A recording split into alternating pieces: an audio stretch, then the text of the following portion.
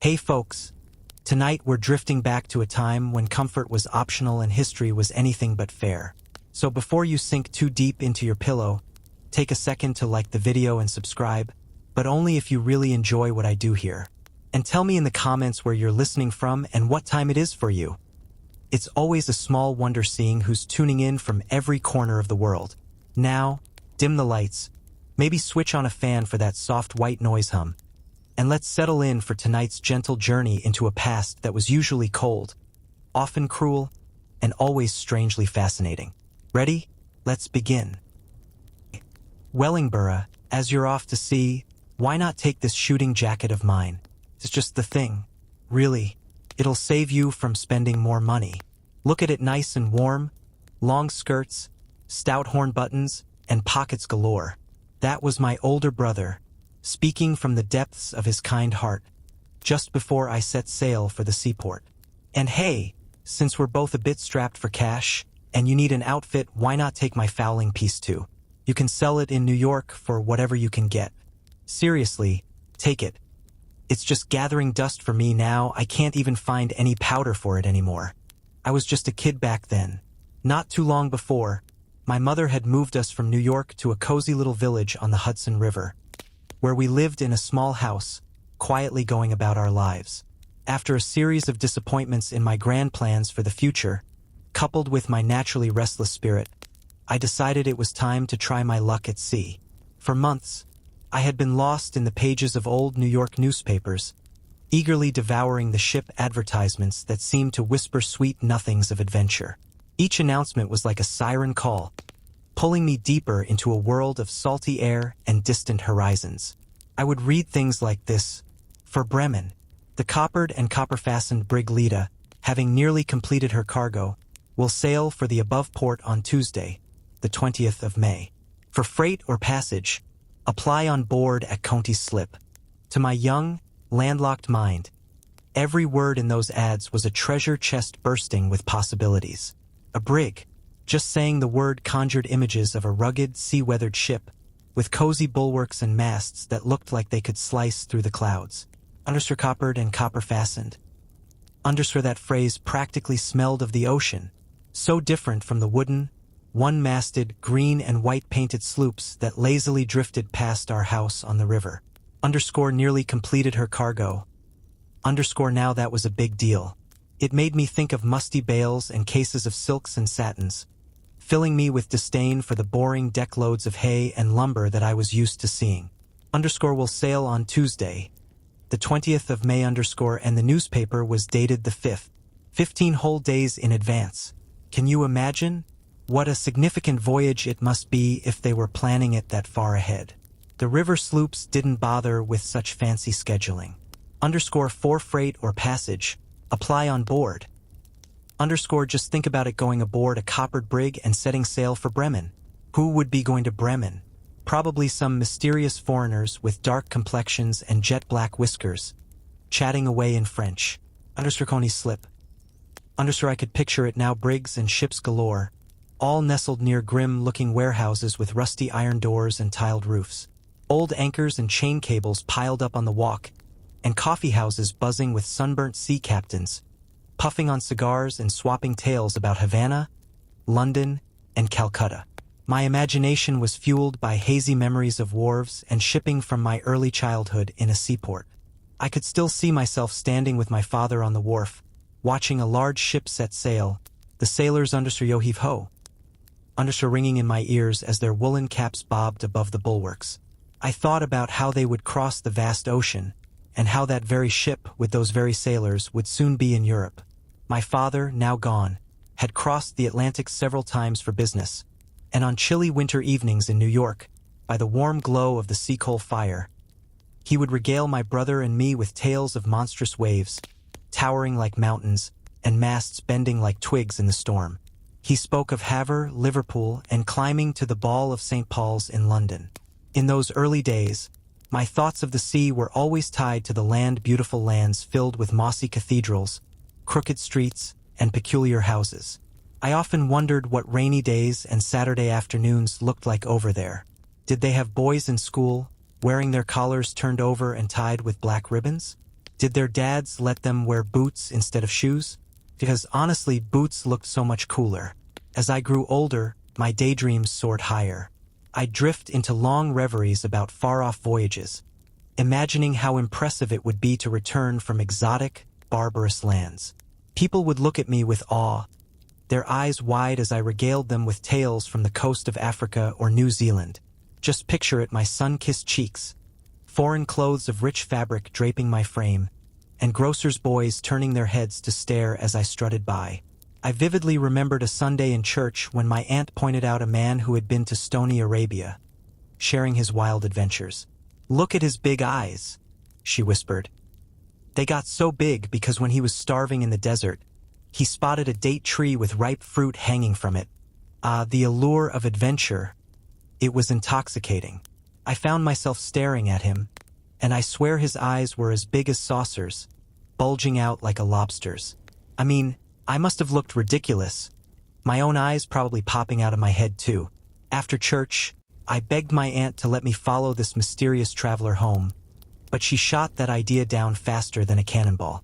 "The constables will get you," she warned, and just like that, I never laid eyes on that fascinating Arabian traveler again. But oh, he lingered in my mind. I dreamt of him, his enormous eyes growing even larger. And once, I had this wild vision of a date tree. As time rolled on, my thoughts drifted more and more toward foreign lands, and I was on a quest to satisfy my wanderlust. Our house was filled with bits and pieces from Europe, and I found myself examining every piece of furniture, wondering where the wood came from, if the craftsmen were still alive, and what they were up to. Probably not as much fun as I was having, I bet. Then there were the oil paintings and rare engravings my father had snagged in Paris, proudly displayed in the dining room. One of them was a sea scene, featuring a plump fishing boat with 3 guys in red caps, their pants rolled up, hauling in a net. The land in the background looked so French, with a crumbling gray lighthouse perched on a cliff. The waves were this rich, toasted brown, and the whole thing felt like a cozy old memory. Honestly, I sometimes thought it might taste good, like a warm pastry. The other painting was a trio of old-fashioned French warships, with high castles on the bow and stern, looking like something out of a medieval fairy tale. They had these snug little turrets on the masts, filled with tiny men holding who knows what. They were sailing through a sea so blue it could have been plucked straight from a Sicilian sky, leaning over at a crazy angle, like they were racing against time, with white spray flying off the bows like a snowstorm. And let's not forget the 2 massive green French portfolios stuffed with colored prints, so heavy I could barely lift them. Every Saturday, my siblings and I would drag them out, spreading them across the floor, our eyes wide with wonder. They were a treasure trove of images. Versailles with its grand masquerades, drawing rooms, fountains, and gardens, all framed by thick foliage carved into whimsical shapes. Then there were the pastoral scenes, with serene cows knee-deep in water, shepherd boys, and cottages peeking out from behind vineyards. Oh, and the natural history prints, rhinoceroses, elephants, and spotted tigers galore. But the piece de resistance was this massive whale, as big as a ship, riddled with harpoons, while 3 tiny boats chased after it like they were in a race against the tide. In the hall stood a towering brown library case, as tall as a small house, with a basement and glass doors that revealed a treasure trove of old books printed in Paris, London, and Leipzig. I'd gaze longingly at a fancy edition of The Spectator, 6 hefty volumes with gilded spines. I imagined how grand I'd be if I could read that French book by D'Alembert without stopping, which was a total puzzle to everyone in the house except my father. I loved listening to him speak French to our servant, who claimed he was born in Paris. I mean, really? How could someone born in a foreign land end up living in our house in America? It was a mystery that tickled my imagination. As the years slipped by, my obsession with all things foreign brewed a vague feeling that I was destined to be a great voyager. Just like my father entertained strange gentlemen over wine after dinner, I pictured myself regaling eager listeners with tales of my own adventures. I'm pretty sure this daydreaming played a role in my later escapades. But the thing that truly turned my vague dreams into a solid plan to seek my fortune at sea was this old glass ship, about 18 inches long, crafted in France. My father had brought it back from Hamburg as a gift for my great-uncle, Senator Wellingborough, who had passed away while serving in Congress during the days of the old Constitution. After his death, the ship returned to my father. It sat in a square glass case, dusted every morning by one of my sisters, perched on a little claw-footed Dutch tea table in the sitting room. This ship became the talk of the town, a marvel for my father's visitors and the pride of our village. People would pop by just to gawk at it, and it was well worth the curious stares and long examinations it received. In the first place, every bit of it was glass, and that was a wonder all by itself. Imagine a ship with masts, yards, and ropes, all crafted to look just like a real vessel that could sail the seas. She had 2 tiers of black guns lining her decks, and I often found myself trying to peek through the portholes, hoping to catch a glimpse of what lay inside. But those holes were so small, and it was so dark in there, that I could hardly see a thing. Yet, when I was little, I was convinced that if I could just pry open the hull and smash that glass to bits, I'd uncover something incredible, maybe even a stash of gold guineas, which I had always wanted, ever since I could remember. I mean, who wouldn't want a treasure trove? I often felt this wild urge to destroy the glass ship, case and all, just to get to the loot. One day, I casually mentioned this to my sisters, and they ran to tell our mother in a frenzy. After that, the ship was banished to the mantelpiece, out of my reach, until I could recover my reason. How do you explain that little episode of madness? Maybe it was because I had just read a story about Captain Kidd's ship, lying somewhere at the bottom of the Hudson, stuffed to the gills with gold, while a bunch of men were trying to dive down to snag the treasure. I mean, it had been sitting there for almost a century, and suddenly, it was all the rage to go treasure hunting. Now, let's not forget about the tall masts, the yards, and the rigging of this famous ship. I used to wander through the maze of spun glass in my imagination until I felt dizzy at the main truck. And the crew? Oh, they were all made of glass, 2 beautiful little glass sailors, dressed just like real men with hats, shoes, and those curious blue jackets with ruffles. There were 4 or 5 of these nimble little guys climbing the rigging with exaggerated strides, but for all their efforts, they never seemed to gain an inch. I swear I could have taken an oath on that. One sailor was perched on the spanker boom, arms raised, but I could never figure out what he was doing. Another was in the foretop, lugging a coil of glass rigging over his shoulder. The cook, wielding a glass axe, was splitting wood near the forehatch, while the steward, in a glass apron, rushed toward the cabin with a plate of glass pudding. And let's not forget the glass dog with a red mouth barking at him. Meanwhile, the captain, wearing a glass cap, was lounging on the quarterdeck, puffing on a glass cigar, looking a bit glassy-eyed himself. Maybe he was feeling under the weather. This peculiar ship was named Undisturbed, or the Queen, painted on her stern for all to see, surrounded by a crowd of glass dolphins and seahorses carved in a semicircle. And there she was, the undisputed mistress of a green glassy sea, where waves crashed over her bow in a wild frenzy. I often thought she was doomed to sink, until I grew older and realized she was in no danger at all. Over the years, a good deal of dust and fuzzy stuff like down had worked its way through the joints of the case, covering the sea with a light dusting of white. It actually improved the look, making it seem like the frothy foam whipped up by a fierce gale that our good queen was bravely battling against. So much for Undisturbed. We still have her in the house, but many of her glass spars and ropes are sadly shattered. I refuse to have her mended, and her figurehead, a dashing warrior in a ped hat, lies headfirst in the trough of a calamitous sea beneath the bows. But I won't let him get back on his feet until I find my own footing.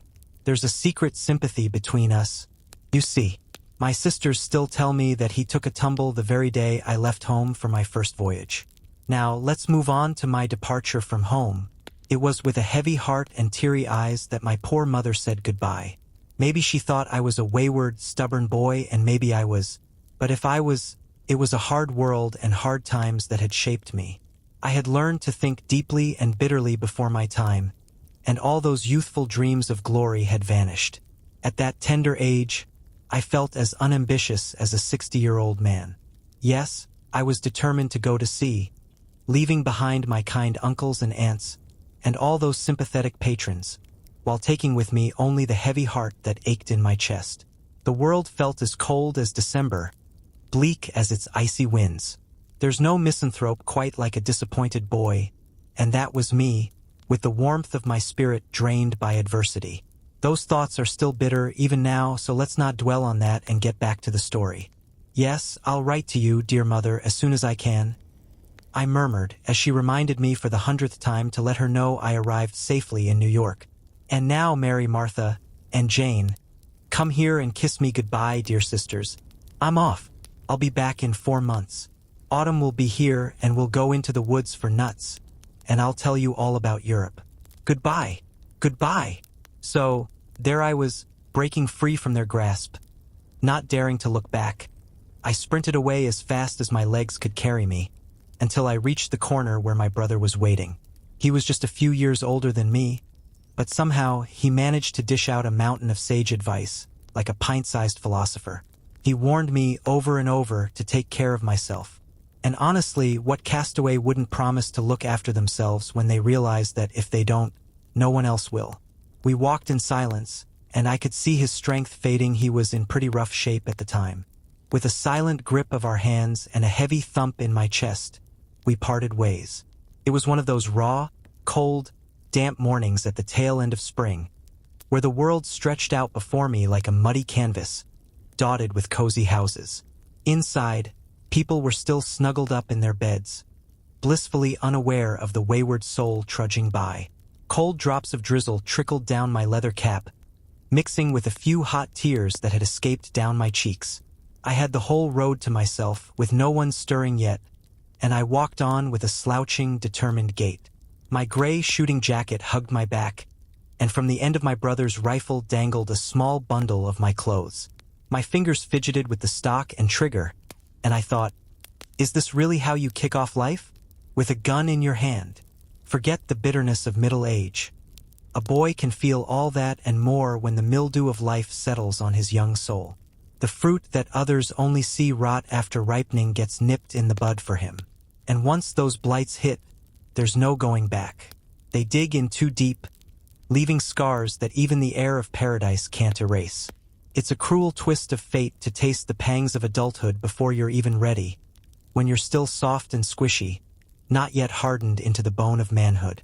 Because when you finally stand up to fight your battles, you want to be a seasoned veteran, not a green recruit flinching at the first sign of trouble. Finally, I made it to the boat, and we pushed off, steaming down the Hudson.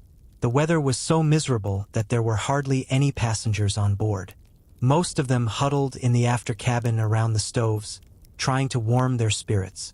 After breakfast, some buried themselves in books, others dozed off on the settees, and a few sat in silent circles, probably playing the guessing game of, "Who's that?"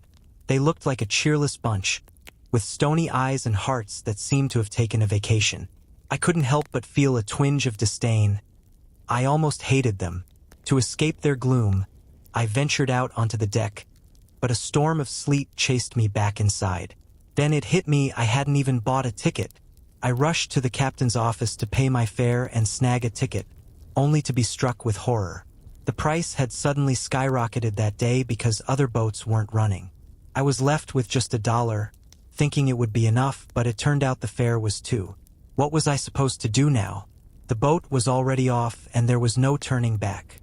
So, I decided to keep my mouth shut and grimly wait for my moment to be called for my fare. The long, weary day dragged on. The storm howled outside, relentless and wild. But after dinner, the few passengers, roused from their food coma by the scent of roast beef and mutton, started to mingle a bit more. Not with me, though. Oh no, I was the odd one out, the pariah, the smelly sock in a drawer full of fresh laundry. They cast their cold, suspicious glances my way, as I sat there, feeling the weight of poverty like a heavy cloak draped over my shoulders. You see, there was a mighty patch on one leg of my trousers, a badge of honor sewn on by my mother, but still glaringly obvious. I had tried to hide it, tucking it away beneath the ample skirts of my shooting jacket. But now, I stretched out my leg boldly, shoving that patch right under their noses, daring them to look. And look away they did, probably out of sheer embarrassment or maybe because my gun clenched in my hand gave them a little fright. Who knows? Maybe it was the wild look in my eyes or the way my teeth shone white against my grimy face. For hours, I sat there, staring at this jovial party gathered around a mahogany table, feasting on crackers, cheese, wine, and cigars. Their faces were flushed, glowing from the good dinner they just devoured, while mine felt pale and wan, like a ghost haunting a buffet. If I had dared to approach them, to share my plight and ask for a morsel to eat, I knew from the hollow ring of their laughter that they would have had the waiters toss me out like yesterday's leftovers. A beggar warming himself by their stove? The horror. So, I sat there, simmering in my own resentment, not a single prayer for their prosperity escaping my lips. My soul felt soured, like milk left out in the sun. When the captain's clerk finally strolled over, all dressed up in his fancy clothes, gold watch chain glinting like a beacon of privilege, I buttoned my coat up to my throat, clutched my gun, and stood there like a sentry. He held out his hand, thinking I'd be quick to hand over my ticket, but I stood there, silent and still, until he realized I wasn't budging. I should have spoken up, offered my dollar, and waited for the outcome, but I felt too wicked for that. He didn't wait long to speak first, his voice gruff and unkind, demanding my ticket. I replied that I had none. Then he wanted money, and when I told him I didn't have enough, he raised his voice, drawing all eyes to me like I was the main act in a circus. The devil in me surged, tingling through my fingers, and I muttered my resolution to stay put, which made him falter. "There's $1 for you," I said, offering it like it was a peace treaty. "I want two," he shot back. "Take that or nothing," I replied. "It's all I have." I thought he might hit me, but he took the money, grumbling something about sportsmen who couldn't pay their way, suggesting I might be better off trading my gun for a saw and some lumber. He moved on, leaving every eye glued to me like I was a sideshow attraction. I stood there, feeling the heat of their stares, until I couldn't take it anymore. I pushed my seat right up to the most insolent gawker, a short, fat man with a cravat so big it looked like a neck pillow. I locked eyes with him, giving him more stares than he could muster. He squirmed, looking for someone to rescue him. But when no one came, he pretended to be very busy counting the gilded beams overhead. I turned to the next gawker, clicking my gun lock, and pointed it right at him. He nearly toppled over his chair in his rush to escape my aim, and a few people jumped to their feet, exclaiming that I must be crazy. And you know what? I was at that moment. I couldn't explain the wild feelings surging through me, feelings I'd later regret. But hey, sometimes you just lose it, right? I turned on my heel, shouldering my fowling piece and bundle, and marched out onto the deck, braving the dreary storm until I was soaked to the bone, finally reaching the wharf in New York. Such is boyhood. Chapter 3. He arrives in town. From the boat's bow, I jumped ashore before she was even tied up, following my brother's directions across town toward St. John's Park, where a college friend of his awaited me, letter in hand. It was a long trek. I ducked into a grocery store for a drink of water, where a bunch of rough-looking fellows were playing dominoes on the counter, perched on cheese boxes like kings on their thrones. They winked and asked how my gunning was going on such a rainy day, but I just gulped down my water and stalked off like a wet dog. Dripping like a seal, I finally arrived at my brother's friend's door, rang the bell, and asked for him. "What do you want?" the servant asked, eyeing me like I was about to rob the place. "I want to see your lord and master. Show me into the parlor," I replied, trying to sound dignified. Just then, my host appeared, and upon recognizing me, he opened his hand and heart, pulling me into the warmth of his fireside. He'd received a letter from my brother and had been expecting me that day. The family was gathered for tea, the fragrant aroma of the brew filling the room, mingling with the scent of brown toast. Everything felt pleasant and charming, a stark contrast to my earlier misery. After warming up, I was shown to a room to change out of my wet clothes. When I returned to the table, my hostess had prepared a meal fit for a traveler. I dove in, each mouthful pushing the devil that had tormented me all day further away, until I finally expelled him with 3 hearty bowls of bohea. Magic of kind words, kind deeds, and a good cup of tea. That night, I snuggled into bed, feeling like maybe the world wasn't so bad after all. I could hardly believe I'd acted like a total lunatic that morning. I mean, I'm usually pretty easygoing, but when you poke a bear, you might just get a cannibal instead. The next day, my brother's friend, let's call him Mr. Jones, decided to escort me down to the docks. You know, where all the ships are moored, looking like giant floating metal beasts. After a bit of searching, we stumbled upon a ship headed for Liverpool. We found the captain lounging in a cabin that was basically a woodworker's dream, mahogany and maple everywhere. And there was the steward, a dapper-looking fellow in a flashy turban, setting up some dinnerware that sparkled like silver but was really just shiny Britannia ware. Fancy, right? The moment I laid eyes on the captain, I thought, this guy looks like he could be my new best friend. He was a striking man, around 40, dressed to the nines, with black whiskers and a smile that could light up a room. He had this big hazel eye that seemed to say, "I'm here for a good time." I liked him immediately. He was pacing the cabin, humming a jaunty little tune when we walked in. "Good morning, sir," said Mr. Jones, trying to sound all formal. Good morning," the captain replied, his voice booming with warmth. "Steward, chairs for the gentlemen." "Oh, never mind, sir," Mr. Jones stammered, clearly taken aback by the captain's over-the-top politeness. "I just wanted to see if you need a fine young lad to join you at sea. Here he is. He's been itching to be a sailor, and his friends finally agreed to let him go on one voyage to see how he likes it." "Ah, indeed," the captain said, eyeing me up and down. "He's a fine fellow. I like him. So, you want to be a sailor, my boy?" He affectionately patted my head, which felt a bit like being treated like a puppy. It's a hard life, though, a hard life. But looking around at his cozy cabin and his carefree demeanor, I figured he was just trying to scare me. So I replied, "Well, sir, I'm ready to give it a whirl." "I hope he's a country lad," the captain said to Mr. Jones. "These city boys can be real trouble." "Oh, yes, he's from the country," Mr. Jones assured him. "From a highly respectable family. His great-uncle was a senator." "But his great-uncle doesn't want to go to sea too, does he?" the captain quipped, raising an eyebrow. "Oh, no. Ha, ha." Mr. Jones laughed awkwardly. "Ha, ha," echoed the captain, chuckling like he'd just heard the world's best joke. I thought, what a funny guy. But I wasn't too keen on him making jokes about my great-uncle. I could just imagine him cracking wise the entire voyage. I mentioned this to one of the riggers later, and he told me to watch out, he might crack my head instead. "Well, my lad," the captain continued, "I suppose you know we don't have pastures and cows on board. Can't get any milk at sea, you know." "Oh, I know all about that, sir. My father has crossed the ocean, even if I haven't." "Yes," Mr. Jones chimed in.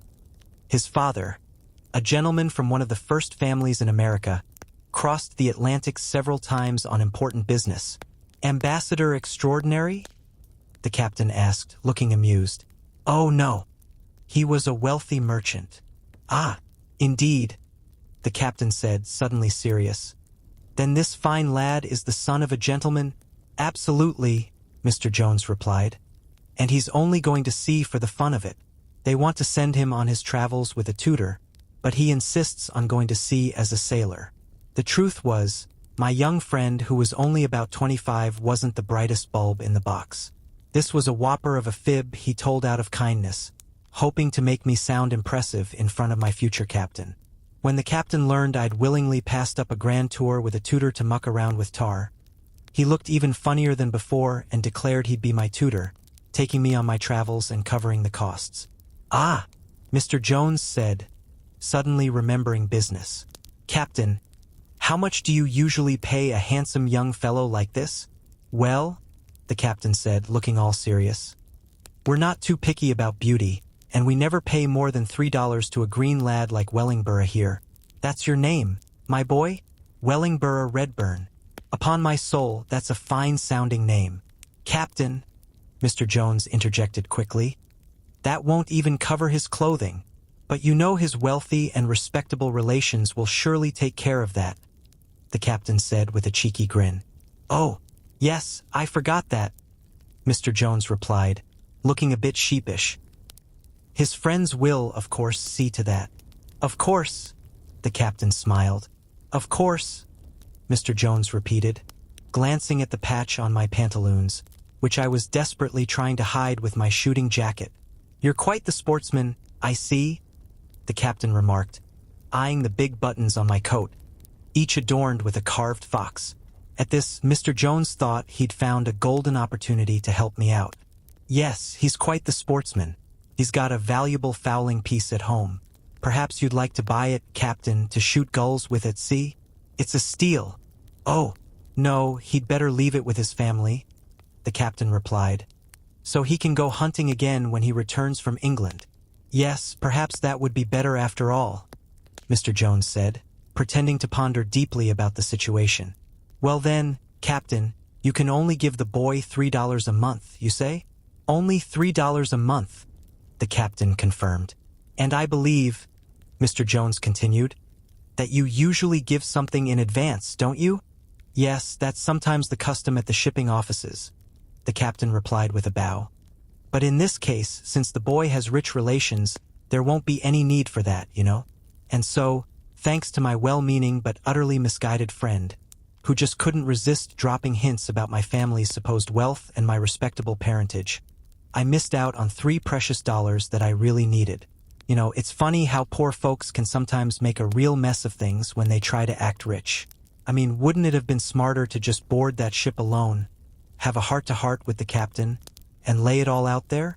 But no, I kept my mouth shut, even though my mind was racing with thoughts of how much easier it would have been. As we wrapped up our little meeting, the captain smiled at me and said, "Well, Redburn, my boy, you won't get homesick before you sail, because that'll just make you seasick once you hit the waves. The wisdom of seafaring folk?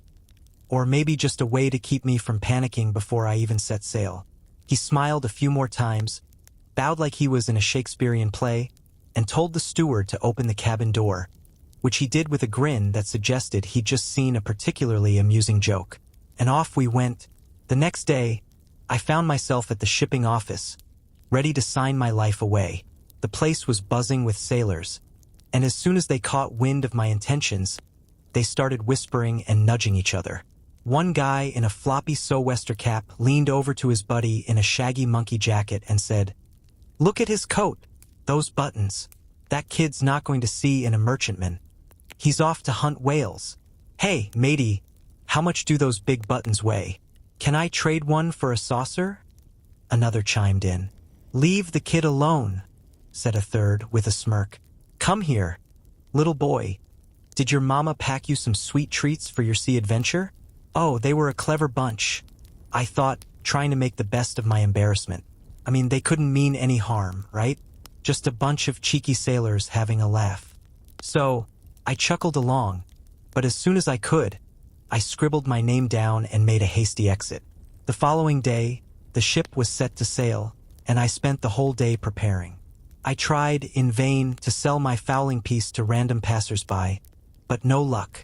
As I strolled up Chatham Street, clutching my gun like it was a golden ticket, a little curly-haired man with an oily face and a nose that could rival a hook called out to me from a shop adorned with 3 gilded ball, with an accent that sounded like he'd just eaten a feast of Indian pudding.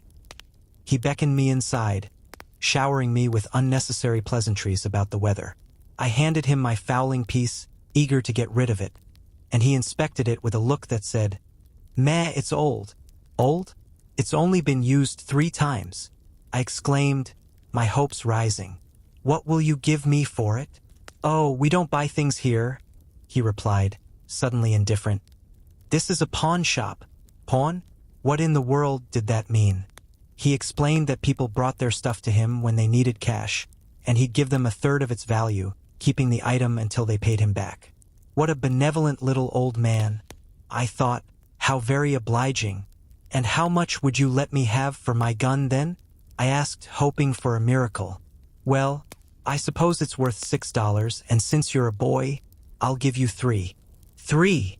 I nearly shouted, snatching my gun back. "It's worth 5 times that. I'll take my business elsewhere." "Good morning, then," he said, bowing me out as if he expected me to return any minute. I hadn't walked far when I spotted another shop with 3 more ball hanging outside. I stepped in, and there was a long counter with a picket fence running the length of it, and 3 little old men peering out like they were in a jail cell. Behind them was a chaotic collection of hats, coats, guns, swords, and all sorts of trinkets. I noticed a thin woman in a faded gown whispering to one of the hook-nosed men, her pale little girl clutching her hand. The man shook his head, looking rude and unhelpful, and soon enough, they left empty-handed. No way was I selling my gun to that guy, I thought, and moved on to the next hole. While I waited, an elderly gentleman shoved a silver snuff box through, followed by a young man with a shiny watch, a sheepish boy with a frying pan, and another kid with a Bible. It was like a bizarre game show where everyone was trying to outdo each other with their odd items. Finally, I saw my chance and squeezed in to get served. Just as a big guy walked in, I shoved my gun through the hole like it was a hot potato. The hook-nosed man jumped back, thinking I was going to shoot him. After a moment of panic, he took the gun, clicked the trigger a few times, and said, $1. $1. I echoed, incredulous. "That's all I'll give," he replied, looking as if he'd just won the lottery. "Well, what do you want?" The hook-nosed pawnbroker turned to the next customer, a young man sporting a seedy red cravat and a face full of pimples that looked like they were auditioning for a horror movie. This guy was tapping his vest pocket like he was trying to summon a genie or something, making a big show of having something super confidential to share. But the pawnbroker wasn't having any of that. None of that. "Take it out. Got a stolen watch? We don't deal in those things here." The young man flushed a deep crimson, glancing around like he was about to get caught in a game of hide and seek with the law. Then, with all the stealth of a ninja, he pulled something tiny from his pocket, keeping it hidden under his palm, and pushed it into the counter like it was a secret treasure. "Where did you get this ring?" the pawnbroker asked, his voice booming like he was announcing a wrestling match. "I want to pawn it," the young man whispered, his face turning an even deeper shade of red. "What's your name?" the pawnbroker continued, still speaking loud enough for the whole street to hear. "How much will you give?" The young man leaned in, looking like he was trying to shush the pawnbroker, as if they were conspiring over a heist.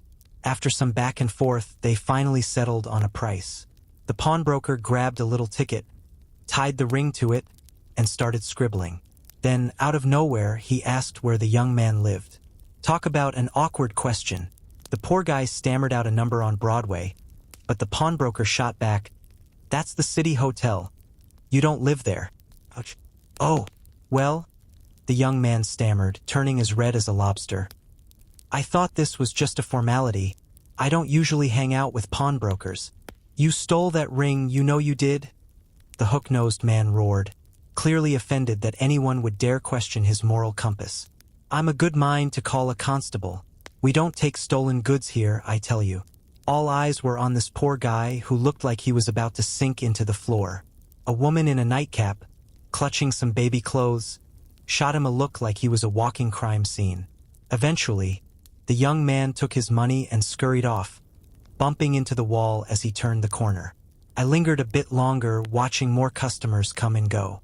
It was clear that the hook-nosed pawnbrokers had their own pricing system. If you didn't like it, you could just scram. They had a whole wall of fouling pieces hanging up, so it seemed like they weren't exactly desperate for my stuff. I figured it was best to head back to the curly-headed pawnbroker and take the first offer. But when I returned, he was busy with something else, leaving me waiting like a kid in a candy store. Finally, I got my chance and told him I'd take the $3 he'd offered. "Ought to have taken it when you could get it," he replied, like he was some kind of financial guru. "I won't give but $2.50 for it now." I tried to argue, but it was like talking to a brick wall.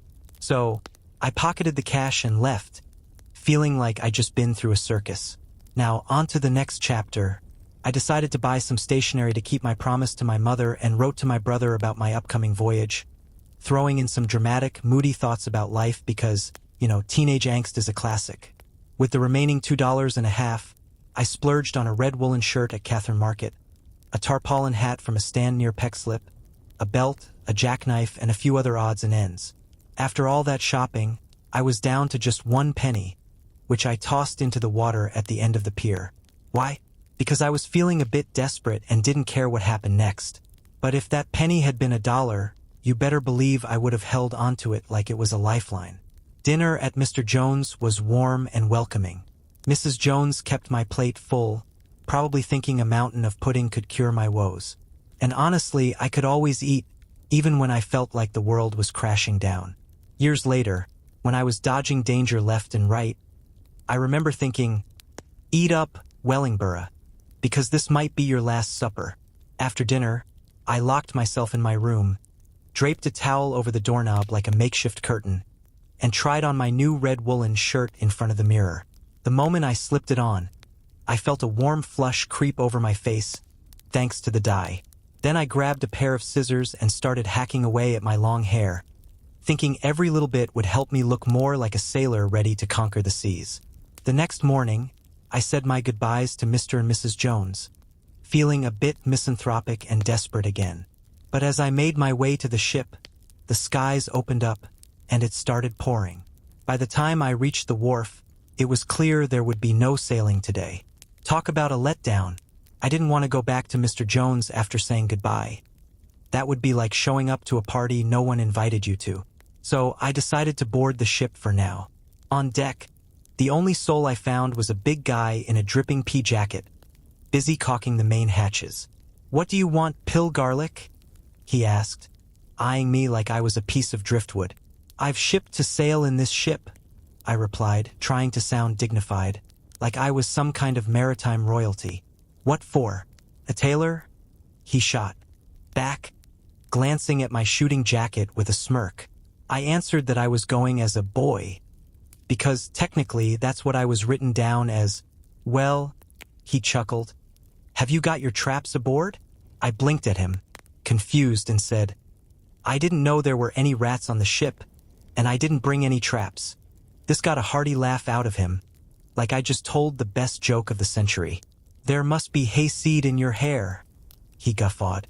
Now, that made me a bit mad, but I figured he was just one of those sailors I'd be stuck with, so I didn't want to make an enemy right off the bat. Instead, I asked him where the men slept on the ship because I needed to stash my clothes somewhere. "Where's your clothes?" he shot back. "Here in my bundle," I said, holding it up like it was some kind of trophy. "Well, if that's all you've got," he exclaimed, "you'd better chuck it overboard. But go forward to the forecastle. That's where you'll live aboard here." With that, he pointed me toward a dark hole in the deck at the bow of the ship. I peered down and, seeing how gloomy it was, I asked him for a light. "Strike your eyes together and make one," he said. "We don't have any lights here." So, I groped my way down into the forecastle, and let me tell you, the smell of old ropes and tar hit me like a brick wall. It was almost enough to make me sick. After a bit of waiting, I started to see a little, and looking around, I realized I was in a smoky, cramped space with 12 wooden boxes lined up against the walls. Some of those boxes were large chests, which I figured belonged to the sailors. I mean, what else would they be doing with their trunks, right? After poking around for a bit, I picked an empty box and plopped my bundle right in the middle of it, making it clear that this was my territory, especially since my bundle was so small. Feeling accomplished, I was glad to get back on deck. I found out the ship wouldn't sail until the next day, so I decided to go ashore and wander around until it got dark, then return to sleep in the forecastle. I walked around until I was exhausted and ducked into a dingy little liquor shop to rest. With my tarpaulin on and looking less than gentlemanly, I was too scared to step into a nicer place for fear of being kicked out. As I sat there, my stomach started to grumble, and I spotted some donuts on the counter. Oh, how I regretted tossing my last penny. Those donuts looked plump, fat, and round, practically begging me to buy them. I had never seen donuts look so enticing, especially when a fellow came in and devoured one right in front of me. Finally, I thought I'd fill up a bit by drinking a glass of water, having read somewhere that it was a good strategy in situations like this. I wasn't thirsty, just hungry, so getting that water down was a challenge. It was warm and tasted like it had hosted a party for spirits just before I got to it. I marched off again, stopping every so often for more water, careful not to step into the same shop twice, until night fell and I was completely soaked. It had been raining on and off all day. As I headed back to the ship, I couldn't shake the thought of how lonely it would be to spend the night in that damp, dark forecastle, with nothing but bare boards to lie on. But to drown out those thoughts, I gulped down another glass of water, even though I was already wet enough inside and out. Trying to look brave, like I just had a feast, I stepped aboard the ship. The man in the big pea jacket was nowhere to be found, but I stumbled upon a young lad about my age. As soon as he opened his mouth, I knew he wasn't American. He spoke this strange mix of English and gibberish that left me scratching my head. Turns out he was an English boy from Lancashire. He'd come over from Liverpool on this very ship during its last voyage as a steerage passenger. But after realizing he'd have to work hard to get by in America and feeling homesick, he struck a deal with the captain to work his passage back. I was relieved to have some company and tried to chat him up, but he was the most clueless kid I'd ever met.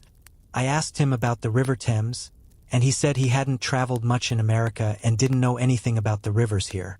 When I told him the Thames was in England, he didn't even flinch, just looked even more confused than before.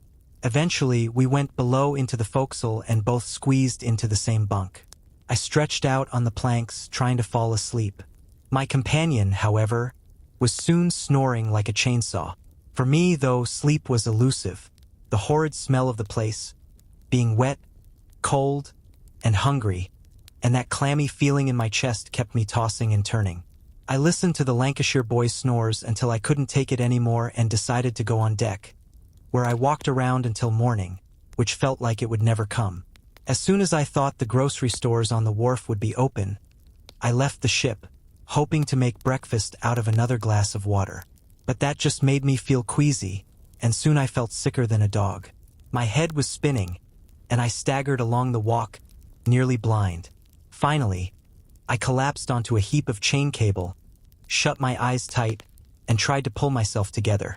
After a bit, I managed to get up and walk off, but I couldn't shake the nagging thought that I should have gone back to my friend's house the day before. I would have walked there now, but it was at least 3 miles uptown too far for me to trek in my current state, especially since I didn't have a single sixpence to catch a ride on an omnibus. And that's how I found myself initiated into the delightful business of cleaning out the pig pen and slushing down the topmast. By the time I made it back to the ship, everything was a chaotic whirlwind. Picture this: a man in a pea jacket barking orders at a bunch of guys tangled up in the rigging, while others scurried about hauling chickens, pigs, beef, and a colorful assortment of vegetables from the shore. It was like a bizarre farmer's market on a boat. Then, out of nowhere, another fellow appeared, sporting a striped calico shirt, a short blue jacket, and a beaver hat because, nothing says, "I'm in charge" like a beaver hat. He started ordering the pea jacket guy around, and just when I thought things couldn't get any more hectic, the captain climbed aboard and took charge of both of them. Talk about a power struggle. These two turned out to be the first and second mates of the ship. Now, wanting to make a good impression on the second mate, I pulled out an old tortoiseshell snuff box that belonged to my father. Inside was a piece of Cavendish tobacco, which I thought would make me look all sailor-like and cool. I offered it to him with a polite smile, but he just stared at me like I'd sprouted a second head. "Do you think we take snuff aboard here, youngster?" No time for snuff-taking at sea.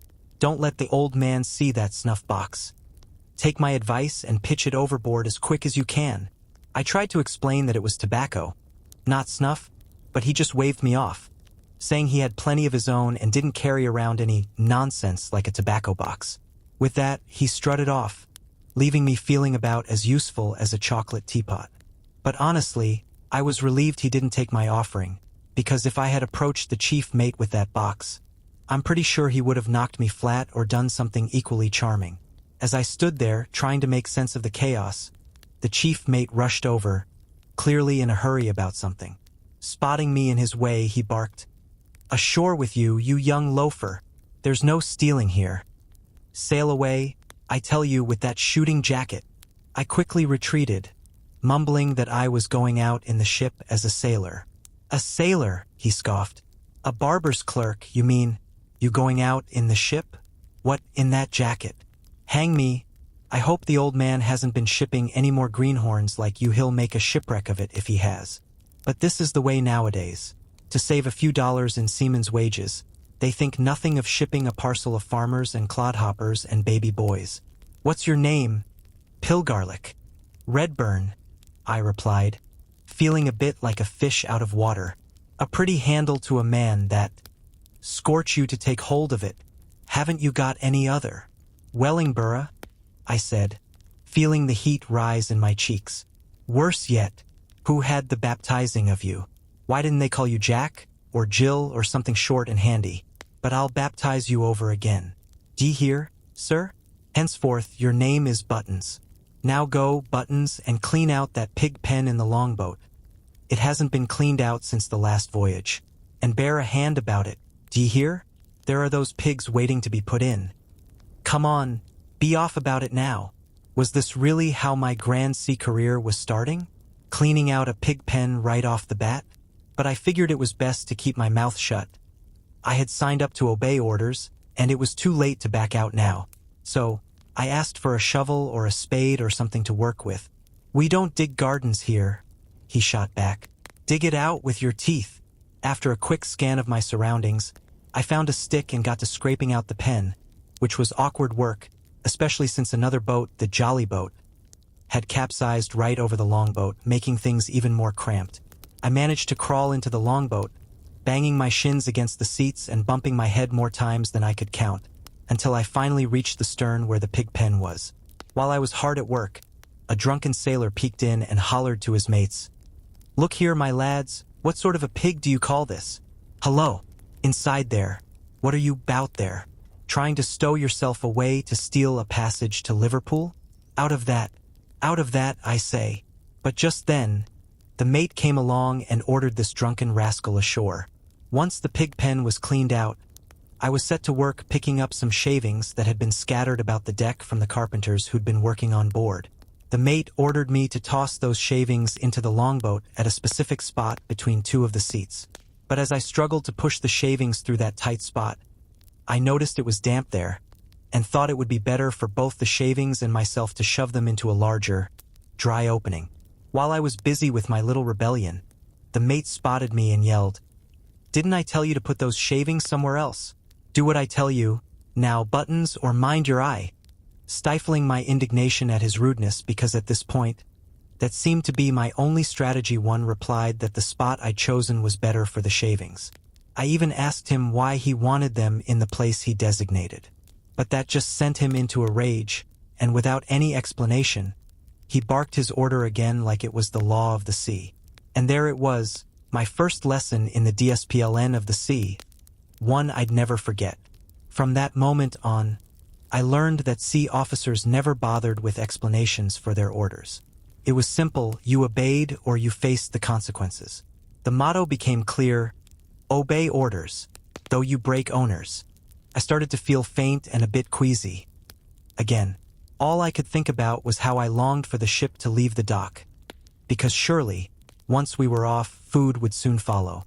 But there I was, staring at an empty deck, with no sailors in sight. Those guys up in the rigging? Turns out they were riggers, basically landlubbers who worked by the day to get ships ready for sea. And oh boy, did I learn that the hard way. I got a little too friendly with one of them and ended up trading my trusty jackknife for a crummy one of his, thinking I'd made a sailor buddy for the journey. Spoiler alert, I did not. Finally, I spotted my chance.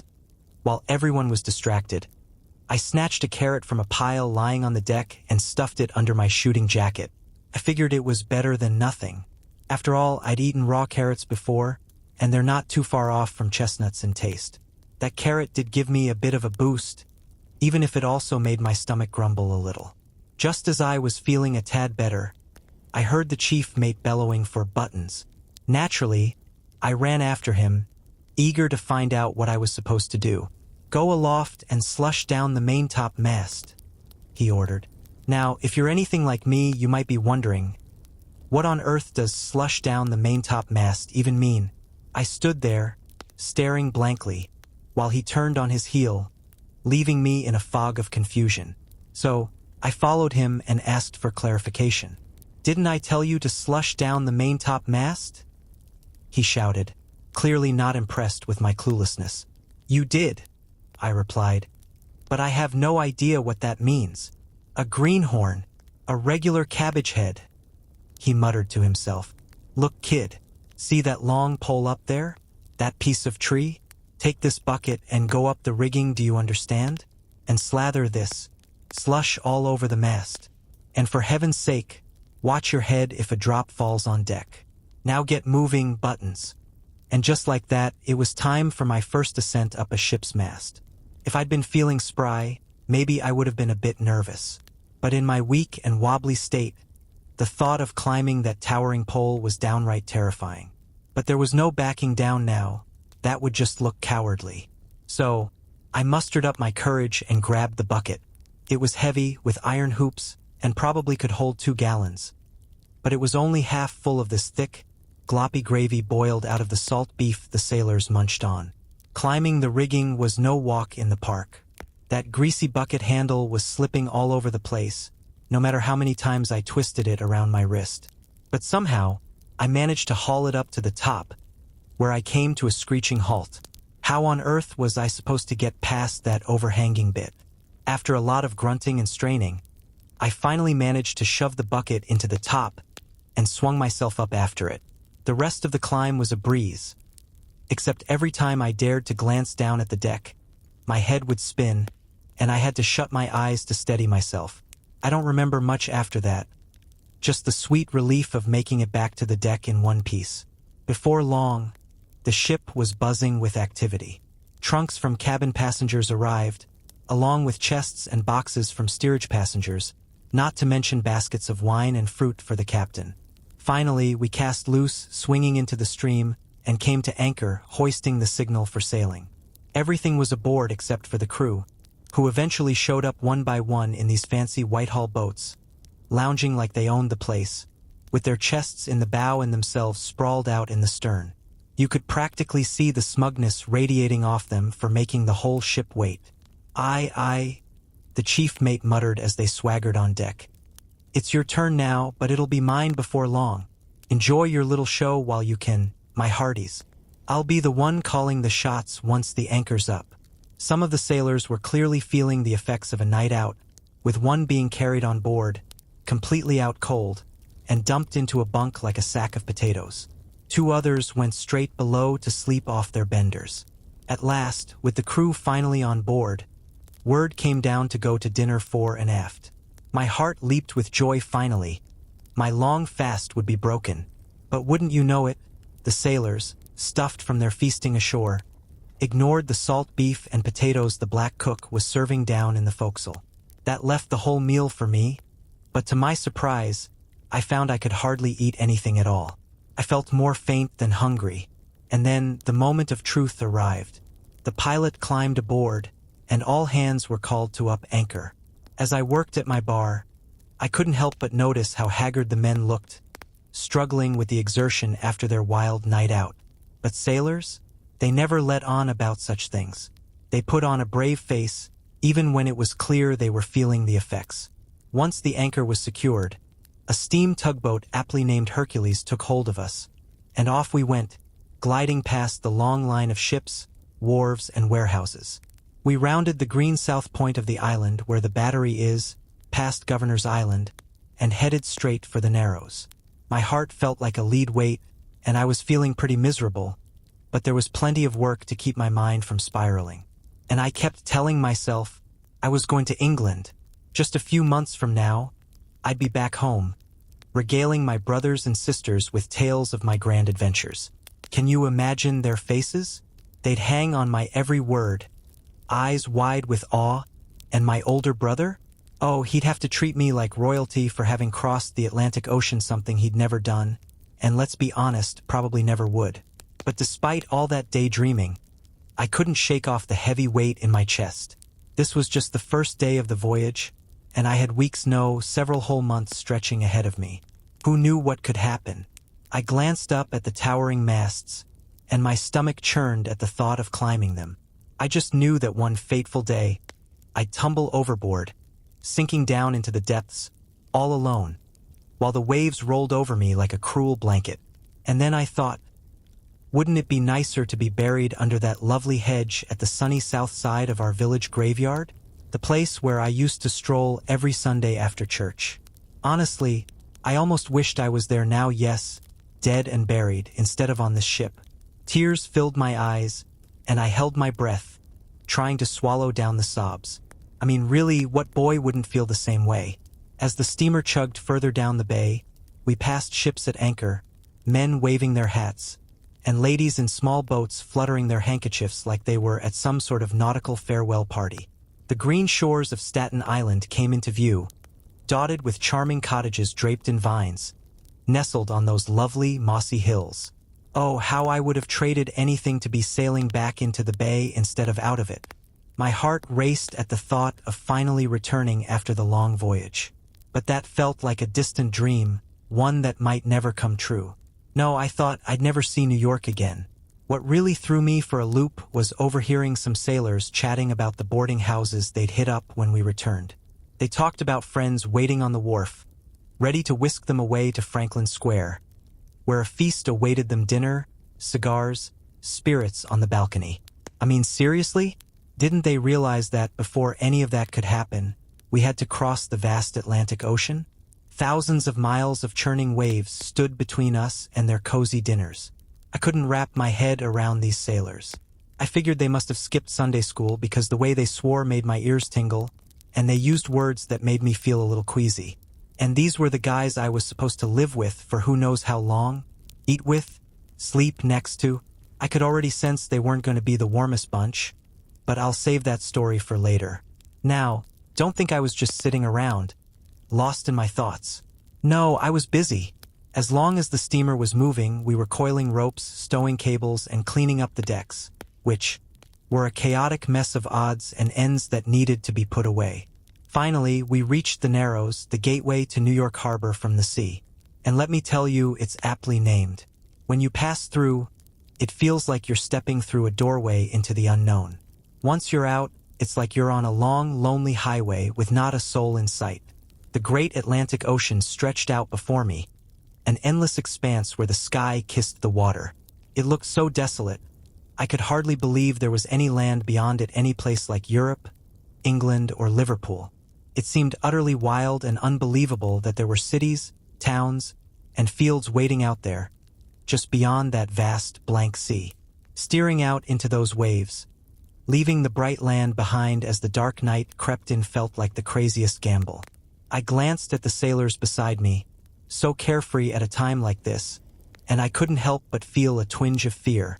But then I remembered my father, who had crossed the ocean countless times.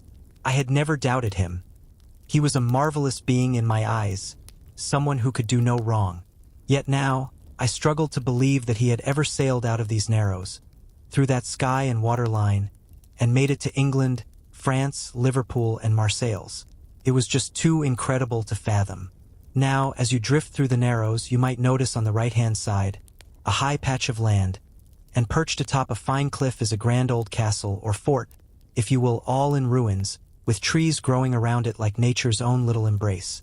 This fort was built by Governor Tompkins during the last war with England, but here's the kicker: it was never actually used. Just left to decay like last week's leftovers in the fridge. I remember visiting this place once, back when I lived in New York, ages ago, with my father and my uncle, who was an old sea captain with a shock of white hair. He used to sail to a place called Archangel in Russia, and he loved to regale me with tales of Captain Langsdorff, who crossed overland from the Sea of Okhotsk to St. Petersburg, pulled by a team of large dogs on a sled. Can you imagine? Dogs on a sled, like some sort of furry Uber. My uncle was the first sea captain I ever met, and his handsome, florid face made such an impression on me that I've never forgotten him, even though he was lost in the White Sea a few years later. But let's get back to the fort. It was a beautiful place, a wonderland of sorts, especially in my young eyes. On the side away from the water, there was a thick, shady grove of trees, and as you wandered through this twilight world, you'd find an archway in the fort's wall, dark as a cave. Inside, You'd groped your way through twisting vaults until, suddenly, you'd burst into an open space in the heart of the castle. And there, you'd see cows grazing peacefully, maybe a calf trying to catch its own tail, adorable, right? And sheep clambering over mossy ruins, nibbling on tufts of grass sprouting from the cannon embrasures. Once, I even spotted a black goat with a long beard and crumpled horns, standing on the parapet like he was some sort of fort guardian, gazing out to sea as if waiting for a ship to bring his cousin over. I can still picture him, and I bet if I live to be as old as Methuselah, he'll look just the same. Yes, that fort was a charming little slice of paradise. I often dreamt of building a cozy cottage right in the middle of it and living there forever. It was noon in June when I visited, and the air was still, the trees barely rustling. Everything felt like it was holding its breath, waiting for something magical to happen. The sky was as blue as my mother's eyes, and I was blissfully happy, before life decided to throw a curveball, with my father's bankruptcy and eventual death, forcing us to leave the city. Thinking back on those days makes something rise in my throat, like a lump of regret that almost strangles me. As we sailed through the Narrows, I caught sight of that beautiful fort again and couldn't help but compare my life then to my life now. Back then, I didn't have a care in the world, blissfully unaware of the hard realities of life. I was so naive about money that when I bought a stick of candy and handed over a sixpence, I thought the change was just a generous gift from the confectioner, not realizing those pennies were mine by right. How different my view of money is now. I was just a schoolboy, dreaming of college, thinking I might become a great orator like Patrick Henry, whose speeches I used to recite on stage. But now, I was a poor, friendless boy, far from home, on the brink of becoming a miserable sailor for life. And the bitterest part? Knowing my cousins were living it up, rich and happy, while I was stuck on the ship, dreaming of home. I tried to convince myself it was all a dream, that I was back in the city, with my father alive and my mother smiling like the sun. But reality was a cruel mistress, and there was the ship and there was the fort. So, with a heavy heart, I turned away, determined not to look back at the land again. By sunset, we finally got outside. And let me tell you, it felt like being unceremoniously kicked out of the world. The breeze picked up, sails were hoisted, and for the first time, I felt the ship roll beneath me like being in a giant barrel bobbing in the water. Then, I spotted a speedy little schooner darting across our bow, zipping back and forth like it was playing tag. Just as I was pondering what it was up to, the crew lowered their sails, and two men launched a little boat overboard as if it were a mere chip. Meanwhile, our pilot, a red-faced man in a rough blue coat, who had been barking orders instead of the captain, began to button up his coat like someone preparing to leave a spooky house at night. He handed over the reins to the chief mate and stood off to the side, chatting with the captain while digging into his pocket for some newspapers. What a scene, right? Just another day on the high seas, or maybe just a bizarre episode of life. And just like that, in a matter of moments, we had come to a halt. The little boat drifted alongside, and he shook hands with the captain and the officers, bidding them farewell with a laugh, but not a word for me or the sailors. Off he went, chuckling as he climbed into the boat, which whisked him away to the schooner. The schooner then set sail, gliding gracefully under our stern, her crew standing tall, waving their hats, cheering like it was the 4th of July, and just like that, we waved. Goodbye to America. Chapter 8. He is put into the larboard watch, gets seasick, and relates some other of his experiences. As darkness began to creep in, the sailors were suddenly summoned to the quarterdeck. And of course, I tagged along like a lost puppy. What fresh chaos was about to unfold? I wondered. Turns out we were being divided into watches. The chief mate kicked things off by picking a robust, good-looking sailor for his watch. Then it was the second mate's turn, and guess what? He also picked a stout, good-looking sailor. But me? Nope, not even a glance in my direction. I stood there, feeling like the last kid picked for dodgeball, as they went around, scrutinizing the others in the dim light, telling them not to hide in their jackets. But those sailors, especially the ones with the brawn and charm, seemed to be masters of the art of nonchalance, slouching away like they were too cool for school. It was almost as if they were saying, Why should we care about which watch we end up in? If we're worth having, they'll come find us. The very same men who had scrambled up the rigging at the slightest command were now lounging against the bulwarks, looking like they were auditioning for a role in a maritime soap opera. Finally, everyone was chosen except for me. It was the chief mate's turn again, but let's be honest, there wasn't much choice left for me being the odd one out, like that leftover number you can't quite fit into your math equation. "Well, Buttons," the chief mate said, eyeing me like I was a piece of meat he thought he'd gotten rid of. "I guess you're stuck with Mr. Riggs here." "No, I thank you," Mr. Riggs replied, as if I was a three-legged dog he didn't want to adopt.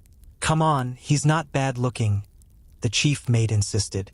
"A bit green, sure, but you were once too, Riggs." "No, really, I'm good," Riggs shot back. "You take him.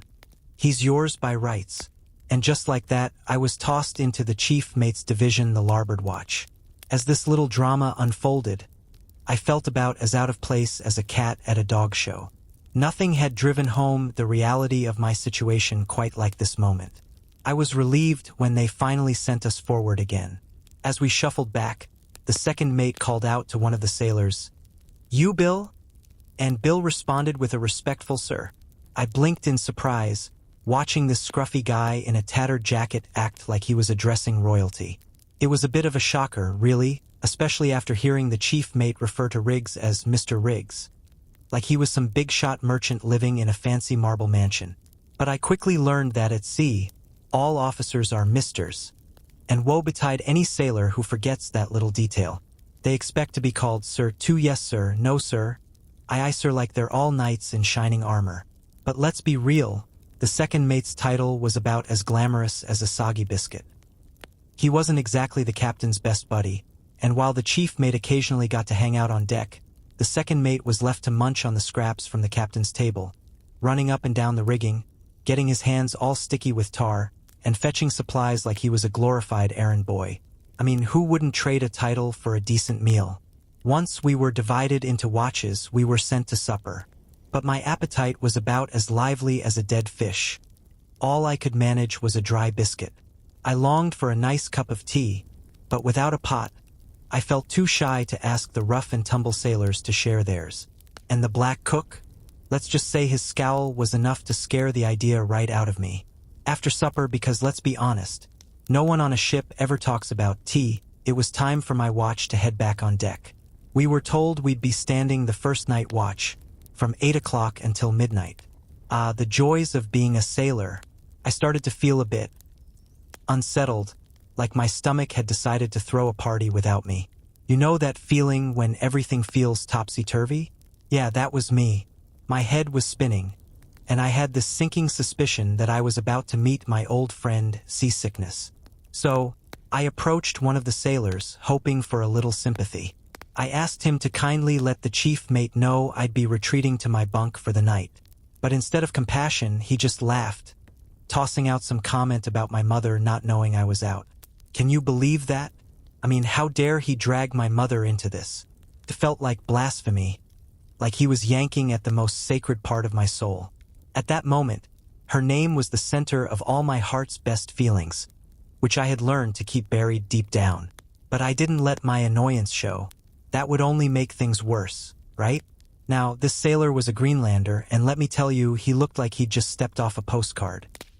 His skin was pale where the sun hadn't kissed it, and he had these striking blue eyes that seemed to be set wide apart, giving him a rather charming, if not slightly goofy, look.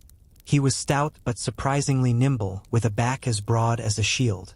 It was like he was a character from a storybook, always chatting about the lovely ladies he knew in Stockholm and Copenhagen, and a place he called the Hook. At first, I thought he was talking about a bunch of hook-nosed guys who fished for fowling pieces, but hey, who am I to judge? His outfit was something else, too. He wore a brand-new blue woolen frock. A silk handkerchief tied around his neck passed through a polished shark vertebra. No less, and trousers as white as freshly fallen snow. His pumps sparkled, and he had this shiny tarpaulin hat that looked like it could double as a mirror. It had a long black ribbon trailing behind, getting caught in the rigging like a puppy chasing its tail. And let's not forget the gold anchors dangling from his ears and a silver ring on a finger that looked like it had seen better days. probably from all that rope pulling on deck. Honestly, I thought he could have left the bling at home. For the longest time, I couldn't wrap my head around the fact that this guy was really from Greenland. He looked so out of place, like he'd been beamed down from the moon. He had a treasure trove of stories about his homeland, the winters that lasted forever, the bitter cold, and how he'd go to bed, sleep for 12 hours, get up, run around, and then go back to bed again. It was like a never-ending cycle of snoozing and waking, all in one night. He claimed that in Greenland, nights stretched on for weeks, so a baby could be 3 months old before it could even be said to have seen a proper day. I'd read about such things in books, sure, but that was just reading, like diving into the Arabian Nights, entertaining but hard to believe, right? I never thought the authors were lying, but it all felt too strange to be real. But then I met this Greenlander, and my skepticism only deepened. What was he doing here of all places? Shouldn't he be back home, surrounded by icebergs? How could he stand the warm sun without melting into a puddle? And instead of icicles, he had earrings. No bearskins or giant muffs in sight, nothing that screamed Greenlander to me. But back to my seasickness and my desire to retreat for the night. Seeing me looking a bit green around the gills, this Greenlander decided he'd play doctor. He disappeared into the forecastle and returned with a brown jug that looked suspiciously like it belonged in a molasses factory, along with a little tin cup. The moment that jug got close to my nose, I knew exactly what was in it. It smelled like a distillery. Sure enough, it was filled with Jamaica spirits. "Now, Buttons," he said, "just a little sip of this will do you more good than a whole night's sleep. Go on, take it, and then munch on 7 or 8 biscuits. You'll feel as strong as the mainmast." But let me tell you, I wasn't feeling very inclined to follow his advice. I had some serious reservations about drinking spirits. And honestly, I'm not ashamed to admit it, I was a proud member of the Juvenile Total Abstinence Association back in my village, where my mother lived. My buddy, Tom Laguerre, was the president, secretary, and treasurer all rolled into one, keeping our funds safe in a little purse his cousin knitted for him. Last I checked, we had 3 and 6 on hand, which was a pretty big deal for us. Tom was an honest treasurer, never spending our precious funds on peanuts, and he was a genuinely good kid, someone I cared about a lot. But I guess I'll save the Tom stories for another time. When the Greenlander approached me with his jug of medicine, I felt like I was teetering on the edge of the abyss. I managed to thank him, though my mouth was practically hanging over the side of the ship, ready to spill my guts. I told him I was under a solemn obligation never to drink spirits, no matter the circumstance, but deep down, I had this nagging feeling that maybe, just this once, a little liquid courage could save me from my seasickness. I mean, why didn't I think to add a clause to my pledge? Something like, except when I'm about to hurl overboard?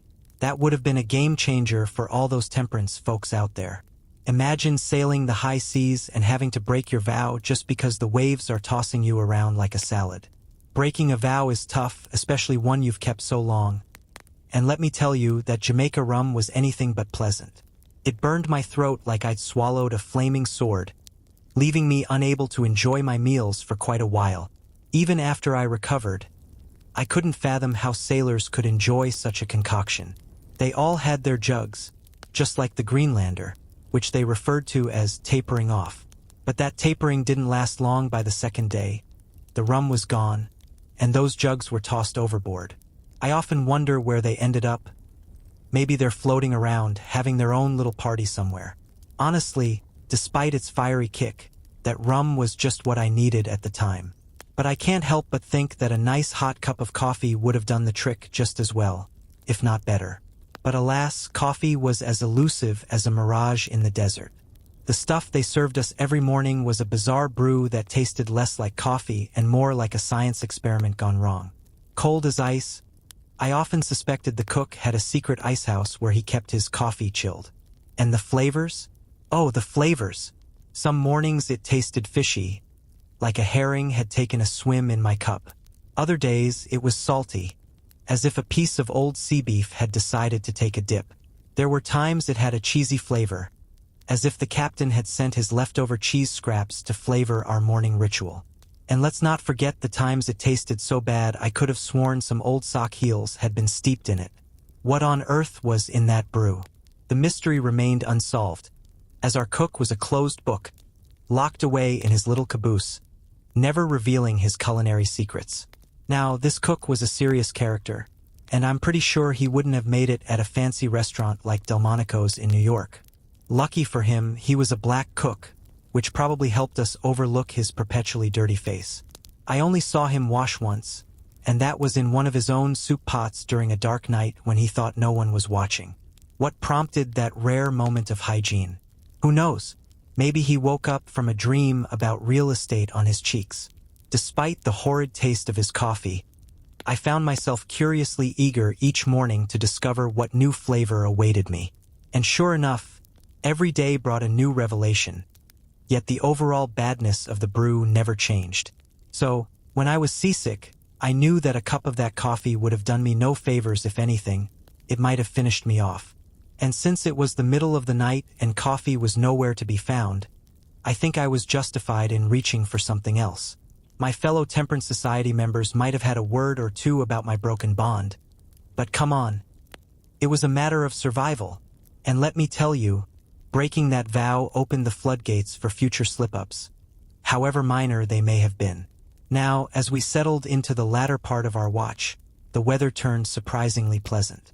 The clouds melted away, revealing a soft moonlight that danced on the water, and the stars twinkled like diamonds scattered across a velvet sky. The breeze was steady, and we glided through the waves as smoothly as a sled on a snowy hill. The chief mate strolled the quarterdeck, a lit cigar in his mouth like a torch, barely uttering a word to us. He must have had a lot on his mind, which is typical for sailors the first night out, especially after a night of reckless abandon and a nasty bout of seasickness. It's funny how ashore, these sea officers can be as wild as the sailors they command. While I stood there, watching the glowing red end of a cigar making its rounds like it was on a leisurely stroll, the mate suddenly stopped and barked an order. The men sprang into action, not for anything too dramatic, just hoisting a sail a smidge higher up the mast. They grabbed the rope, and the lead sailor kicked off a tune that had no words, just a wild rise and fall of notes that danced through the dark night. Out there on the lonely sea, it sounded almost otherworldly, like when my cousin with the black eyes used to play those old German tunes on the piano, making me feel a bit jumpy, as if goblins might pop out from behind the curtains. But I quickly got used to the singing. These sailors never touched a rope without belting out a tune.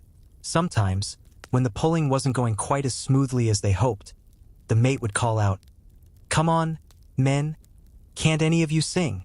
Sing now, and raise the dead." And just like that, someone would start up again. If every sailor's arms felt as light as mine did with that musical boost, then I'd say the song was worth every breath spent on it. A sailor who can sing well? That's like gold. He earns respect from the officers and popularity among his mates. Some captains even ask if a man can sing before they let him on board. For most of the watch, the sailors lounged around the windlass, spinning wild tales of their adventures on the high seas and exotic lands. They chatted about Gibraltar, Canton, Valparaiso, and Bombay, just like you and I might talk about the local diner or the corner store. Each one of them was practically a walking encyclopedia of voyages and travels. What struck me most was how they often contradicted each other, diving into heated debates about who was running the Foul Anchor Tavern in Portsmouth at a certain time, or whether the King of Canton lived in Persia, or if the barmaid in Hamburg had black eyes or blue. You know, the important stuff. Eventually, one of them disappeared below deck and emerged with a box of cigars, like a magician pulling a rabbit from a hat. Some sailors always brought little treats like this to help ease the sting of saltwater after being cooped up on land. I couldn't help but wonder why they didn't bring along some pies or tarts instead of just spirits and cigars. Ned, that was the guy's name, smashed the box open with a fist and passed it around like a waiter at a fancy dinner. Everyone helped themselves, but I was a proud member of an anti-smoking society back in my village, thanks to the principal of the Sunday school and the Temperance Association. So, I didn't smoke any then, though I did later on during the voyage. Sorry, not sorry. Even though I declined with a bit of unnecessary swearing, Ned insisted those were genuine Havanas, claiming he had them made in Havana under his watchful eye. According to him, he was quite particular about his cigars and never imported anything because that was just too risky. Instead, he made the journey himself to snag whatever foreign goodies he wanted. He went to Havre for woolen shirts, Panama for hats, China for silk handkerchiefs, and straight to Calcutta for cheroots. And as one of the jokers in the crew quipped, he'd eventually need to head to Russia for a halter because, Russian hemp is the best.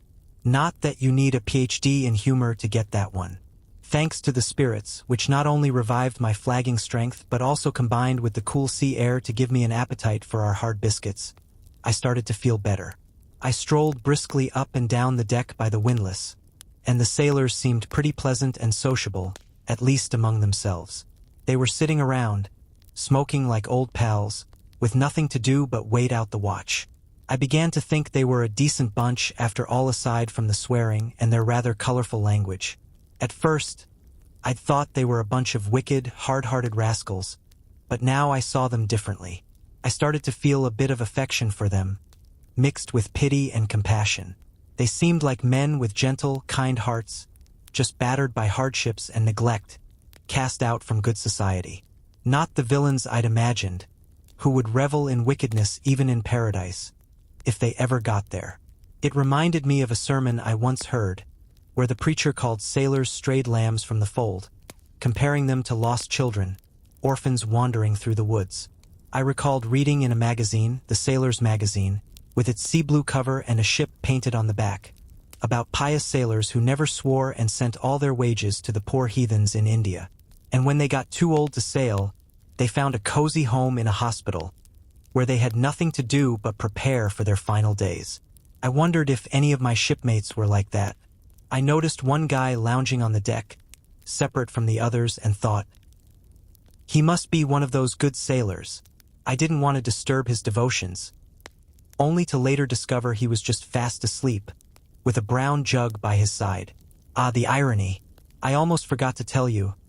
Every now and then, the crew would sneak off to a corner, out of sight of the chief mate, to take a little swig at the halyards, as they called it. A cheeky sip of whatever they had stashed away. It was this little ritual that helped them taper off nicely, and let me tell you, it definitely contributed to their unusually friendly vibe that night. They were downright pleasant, which was a rare treat. They never treated me with such kindness again. But then again, maybe it was just because I was a bit of a stranger to them, fresh off the boat. But oh, that very night, they turned the tables on me and taught me a lesson I won't forget. But let's not rush ahead. Seeing how agreeable they were, I started feeling a pang of compassion for these guys, who seemed like the amiable outcasts of the sea. I thought, how sad to be in such a state. So, with my heart full of good intentions, I decided to ask one of them if he ever went to church when he was ashore, or if he ever dropped by that floating chapel I had spotted bobbing around in the East River. Who wouldn't want to know if a sailor had some good books tucked away in his chest, right? At first, he just stared at me, probably trying to figure out if I was serious. But then, noticing my polite demeanor, he seemed to muster up a bit of respect and said he'd been to church once, about 10 or 12 years ago in London. He even helped move the floating chapel around the Battery on a weekday. That was his big church experience. As for good books, well, if I was looking for the Newgate Calendar or Pirate's Own, he could lend those to me. When I heard him talk like that, it hit me just how much he didn't know about the world or religion, for that matter. I felt a wave of pity wash over me. Here I was, feeling all wise and superior, just because I had a better education. I couldn't help but feel grateful for my own situation. It was nice to feel a bit smarter and better than he did, even if I had to admit that it wasn't just my own doing. But then I thought, what if my moral superiority made him feel bad? So, I figured I'd give him a chance to show off his own superiority in a small way. I'm not vain or anything. I noticed that every so often, a little bell would ring on the quarterdeck, and as soon as it did, one of the sailors up front would bang a big bell hanging over the forecastle. It was like a little bell duet ring-a-ding, melons for tat. So, I asked this sailor about the ringing, wondering if it didn't disturb the poor souls sleeping below, maybe giving them some rather unpleasant dreams. I tried to keep it civil, to show him I wasn't looking down on him. But to my utter shock, he burst out laughing, calling me a Jimmy Ducks, which wasn't even my name, and threw in a son of a farmer for good measure. I mean, come on. My dad was a big merchant in Broad Street, not some farmer. Then he and the other sailors started joking about me, and if I hadn't been so furious, I might have felt like a complete fool. But luckily, my anger kept the foolishness at bay.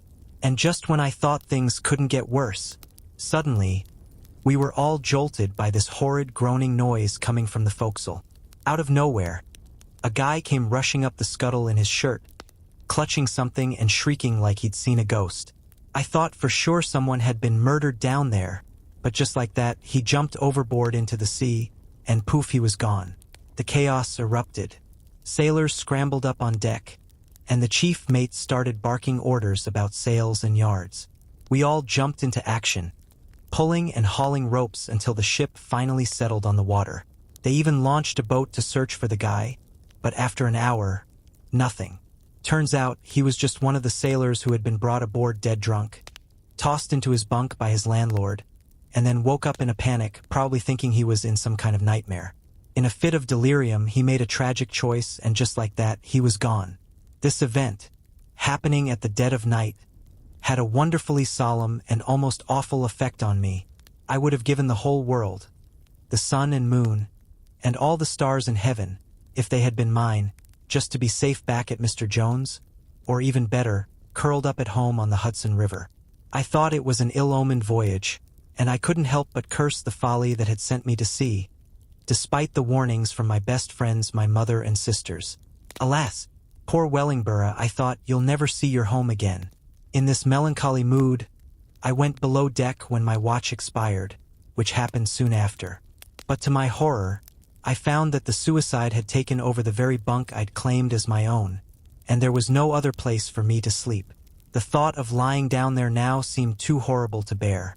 What made it worse was the way the sailors talked about my fear. They took this chance to tell me how hard and wicked a life I'd chosen, and how such things happened all the time at sea. They claimed they were used to it, but I didn't buy it. When the suicide came rushing and shrieking up the scuttle, they looked just as frightened as I did. And honestly, if they had any presence of mind, they could have stopped him from plunging overboard since he brushed right past them. But there they were, lounging in their bunks, smoking and chatting about how I should just pin my ears back and sail straight into the interior of the country, never stopping until I was deep in the bush, far from any running brook, even a shallow one, and out of sight of the tiniest puddle of rainwater. Their words brought tears to my eyes because they rang so true, and yet, the sailors who spoke them seemed so false-hearted and insincere. But despite the sickness in my heart, it made me mad.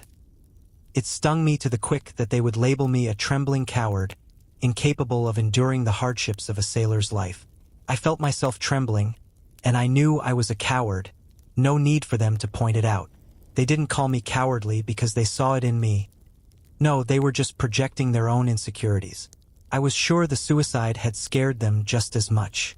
Finally, provoked to desperation by their taunts, I confronted them. But I might as well have kept my mouth shut because they all united to abuse me.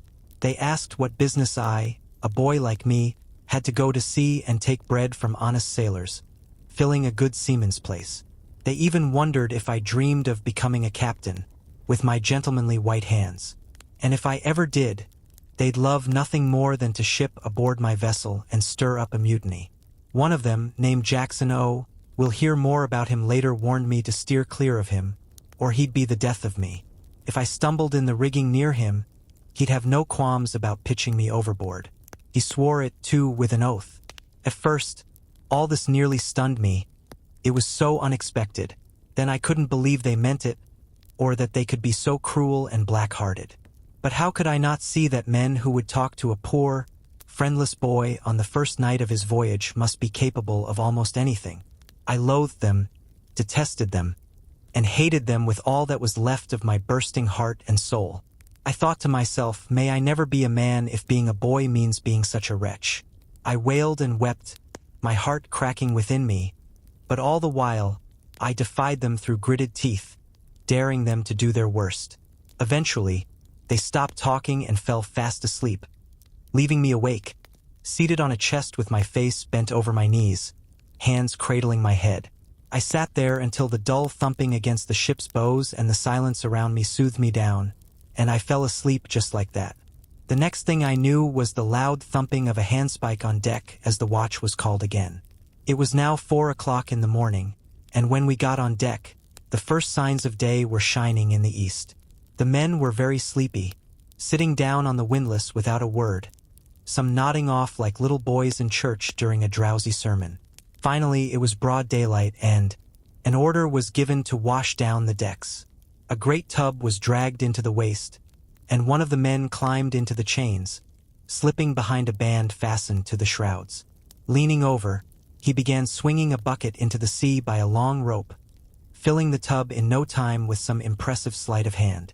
Then the water started splashing all over the decks, and I began to worry I'd get my feet wet and catch my death of cold. So I went to the chief mate and told him I thought I'd just step below until this miserable wedding was over.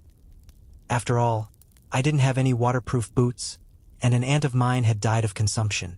But he just roared at me to grab a broom and start scrubbing, or he'd prove a worse consumption to me than ever got hold of my poor aunt. So I scrubbed away fore and aft until my back felt like it was about to break, because those brooms had unusually short handles, and we were told to scrub hard. At last, after what felt like an eternity of scrubbing, the mate decided it was time to unleash a tidal wave of water across the deck. I mean, who doesn't love a good water fight, right? He must have thought he was the captain of a fire engine, because there I was, scurrying after him with buckets, while he chased a little chip around like it was some sort of aquatic game. Finally, he sent that poor chip flying out of a scupper hole and into the sea. If he'd just let me, I could have plucked it up in a heartbeat and tossed it overboard without wasting all that water. But no, he insisted there was plenty of water in the ocean, which sure is true, but I was the one doing all the legwork here, and I didn't have any extra limbs to spare. Honestly, this whole washing down the decks felt like the most ridiculous thing ever. It was worse than my mother's infamous house-cleaning days back home, which I absolutely loathed. Then, at 8 o'clock, the bell rang and we shuffled off to breakfast. And oh boy, that's when my real troubles began. See, I hadn't had anyone to clue me in on what a sailor really needed at sea, so I was woefully unprepared. I mean, who knew sailors didn't have a table to sit at, or cloths, or napkins, or even tumblers? They had to bring everything themselves. Surprise. First up, every sailor grabbed their tin pot and headed to the cookhouse for coffee. But guess what? No pot for me meant no coffee. Next, a little tub called a kid was passed down into the forecastle, filled with something they called burgoo. Now, burgoo was basically mush made from cornmeal and water. And then, the Jackson I mentioned earlier, who was apparently the self-appointed mixologist, poured molasses into the mush like he was crafting the world's worst punch. He made a little hole in the mush, and it looked like a black pool in the dismal swamp of Virginia. The sailors formed a circle around the kid, dipping their spoons into the mush, stirring it around in the molasses pool, and smacking their lips as if they were dining at a 5-star restaurant. I mean, it probably tasted great, but without a spoon, I had no way of knowing. I sat there, watching them, marveling at their politeness. With so many spoons and just one dish, they didn't even get tangled up. But then, as the mush started to dwindle, I thought, hey, I want in on this action. So, I dashed on deck, found a stick, and thought I could join the fun. I poked my stick into the mush, trying to scoop some up when one of the sailors noticed me. He knocked the stick out of my hands and asked where I learned my manners. Apparently, eating with a stick was a big no-no.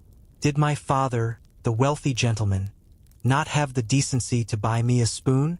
The rest of the crew chimed in, calling me ill-bred and coarse, saying I'd corrupt the whole crew if I kept this up. Ouch. I knew a stick wasn't the best utensil, but it stung to hear it.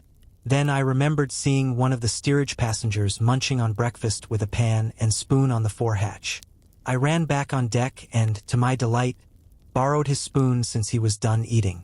I rushed back, but alas, the dismal swamp was nearly empty. When I reached for the last remnants, I got a rap on the knuckles from a spoon and was told I had to help myself from my own side. But my side was scraped clean, so no burgoo for me that morning. No worries, though. I made do with some salt beef and biscuit, which was the staple of every meal. The sailors sat cross-legged on their chests, breaking hard biscuits over each other's heads, which was, well, convenient, but gave me a headache for the first few days. Eventually, I got used to it, though my hair was always full of crumbs. And since I forgot to bring a comb, I'd just shake my hair out to windward over the bulwarks every evening. While we munched on our beef and biscuit, two of the men got into a heated debate about who had been at sea the longest.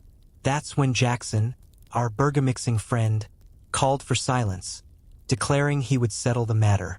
Oh, Jackson, I'll have more to say about him as my story unfolds. But for now, let's just say he was quite the character. Did you ever come across a fellow who looked like he just crawled out from under a rock and had his hair shaved off for good measure? Well, let me paint you a picture of this sailor. He was as yellow as a school bus, with cheeks as bare as my elbows on a cold winter's night. His hair had decided to take a permanent vacation, leaving him bald except for a few sad tufts at the nape of his neck and behind his ears, looking like a worn-out shoe brush that had seen better days. His nose? Oh, it had taken a beating, broken right down the middle, and he squinted out of one eye while the other seemed to be on a completely different mission. Now, this guy dressed like he was auditioning for a role as a Bowery boy, shunning the typical sailor garb. He sported a pair of oversized blue trousers held up by suspenders, layered with 3 red woolen shirts because, rheumatism waits for no man. And atop his head sat a large white wool hat with a brim that could probably double as a sunshade for a small picnic. He hailed from New York City and had a lot to say about Highlanders and rowdies, whom he claimed were only fit for the gallows. Funny enough, he looked a bit like a Highlander himself if you squinted just right. His name was Jackson, and he was quite the character. He claimed to be a distant relative of General Jackson from New Orleans, and let me tell you, he swore like a sailor if anyone dared to question his lineage. A real bully he was, and the best. Seaman on board, which made everyone else tiptoe around him like he was a live grenade. But here's the kicker, he was the weakest man in the crew. I'm pretty sure a scrawny kid at the time, could have tossed him overboard without breaking a sweat. But he had this way about him, a kind of brassiness that made you think twice. His face was so unflinching, it could scare the devil himself. And oh, that eye of his, it was the most sinister thing I've ever seen. It was like it belonged to a starving tiger or a wolf that had just lost a fight. I swear, no Oculus could craft a glass eye that cold and dead. It haunted me, that eye, like a bad dream that just won't fade away. As for his age, who could tell? No beard, no wrinkles, just a few crow's feet around those haunting eyes. He could have been 30 or 50. He claimed he'd been at sea since he was 8, starting as a cabin boy on an Indiaman and running away in Calcutta. According to him, he had seen the worst of the world dissipation and debauchery in the most notorious places. He'd served on Portuguese slavers off the coast of Africa, and he'd tell these gruesome tales of the Middle Passage, where slaves were packed in like sardines, and the dead were tossed out like yesterday's trash. He'd recount how his ship lost a man every few days to fever in Batavia, and how they'd reel ashore with the body, getting drunk to ward off the plague. He talked about finding a cobra under his pillow in India and sailors getting poisoned in Canton for their money. And let's not forget the Malay ruffians who'd stop ships in the Straits of Caspar, saving the captain for last to make him spill the beans on where the treasure was stashed. His stories were a twisted tapestry of piracy, plagues, and poisonings, each more outrageous than the last. It was almost unbelievable how he'd survived such a life, clinging to his vices like a barnacle on a ship's hull, dodging the death penalty time and time again. But you could see the toll it took on him. He was a shadow of a man, skin stretched tight over bones, and he'd often complain about how sitting on hard chests hurt him. I couldn't help but think that maybe it was the weight of his own miserable existence that made him glare at me with such venom. I was young and, at least in my mother's eyes, handsome. As I adjusted to life at sea and my color returned, he was withering away, consumed by an illness that was eating him alive, more suited for a hospital than a ship. Now, I'm not one to jump to conclusions about what others think of me, especially when I suspect they don't like me. But I can't shake the feeling that Jackson's malevolence towards me was real. I mean, how else could I explain the shudder that ran through me when I caught him staring? He had this way of sitting there, eyes fixed, teeth clenched, like a man caught in a storm of his own madness. I still remember the first time I laid eyes on him, and let me tell you, it was a bit startling. There he was, standing at the ship's helm, the first one to claim his spot when the pilot called for a steersman. This guy, Jackson, was always on the lookout for the easy gigs. He'd plead his delicate health as the reason for dodging the heavy lifting. But honestly, for a guy who was supposedly fragile, he could move pretty fast when a good opportunity popped up. Maybe it was just a burst of energy fueled by the promise of a cozy spot, because we all know that even the most bedridden folks can spring to life when there's something good on the line. Now, the sailors? They were not fans of any kind of slacking off, which they called soggering. That's right, they had their own lingo. And Jackson? He was a notorious old sogger throughout the whole voyage. I mean, he was a veteran of dodging work, and you could tell he'd survived many a campaign without lifting a finger. But here's the kicker. They never dared to call him out on it. Nope, they let him think he was the king of the ship while they grumbled behind his back, tossing around some pretty harsh names. It was like watching a bunch of spaniels fawn over a particularly grumpy cat. They'd rub his back while he lounged in his bunk, run up to the cookhouse for warm coffee, fill his pipe, and even mend his clothes, all while he sat there scowling like he was auditioning for a horror movie. The irony? The more they catered to him, the more he seemed to enjoy barking at them. Meanwhile, a robust young lad from Belfast, full of good humor and red cheeks, was treated like the ship's punching bag. Poor guy couldn't catch a break. Jackson had it out for him, probably because he was strong and cheerful, everything Jackson wasn't. But hey, the Belfast guy wasn't exactly a sailor's sailor. He'd signed up as an able seaman but didn't quite know the ropes, which, let's be honest, is a big no-no in the sailor world. Sailors come in 3 flavors: able seamen, ordinary seamen, and boys. And if you're not pulling your weight as an able seaman, well, you're going to be the butt of every joke. Now, don't get it twisted. When they call someone a boy on a merchant ship, it doesn't mean they're all fresh-faced youngsters. Nope, I was called a boy too. And trust me, I was a boy in every sense of the word. In the world of sailing, a boy is just a greenhorn. Someone who's never set foot on a ship before. Age doesn't matter. You could be old enough to have grandkids, and you'd still be a boy, stuck doing all the grunt work. But I digress. Back to Jackson and his little power trip. One morning, after breakfast, he decided to settle a dispute between 2 sailors about who had been at sea the longest. He told them to stop yapping and then ordered one of them to open his mouth. "I can tell a sailor's age just like a horse's by his teeth," he declared. The poor guy laughed nervously and complied, stepping out into the light like he was about to be judged by a panel of sharks. Jackson leaned in, jackknife in hand, poking around like a baboon inspecting a junk bottle. I was sweating bullets, half expecting him to go full-on crazy barber on the guy, lather and all. But after a tense moment, Jackson calmed down and declared the first sailor the oldest, claiming the wear on his teeth came from munching on hard sea biscuit. And just like that, he explained how he could tell a sailor's age by their chompers. Everyone burst into laughter, exchanging glances that said, "Come on, let's all laugh at this ridiculousness." And laugh they did, because in the end, who doesn't love a good joke? Especially when it's at the expense of a grumpy old sogger? This was always the way with them. Whenever Jackson cracked a joke, you could bet your last biscuit that someone would shout out, as if to say, "Hey, look, he thinks he's funny." But let me tell you, I've heard some real knee-slappers from others go by without a chuckle. And then there was that one time Jackson, bless his heart, told a genuinely hilarious story with a face as serious as a cat in a dog park. Everyone just sat there, staring at him like he'd grown a second head, unsure if they should laugh or just keep looking perplexed. Finally, Jackson couldn't take it anymore and exploded with laughter, calling them a bunch of fools for not catching on. He had this wild look in his eyes, and I swear, his lips started to froth like he was about to spit out some ancient sea curse. You could feel the bitterness radiating off him, like he was carrying the weight of the world on his shoulders, convinced that every person on the planet had conspired against him. Sometimes I thought he might just be a few screws short of a full toolbox. I even considered going to the captain to suggest that Jackson needed a nice, cozy room with padded walls. But then I thought better of it because let's be real, the captain would probably just roll his eyes and tell me to stop being such a baby. But don't get me wrong, most of the sailors weren't just rolling over for Jackson. A few brave souls would occasionally stand up to him. When he was off at the wheel, they'd gather and plot like they were in some pirate movie, whispering about how it was downright shameful that such a miserable wretch could hold sway over better men. They'd rally the troops, promising to stand up to him the next time he tried to play dictator.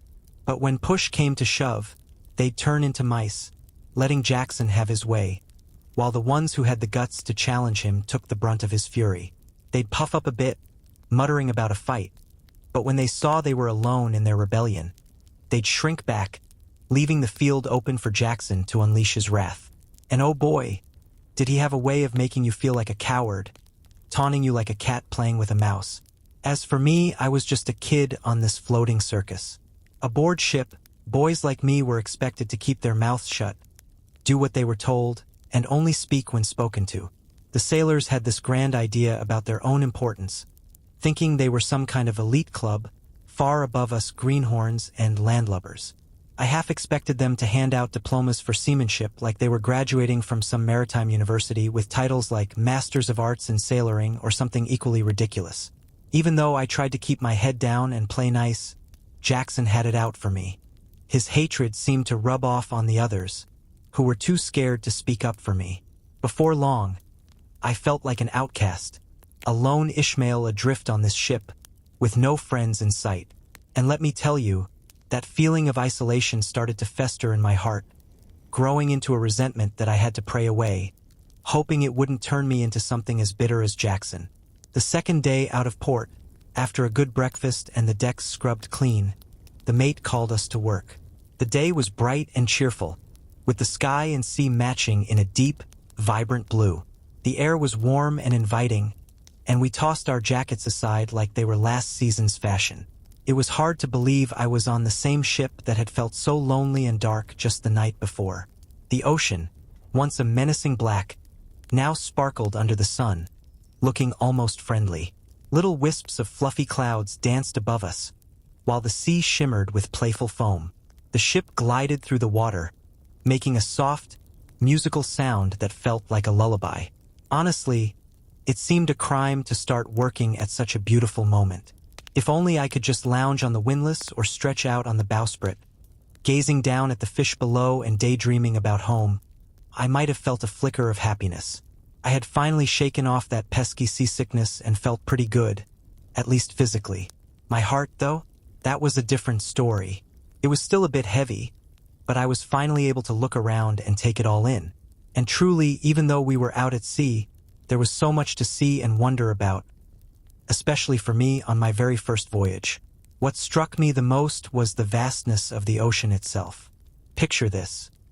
We were completely out of sight of land, surrounded by nothing but water, water, water.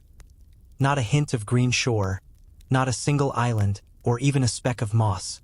It was like staring into an endless blue abyss. I had never truly grasped what the ocean was until now. It was grand and majestic, solitary and boundless, beautiful and blue. That day, it was calm, showing no signs of the storms and hurricanes my father had warned me about. How could something that looked so playful and serene turn into a raging beast, churning out mountains of foam and waves that could swallow a ship whole? As I gazed at the gentle waves, I couldn't help but think of my little brother's face when he was just a sleeping infant in his cradle. It had that same blissful, carefree look. Each wave seemed to dance around like a happy little kid in a pasture, glancing up at me as if it wanted a pat on the head. They felt alive, like they had hearts that could feel, and I almost felt bad as we sailed through them, scattering them under our ship's broad bow like sunflakes, riding over them like a giant elephant among playful lambs. But what really puzzled me was this strange, rhythmic rising and falling of the sea. I'm not talking about the waves themselves, but this wide, gentle heaving and sinking that seemed to envelop the entire ocean. It was hard to describe, but it made me feel a bit dizzy, yet I couldn't tear my eyes away from it. It was just so bizarre and wonderful. I felt like I was in a dream the whole time. When I managed to block out the ship, I almost believed I was in some enchanted world, waiting to hear my name called from the clear blue sky or the depths of the deep blue sea. But I didn't have much time to indulge in those daydreams.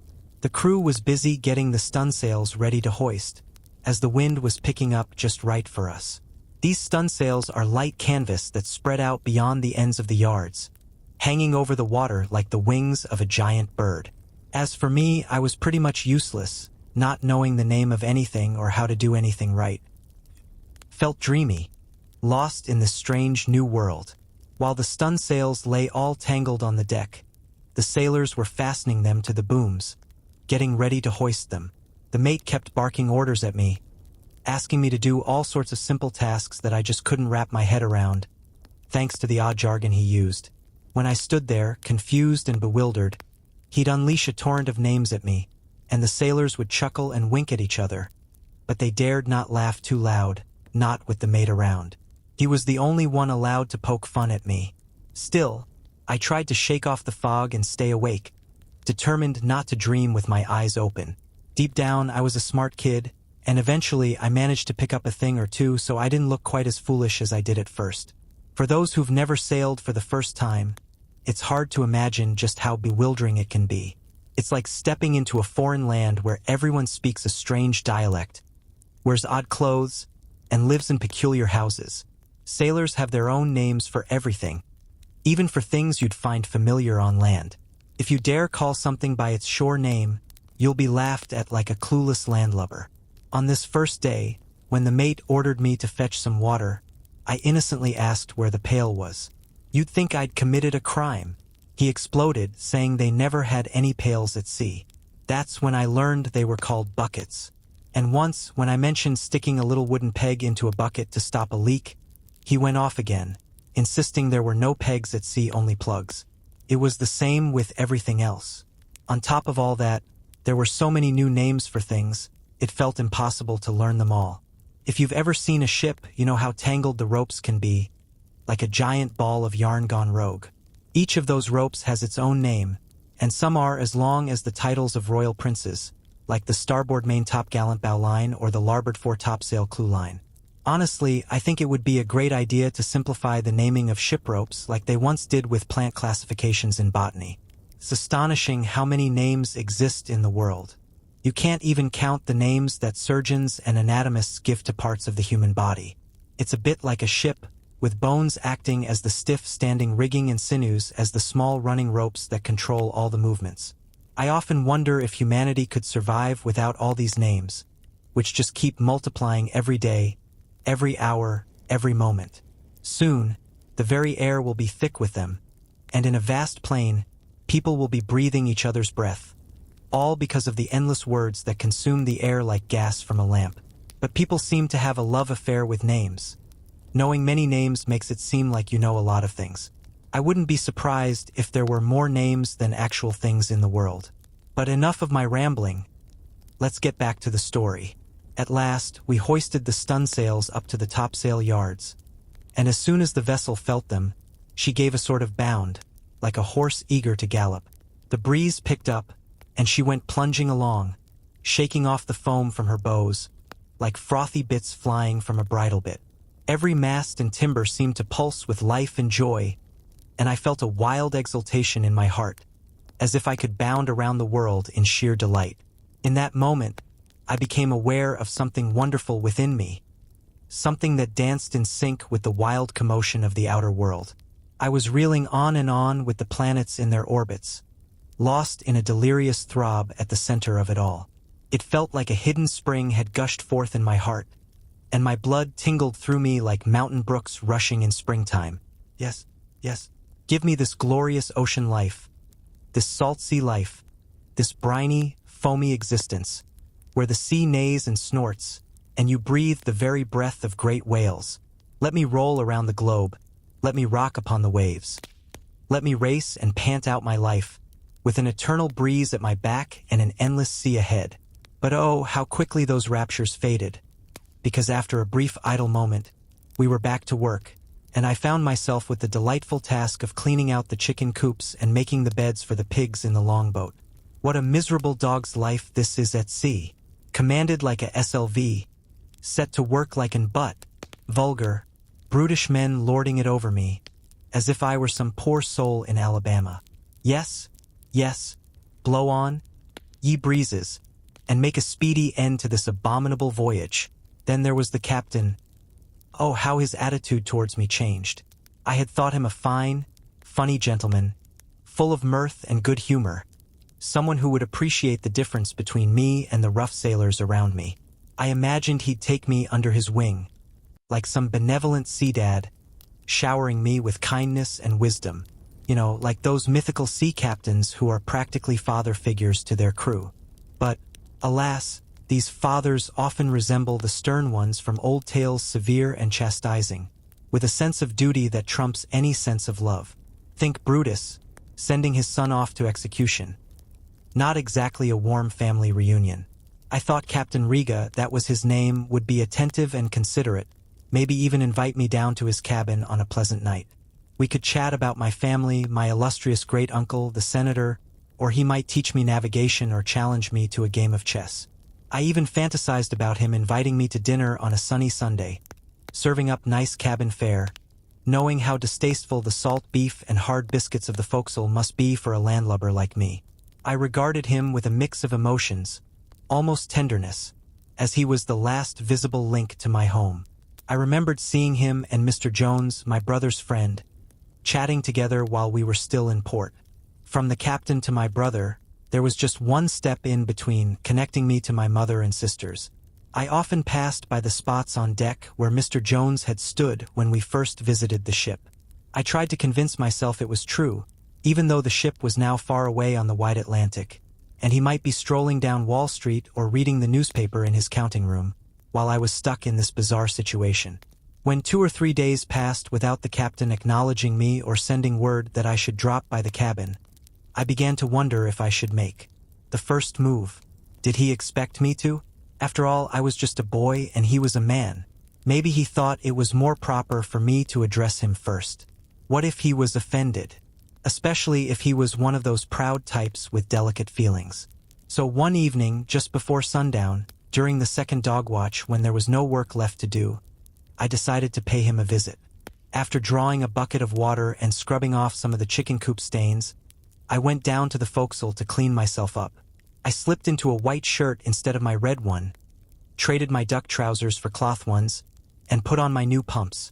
I even brushed my shooting jacket, making quite a genteel figure for a forecastle, though I wouldn't have won any awards in a drawing room. The sailors saw me all dressed up and were baffled, wondering if I was getting ready to go ashore. I told them no, we were out of sight of land, but I was going to pay my respects to the captain. They laughed and shouted, as if I were some kind of simpleton, though really, what's so silly about making an evening call on a friend? Some tried to dissuade me, saying I was green and raw, but Jackson, with a hideous grin, shouted, "Let him go! Let him go! Men, he's a nice boy. Let him go. The captain has some nuts and raisins for him." And just as he was going on, one of his violent coughing fits seized him, and he nearly choked. As I was about to leave the forecastle, I glanced down at my hands, and, oh boy, they were smeared with a deep yellow. You see, that morning, the mate had me tar some strips of canvas for the rigging. Not exactly the best look when you're trying to impress a gentleman, right?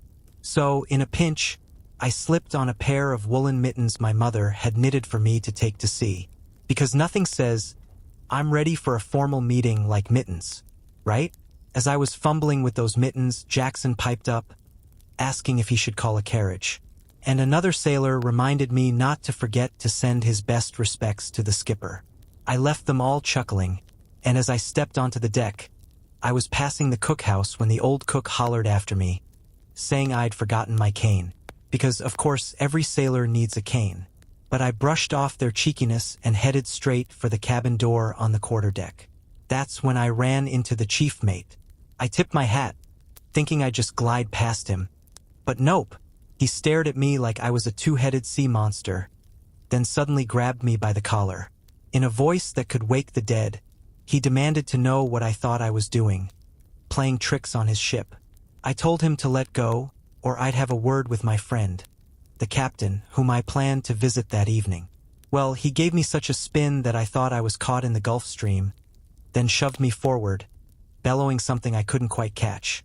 Meanwhile, The sailors were all gathered around the windlass, absolutely tickled by the whole scene. Realizing I wasn't going to get my audience that night, I decided to hold off for now. Back among the sailors, Jackson asked how my chat with the captain went and if I'd consider bringing a friend next time. By the time I crawled into bed that night, I had a sinking feeling that it wasn't exactly standard practice for sailors to pop into the captain's cabin. I was starting to realize I might have acted like a bit of a fool. But hey, ignorance is bliss, right? And just to clarify, I never did see the inside of the cabin from the moment we set sail until we returned to New York. I often caught glimpses through a little pane of glass set in the house on deck, right before the helm. There was a watch hanging there for the helmsman to strike the half hours with his little bell, and it became a favorite pastime for the sailors to peek in and see what was happening in the cabin. They loved watching the steward set the table for dinner or the captain lounging over a decanter of wine on a mahogany stand, maybe even playing solitaire in the evenings. Sometimes he was all alone with his dignity, but, as we'll see, he usually had one delightful companion he didn't mind having around. The day after my failed cabin visit, I was busy tying a rope on the quarterdeck when the captain strolled by, puffing on a cigar and looking rather good-humored. It was right after his dinner, and I thought, this is my moment. I waited for him to say something, but when he didn't, I approached him and casually mentioned what a lovely day it was, hoping he was well. You'd think I'd just insulted his mother. He flew into such a rage I thought he might actually knock me down. After standing there, speechless, he suddenly yanked off his cap and threw it at me. For reasons I still can't explain, I dashed over to where it landed, picked it up, and handed it back to him with a bow. Just then, the mate came charging up and shoved me forward again. He wanted to know if I was out of my mind because if I was, he'd put me in irons right then and there. I assured him I was perfectly sane and fully aware that I'd been treated rudely by both him and Captain Riga. He swore a blue streak and warned me that if I ever dared to lift my hat to the captain again, he'd tie me up in the rigging until I learned some manners. You're very green, he said, but I'll ripen you. It seemed like the chief mate was the guardian of the captain's dignity, which was a bit ironic since the captain seemed too dignified to protect it himself. I found it all pretty strange getting scolded for a simple act of politeness. But seeing how things were, I decided to steer clear of the captain from then on, especially since he'd shown a remarkable lack of gentlemanly behavior. I could hardly believe this was the same man who'd been so charming and witty when Mr. Jones and I visited him in port. But my astonishment only grew when, a few days later, a storm hit us. The captain burst out of the cabin wearing nothing but his nightcap and a shirt, leaping onto the poop deck, cursing like a sailor who just stubbed his toe, and calling the crew all sorts of names. It was like watching a common loafer on the street, but with a lot more wind and a lot less clothing. Besides all this, I couldn't help but notice that while we were out at sea, the captain had traded in his dapper, glossy suit for something that looked like it had been pulled from the bottom of a laundry basket. Seriously, it was like he was auditioning for a role in a Victorian ghost story. Gone were the polished threads I'd seen him in during our first meeting at the City Hotel. Now he was rocking these old, snuff-colored coats with collars so high they could double as a neck brace, and pantaloons that were tighter around the knees than a pair of sausage casings. His vests, well, they barely covered his waistband, making him look like a little boy playing dress-up. And let's not even get started on his hats caved in and battered, like they'd survived a boxing match in a cellar.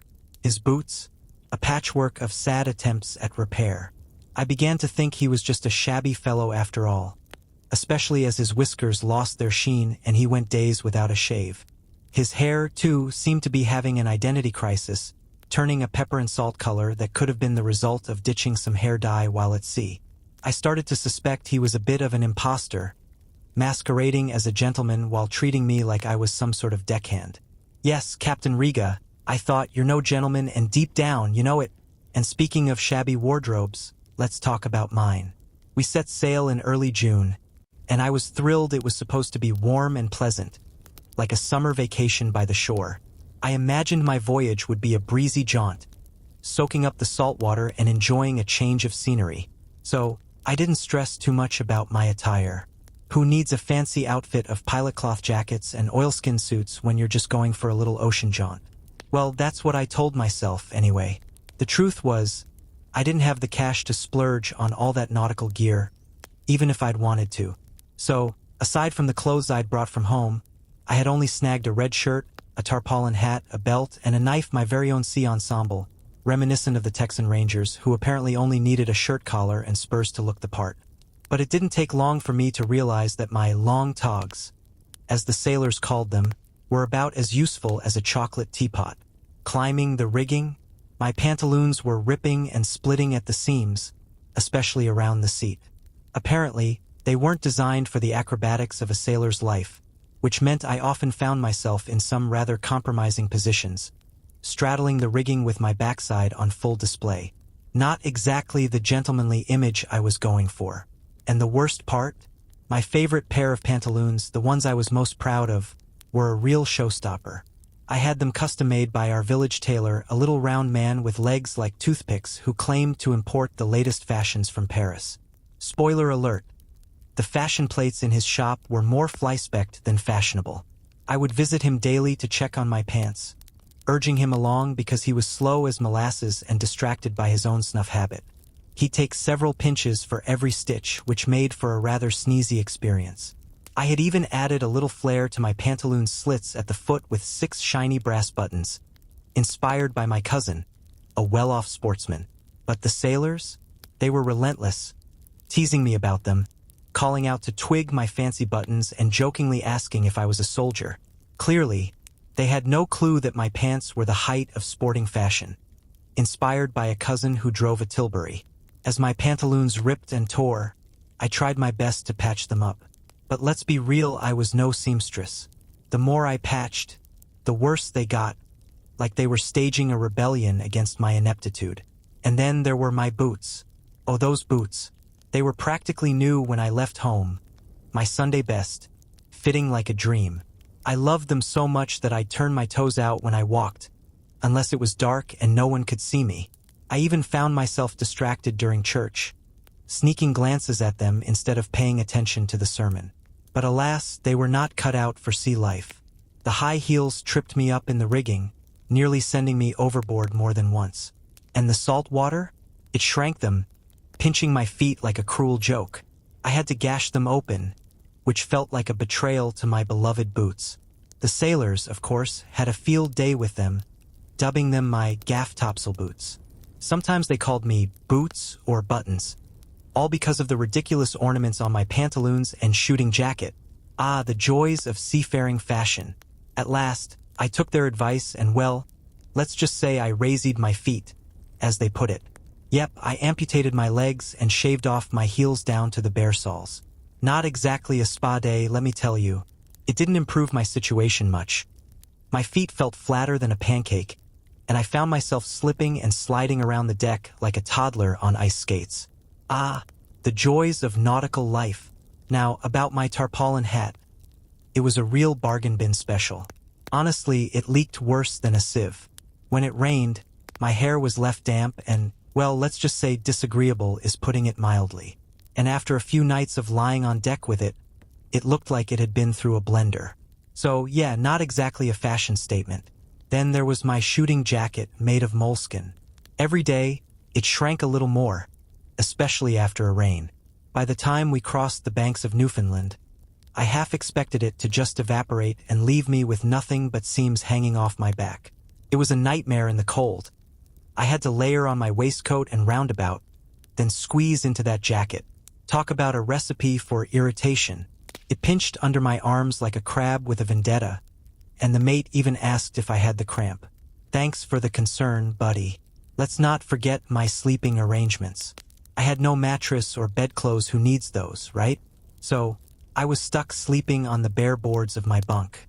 When the ship pitched violently, I must have looked like an Indian baby tied to a plank, just hanging there like a crucifix. Charming, isn't it? And my table tools? Ha! I had none. Going to sea as a sailor is like heading off to boarding school without your spoon and fork. But eventually, I managed to barter a silk handkerchief for a half-gallon iron pot. It had hooks for hanging, which was great until they scratched my face while I was trying to drink. And let's not even talk about the rust.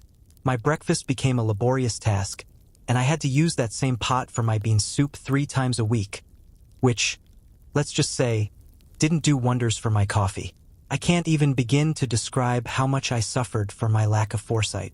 My long togs started to droop off me, and I looked like a ragged scarecrow shuffling around, the deck in my tattered clothes and gaff topsail boots. I often wondered what my friends back home would think if they saw me like this, but I took some comfort in my miserable shooting jacket, thinking at least I wouldn't have to face the shame of them knowing I was just a sailor. My sisters had promised to tell everyone I was abroad, as if I were off on a grand European tour with my tutor, poor Mr. Jones. But despite the gloom that sometimes crept in, there were moments that made me forget my troubles, like the first vessel we encountered. It was a sunny afternoon, and she glided toward us, sails spread wide like a peacock showing off its feathers. She passed right under our stern, and I caught a glimpse of the crew on deck, the cook with a ladle, the captain in a green jacket, lounging like he owned the ocean.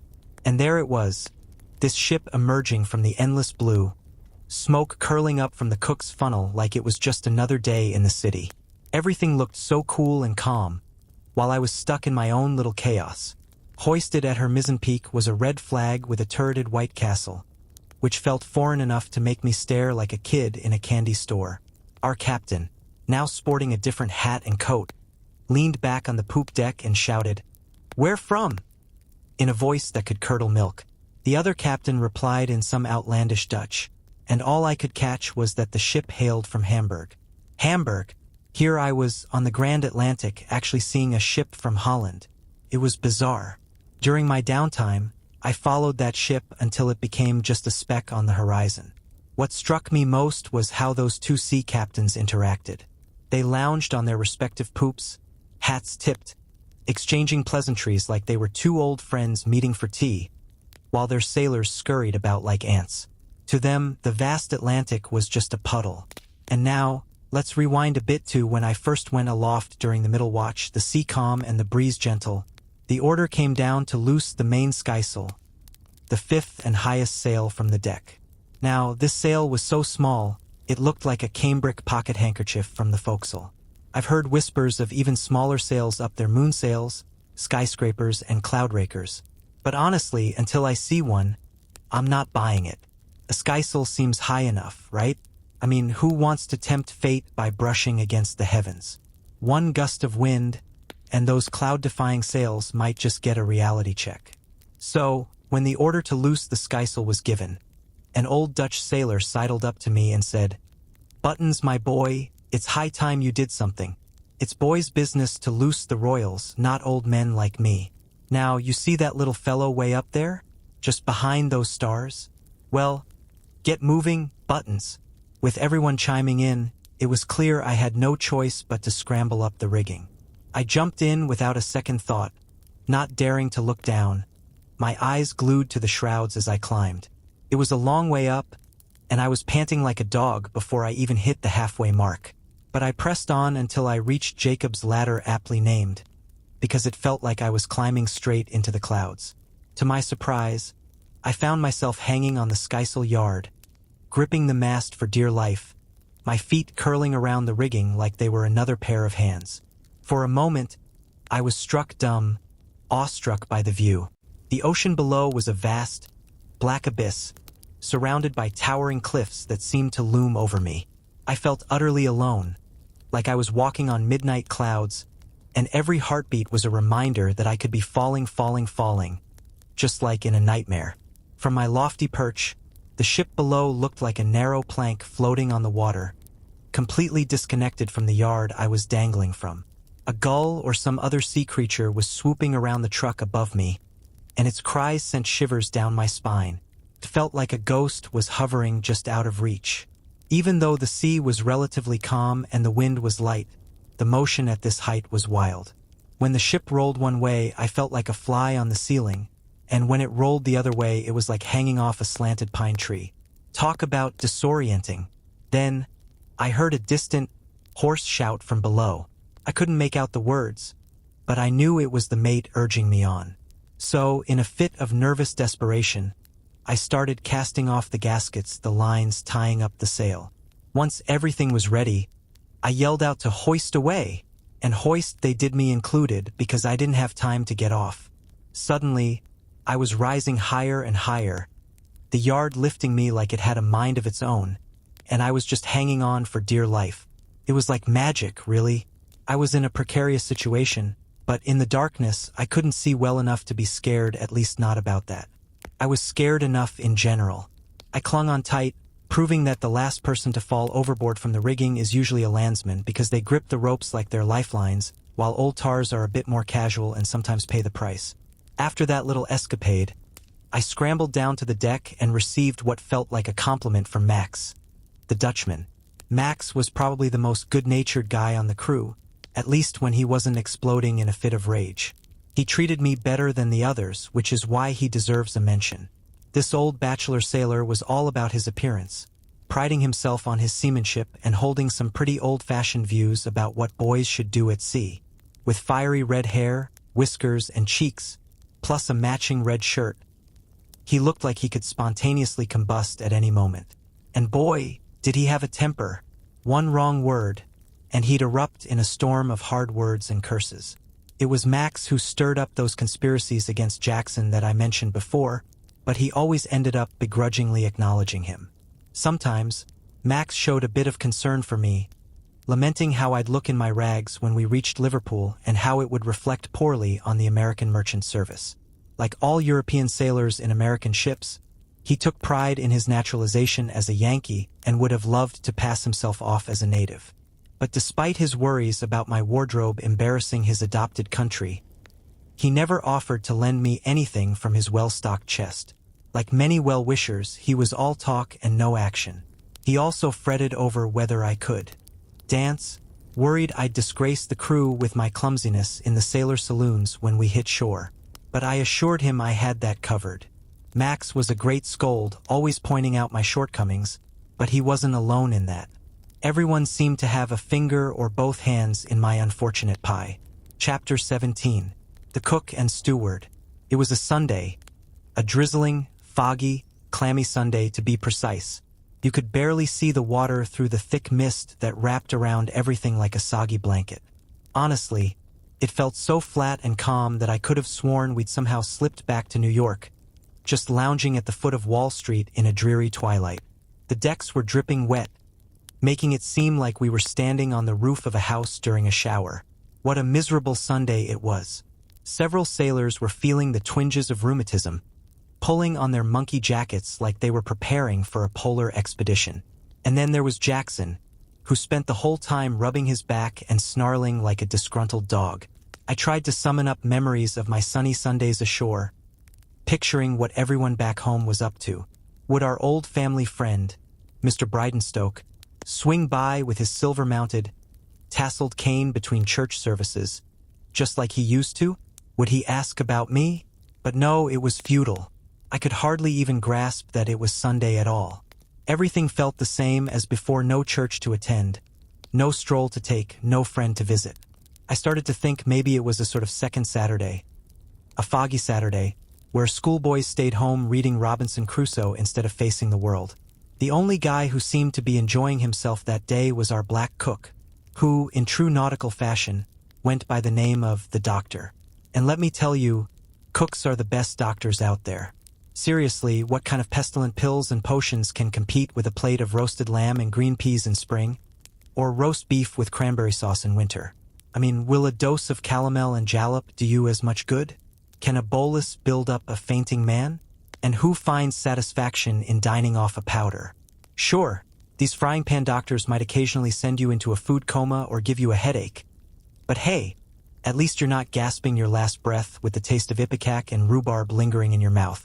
And don't get me started on the outrageous charges for those abominable lunches they serve so stingily. One of their bills for boluses could keep you feasting for a whole year. Now, our doctor was a serious old fellow, deeply into metaphysics, and he spent that Sunday morning over his boiling pots, reading from a book that was so worn and greasy it looked like it had survived a food fight.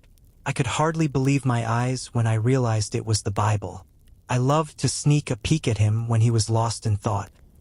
His smoky little study was a sight to behold, barely 5 feet square, with a roof that seemed to be a suggestion rather than a solid structure. It was a cramped box filled with pots and pans, a tiny mirror for shaving, and a shelf cluttered with his shaving tools, comb, and brush. Right in front of the stove, he had this narrow shelf where he'd sit with his legs spread wide to avoid scorching them. There he was, book in one hand, pewter spoon in the other, stirring his pots while trying to decipher the mysteries of the universe. He was muttering to himself like a mad scientist, big drops of sweat rolling off his brow and sizzling on the hot stove. On that particular day, he was wrestling with a particularly perplexing passage from the Book of Chronicles. Knowing I could read, he called me over and asked for my take on it. I told him it was a mystery that even a parson couldn't explain. But that didn't satisfy him, and I left him there, still poring over it like it held the secrets of the universe. He must have been part of one of those lively black churches in New York. I remembered when we were docked, a committee of 3 reverend-looking old gentlemen, dressed in their Sunday-best Quaker-cut black coats, broad-brimmed hats, and white neckcloths came to visit him. They chatted at his cookhouse door for over an hour. Then they stepped inside, and we could hear someone reading aloud, preaching, and then a psalm was sung, followed by a benediction. When the door opened again, the congregation emerged, all sweaty, probably due to the cramped quarters and the stove heating things up. But despite his religious musings, this old cook had a way with bad language, especially on cold, wet, stormy mornings when he had to rise before dawn to make a fire while the sea crashed over the bows, occasionally splashing into his stove. So, you couldn't really blame him if he let a few choice words slip. It would have tested even Job's patience to make a fire in the water.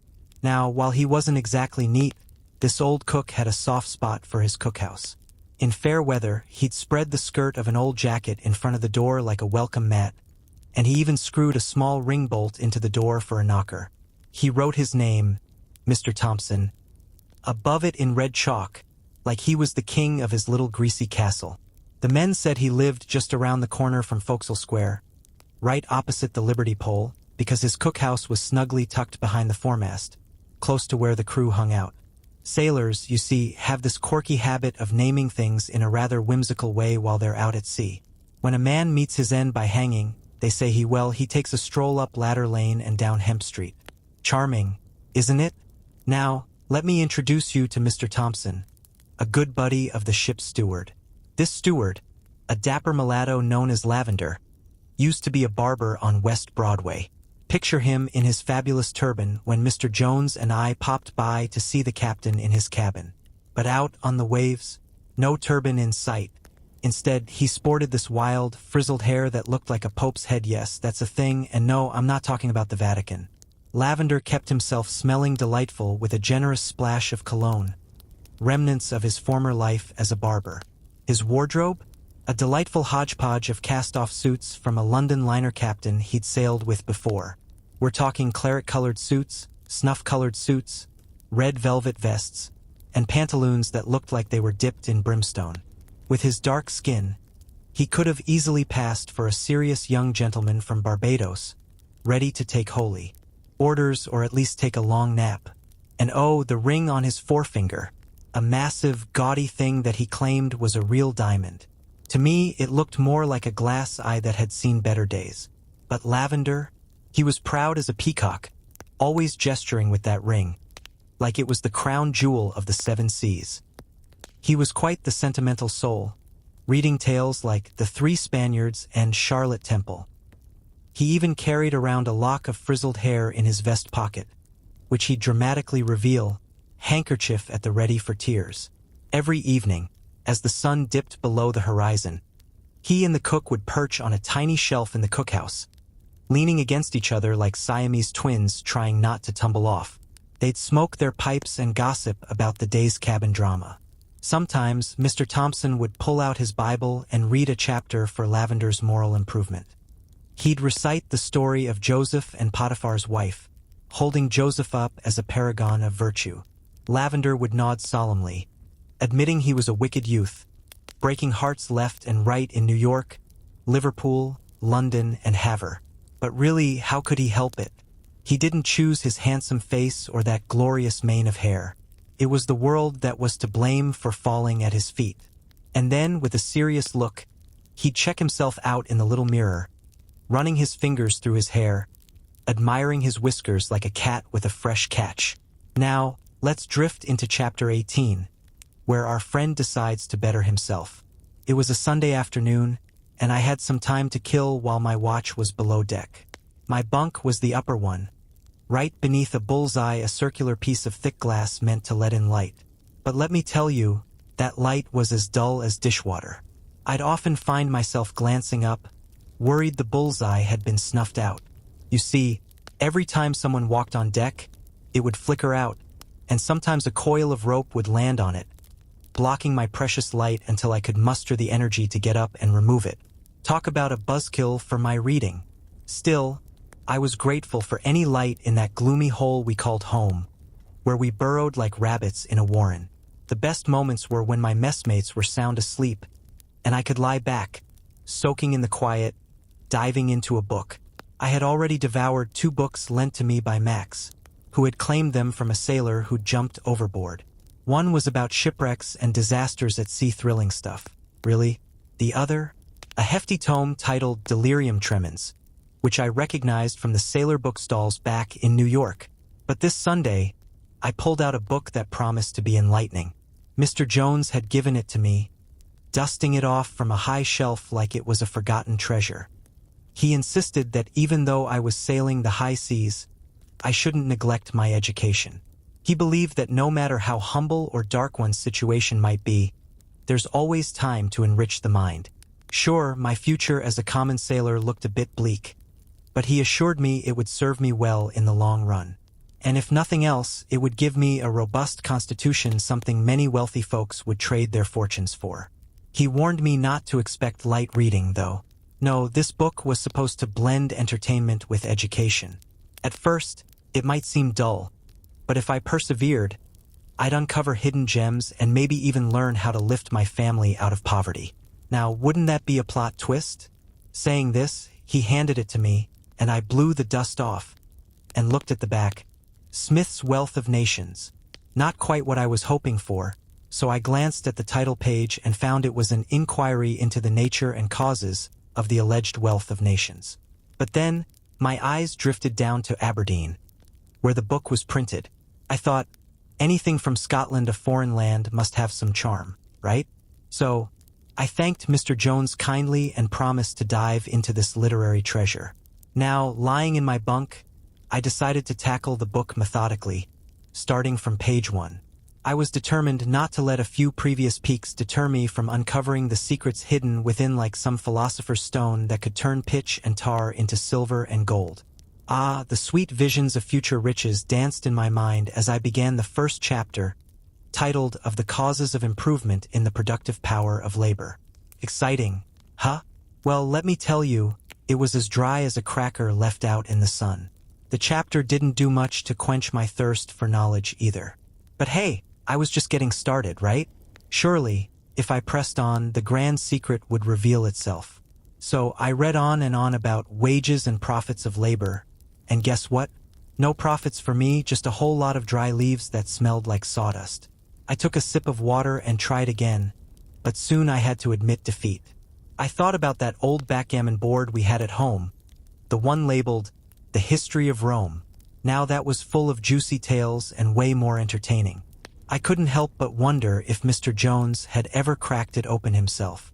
I mean, he had to climb up on a chair just to get it down from its dusty shelf that seemed a bit suspicious, don't you think? The best reading was on the fly leaves. As I flipped through them, I stumbled upon some half-erased pencil marks that read, Jonathan Jones, from his particular friend Daniel Dodds, 1798. So it must have belonged to Mr. Jones' father. I found myself pondering whether he ever read it, or if anyone had, even the author himself. They say authors never read their own books. Writing them is enough of a chore. Eventually, I drifted off to sleep with the book still in my hand, and let me tell you, I hadn't slept that soundly in ages. After that, I started wrapping my jacket around it, using it as a pillow. It worked surprisingly well, though I sometimes woke up feeling a bit dull and stupid. But hey, the book couldn't be blamed for that, right? And speaking of books, let me tell you about Jack Blunt, the sailor, and his dream book.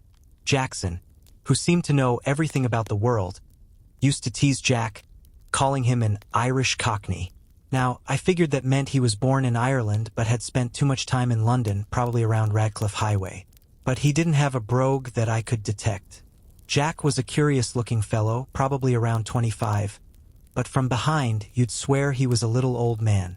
His arms and legs were short and stumpy, and when he donned his big monkey jacket, sou'wester cap flapping in his face, and sea boots pulled up to his knees, he resembled a fat porpoise standing upright.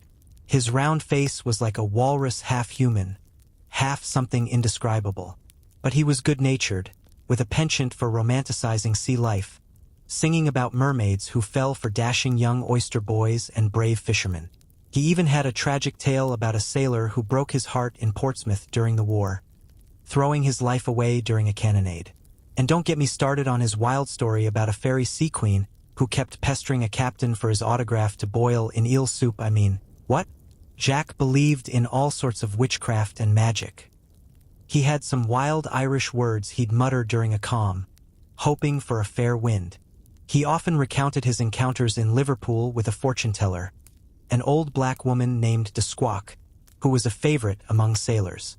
She had 2 black cats with striking green eyes, both wearing nightcaps, sitting solemnly on a claw-footed table while she read his pulse to predict his future. Now, Jack had a thick, bushy head of hair, but it was turning gray at an alarming rate. In its awkward transition, it looked like he was wearing a shako made of badger skin. This premature graying perplexed him to no end, and he concluded it must be the work of dark magic from an old sailor landlord in Marseilles, whom he had once offended by knocking him down in a brawl. So, while in New York, with his hair getting grayer and grayer, and all his friends, including the ladies, calling him an old man with 1 foot in the grave, he snuck out one night to an apothecary. He explained his plight and asked what could be done. The apothecary handed him a pint bottle of something called Trafalgar oil for restoring the hair, priced at $1. He was told if that didn't work, he could try bottle number 2, Balm of Paradise, or the elixir of the Battle of Copenhagen. The grandiose names thrilled Jack, and he was convinced there had to be some magic in them. I spotted both bottles on the shelf. One of them had this quirky engraving of a young man who, oddly enough, looked gray-headed standing in his nightgown, eyes shut tight, applying some sort of elixir to his head with both hands. And right next to him, on the bed, was a big OL bottle boldly labeled Balm of Paradise. Now, it seemed this gray-headed young man was so enamored with his hair oil that he somehow managed to get out of bed in his sleep, fumbled around in his closet, grabbed that precious bottle, slathered it on, and then crawled back into bed, completely clueless about the midnight escapade. How mysterious is that? And even more puzzling is how the engraver knew about this whole event when the poor guy didn't have a single witness around. Now, let's talk about Blunt. 3 times a day while we were out at sea, he'd rub in his lineaments like it was some sort of religious ritual. The first bottle? Gone in a flash from his enthusiastic applications. The second? Half empty before we even hit Liverpool. But bless his heart, he was convinced that by the time we docked, he'd be sporting a glorious mane. And he was quite pleased with the idea that this transformation would happen while we were at sea, avoiding the judgmental stares of folks on land, much like how dandies retreat to the countryside to grow their whiskers in peace.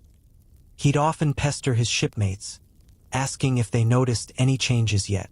And let me tell you, there was a change. His hair was matted together like a wild horse's mane, all black and glossy from the constant oiling and a complete lack of grooming tools.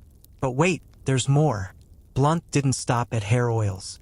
Oh no, he had a stash of pills too, bought from a sailor doctor in New York who advertised his services with posters plastered all over the wharves.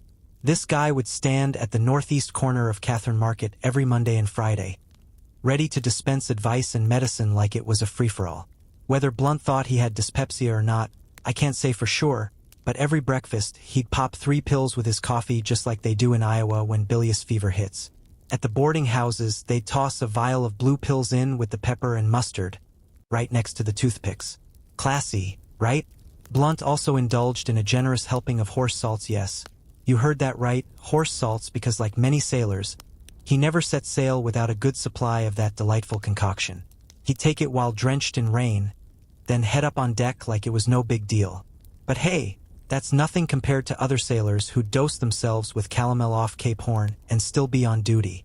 I could tell you some truly horrifying tales about that, but I'll spare you for now. For a landlubber to take salts like Blunt did, that would probably be a one-way ticket to disaster. But at sea, the salt air and water keep you from catching a cold as easily as on land. I remember on this very ship, I'd often crawl into my bunk soaking wet and wake up piping hot, like a roasted sirloin, and somehow I was always just fine. Youth and health were my shields back then, and I felt invincible. Now let's get to the dream book. Tucked away in one corner of his chest was this bizarre pamphlet with a bright red cover, covered in astrological signs and cryptic symbols. It claimed to be a complete guide to divination, so even the simplest sailor could become a fortune-teller. It even boasted that Napoleon Bonaparte used it to go from corporal to emperor. Talk about a glow-up. It was called the Bonaparte Dream Book, and its magic lay in interpreting dreams to predict the future. How convenient would that be? The whole process involved some complicated figures, but thankfully, there were tables at the end of the pamphlet, kind of like the logarithm tables in Bowditch's Navigator. Blunt absolutely adored this Bonaparte Dream Book. He was convinced that all the secrets of the universe were hidden between those red covers and in his own dreams. Every morning, before he took his pills or applied his hair oils, he'd sneak out of his bunk while the rest of the crew was still snoozing. He'd pull out that pamphlet and a piece of chalk, straddling his chest like it was some sacred altar, scratching his oily head to remember his fleeting dreams, marking down strokes on his chest lid as if he were tallying up his daily accounts. Even though he often got lost in the maze of symbols and instructions, reading was not his strong suit. He somehow managed to reach a conclusion that satisfied him. And with his usual good-humored expression, he probably thought all his future endeavors were destined for greatness.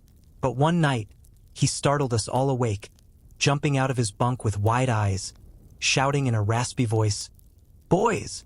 Boys! Get the benches ready! Quick! Quick!" "What benches?" Max grumbled, half asleep. "What's going on?" "Benches! Benches!" Blunt screamed, ignoring him. "Cut down the forests! Bear a hand, boys! The day of judgment's coming!" And just like that, he climbed back into his bunk, mumbling that he was just rambling in his sleep. I had no clue what he meant by benches, until I overheard two sailors debating whether people would stand or sit on Judgment Day. Now, this dream book of Blunt's brings to mind a narrow escape we had one early morning. It was the larboard watch's turn to stay below from midnight until 4 o'clock. After turning in and drifting off to sleep, Blunt suddenly popped up around 3 o'clock, buzzing with excitement over a dream he just had, desperate to have it interpreted. So, picture this. Our friend goes to his chest, pulls out his tools, and starts scribbling on the lid like he's about to crack the code to the universe. Suddenly, out of nowhere, a blood-curdling scream slices through the night, sending us all scrambling up on deck, half asleep and probably looking like a bunch of startled raccoons. You know that feeling when you just know something's gone terribly wrong? Yeah, that's what sailors do at sea even in their sleep. They can sense danger lurking like a bad smell. Once we're on deck, we spot the mate standing on the bowsprit, hollering underscore luff, luff, underscore to someone in the pitch-black water ahead of us. Squinting into the darkness, we catch a glimpse of a light, and then the hulking silhouette of a strange ship barreling towards us. It's so close we can hear the topsails flapping in the wind and the frantic footsteps on the deck, all echoing that same desperate cry of underscore luff, underscore. It's like a twisted chorus of impending doom. Then, just like that, I hear a snap and a crash like a tree falling in the forest, except this time, it's our flying jib guys losing their grip on the bolt near the cathead. And before I know it, our jib boom is thumping against the bows like it's trying to join the party.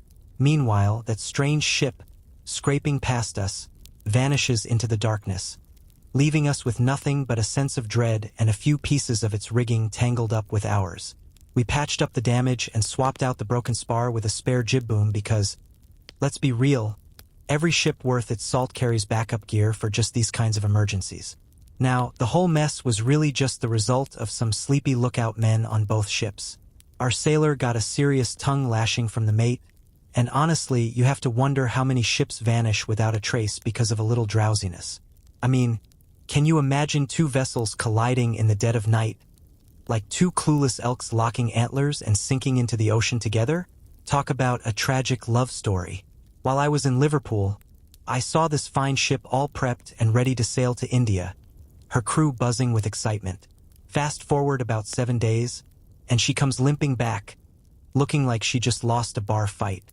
Her starboard side was shredded, the anchor was gone, and the lower yard arms were all broken. It was like seeing a once proud young man come back home, but now he's paralyzed on one side, just a sad reminder of what could have been. Turns out, she'd been sideswiped by another ship, careening past her starboard side like a reckless teenager in a sports car. Sailors really need to stay alert during their night watches, but let's be honest, when you're out there on the ocean for weeks without seeing another soul, it's easy to zone out. It's like being in a vast, empty room. You forget that anyone else exists. And when you finally do spot another vessel, it feels almost impossible that you could collide in such a wide open space. But here's the kicker. The dangers that wise folks anticipate and prepare for, sailors often only learn about them the hard way. It's like they're blissfully unaware, thinking the sun will always shine bright and never set.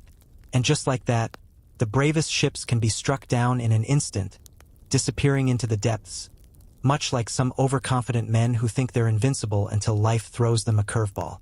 Now, let's talk about the fog we're sailing through. What is this thick, soupy stuff? It's like the world decided to wrap us in a damp, gray blanket. We're crossing the Grand Banks, and this fog is denser than a London fog on the dreariest November day. The chronometer says it's noon, but honestly, who can tell? Feels like midnight out here.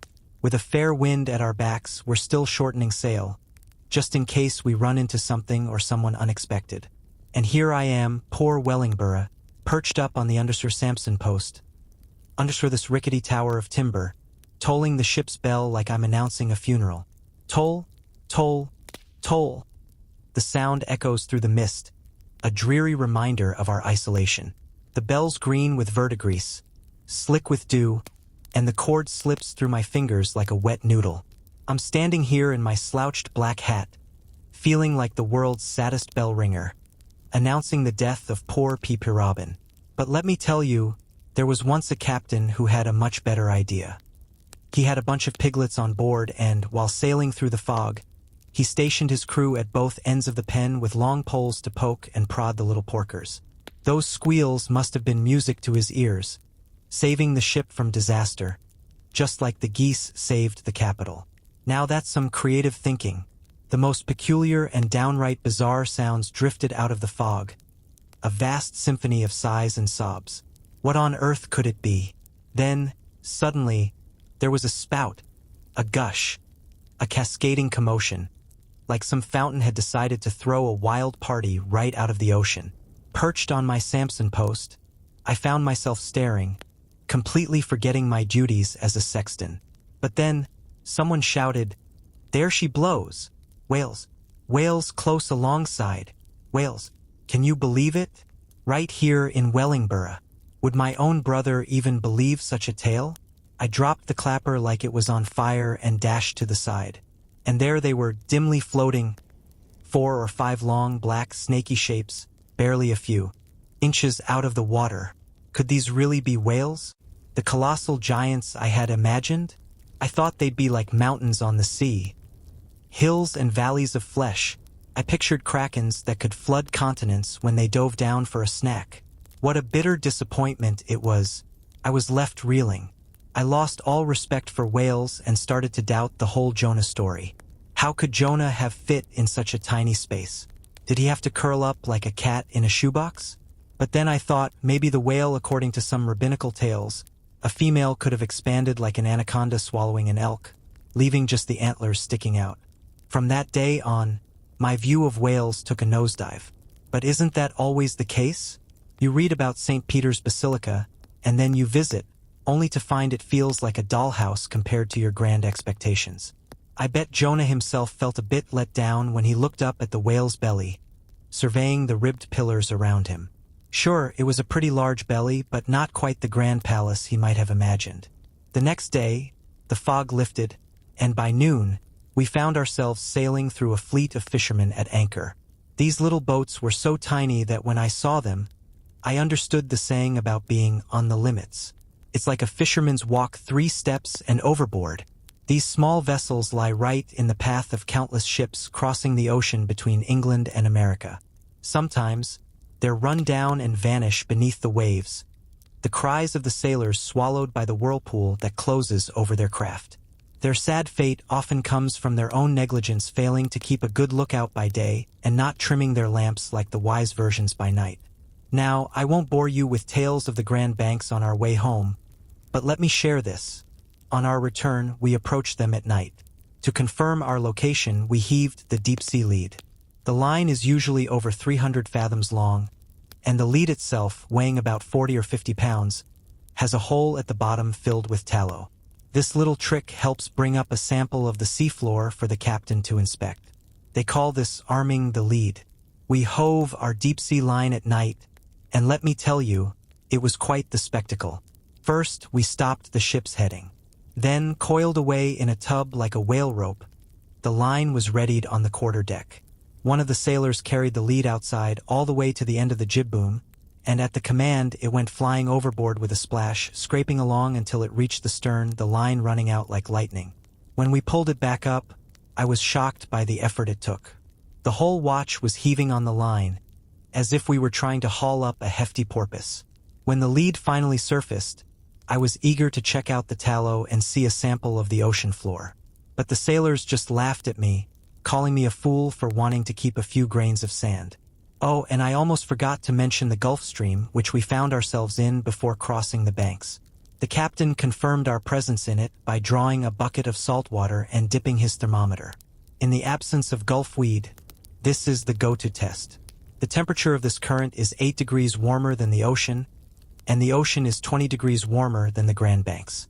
Many sailors blame the fogs along the coast of Nova Scotia and Newfoundland on this temperature difference. But why the Gulf always seems to have such dreary weather is a mystery that's yet to be solved. It's a curious thing to dip your finger in a bucket of Gulf Stream water and feel it warm, as if the Gulf of Mexico were a giant cauldron, keeping the North Atlantic cozy as it flows for 2,000 miles. It's like those big halls in winter warmed by hot air tubes. The Gulf Stream is about 200 leagues wide, covering an area larger than the entire Mediterranean. Think of it as the Mississippi of hot water, cruising off the coast of Florida at a leisurely mile and a half an hour.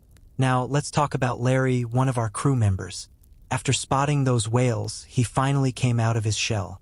Until then, he had been quiet and reserved, almost like he was hiding some secret inferiority complex, even though he had signed on as an ordinary seaman and seemed to do his job just fine.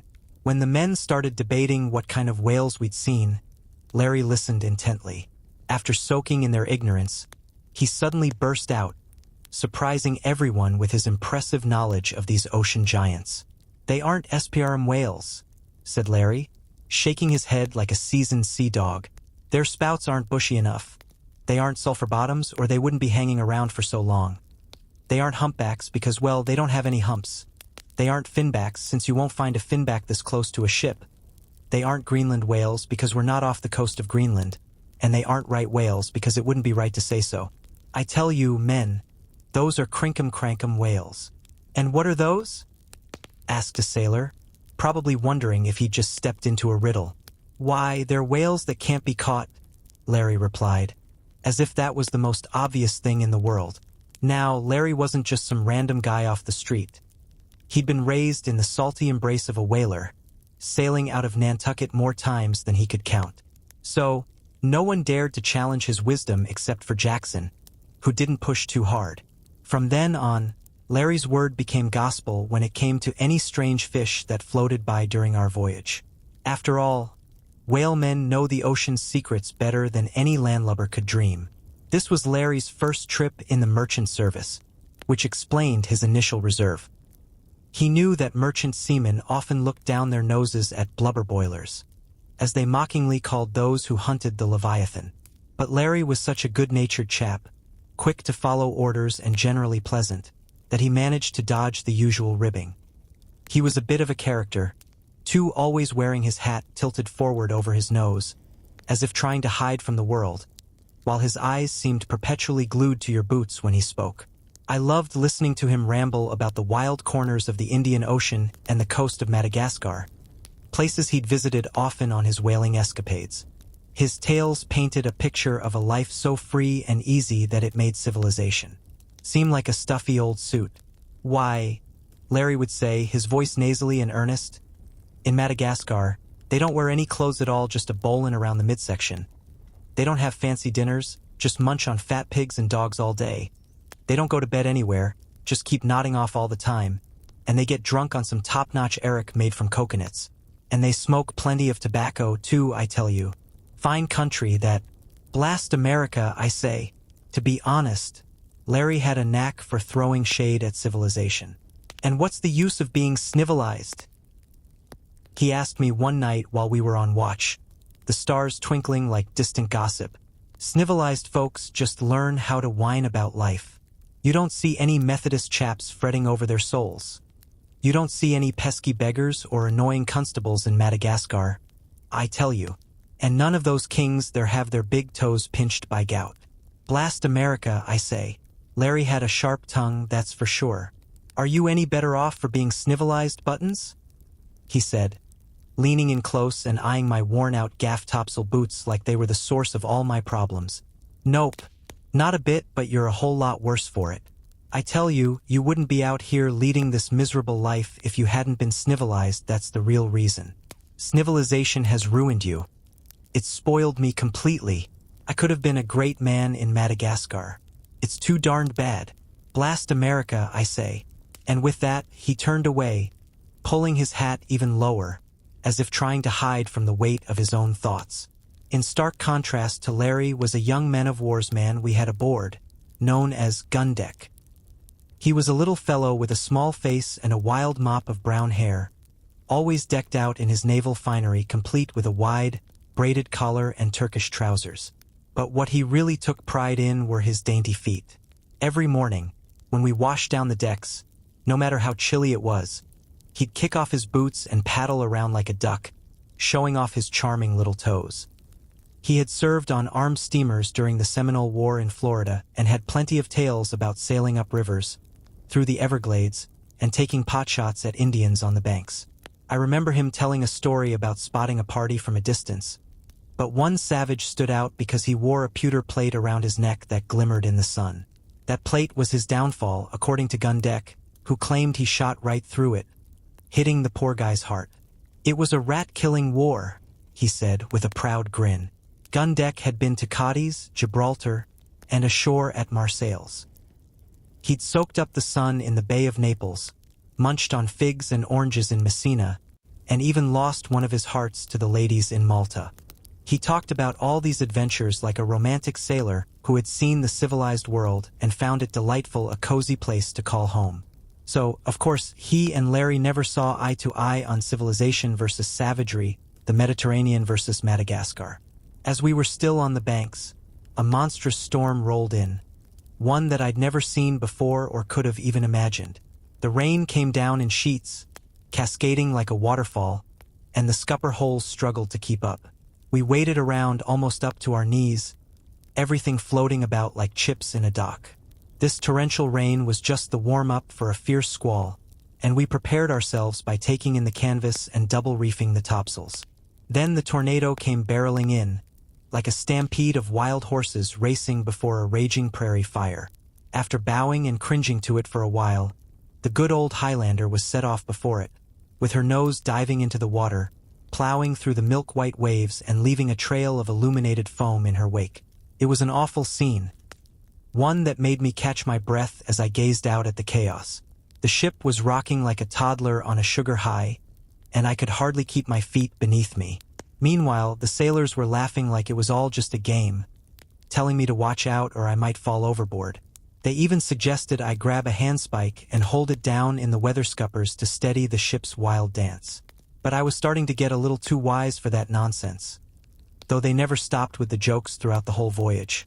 Once the storm passed, we were met with fair weather, at least until we hit the Irish Sea. The morning after the tempest, When the sea and sky had turned a lovely shade of blue, someone up high called out that there was a wreck on the lee beam. We all turned our eyes toward it. The captain perched in the mizentop like a bird of prey with his spyglass. Slowly, we drifted alongside the wreck. What we saw was a dismantled, waterlogged schooner. A truly dismal sight, like a sad old man who'd been wandering the streets for weeks. The bulwarks were mostly gone, and here and there, bare stanchions stood like forgotten sentinels, splitting the waves that crashed over the deck, which was almost level with the sea. The foremast was snapped off, just a sad little stump left, looking like a tree that had met a very unfortunate fate in the woods. Every time the ship rolled, the open main hatchway yawned wide, only to be filled again with water, gurgling as it rushed in like a hungry beast. At the top of that mainmast stump, about 10 feet above the deck, something that looked like a sleeve was nailed there. It was likely the remnant of a jacket, once a signal for the crew, now frayed and blown away by the relentless wind. Tied to the taffrail, leaning over like they were taking a nap, were 3 dark, green, grassy objects that swayed gently with the ship's roll but otherwise remained still. I saw the captain's glass trained on them, and then he muttered, "They must have been dead a long time." Those were sailors who had lashed themselves there for safety, only to meet a grim fate of starvation. I thought for sure the captain would lower a boat to bury the bodies and find out more about the poor schooner. But no, we just sailed on, leaving it behind without even learning its name, though everyone assumed it was a New Brunswick lumberman. The sailors didn't seem surprised at all that our captain didn't send a boat to the wreck, but the steerage passengers were outraged, calling it barbarity. I couldn't help but feel a mix of shock and amazement at his indifference. But, as my future sea adventures would show me, this kind of behavior is pretty common, unless, of course, there's a chance to save a life. So we sailed away, leaving the wreck to drift on. A cozy home for barnacles and a playground for sharks. "Look there," said Jackson, leaning over the rail and coughing like he had a lung full of sea salt. "That's a sailor's coffin." "Ha, ha, Buttons, how do you like that? Wouldn't you want to take a sail with those dead men? Wouldn't it be nice?" He tried to laugh but ended up coughing again. "Don't laugh at those poor fellows," said Max, looking serious.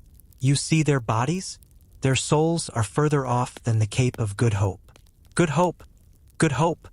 shrieked Jackson, grinning like a maniac, mimicking Max's accent. "There's no good hope for them, old boy. They're drowned and dead, just like you and I will be one of these dark nights." "No, no," Blunt chimed in. "All sailors are saved. They have plenty of squalls down below, but fair weather up top." "And did you get that from your silly dream book, you Greek?" Jackson howled through another cough. "Don't talk about heaven to me, it's a lie. I know it, and anyone who believes in it is a fool. Do you think there's any heaven for you? Will they let you in there with that tarry hand and oily hair? Avast! When some shark gulps you down one of these days, you'll find that dying just takes you from one gale of wind to another. Mind that, you Irish cockney. Yes, you'll be bolted down like one of your own pills. I'd love to see the whole ship swallowed up in the Norway maelstrom, like a box of them. That would be a real dose of salts for you." With that, he wandered off, clutching his chest and coughing like it was his last breath. Every day, Jackson seemed to get worse, both in body and mind. He rarely spoke, except to contradict, mock, or curse. His face grew thinner, but his eyes burned brighter, as if he were about to flicker out and leave them glowing like candles before a corpse. Though he had never set foot in a church and knew nothing about Christianity no more than a Malay pirate, he was a natural-born atheist and infidel. During the long night watches, he would argue that there was nothing to believe in, nothing to love, and nothing worth living for, only things to hate in this wide world. He was a horrid desperado, resembling a wild Indian with his tawny skin and high cheekbones, running amok against heaven and earth. He was like Cain afloat, marked with some inscrutable curse, wandering about and corrupting every heart that beat near him. But there was more woe than wickedness in him. His darkness seemed to spring from his sorrow. And for all his hideousness, there were moments when something in his eyes was ineffably pitiable and touching. Even when I almost hated him, I couldn't help but pity him more than anyone else. As yet, I haven't said much about the passengers we carried out, but before I dive into that, let me clarify something about the Highlander. She wasn't your typical Liverpool liner or packet ship, chugging along on a strict schedule like a bus on a city route. Nope, she was more of a free spirit, a so-called regular trader to Liverpool, sailing when she felt like it, bound by no obligations whatsoever. Think of her as that friend who shows up to brunch whenever they please, no RSVP needed. Now, merchant vessels that aren't liners or regular traders fall into the category of transient ships, which is just a fancy way of saying they pop in and out like a cat burglar in the night. One day they're here, the next day they're off somewhere else, like Mullins's dog chasing after a squirrel. But honestly, I didn't mind that the Highlander wasn't a liner. From what I gathered, those liners were like overachieving students, working themselves to the bone to maintain their reputation for speed. They carried so much sail that their poor crew was practically running a marathon every time they set sail.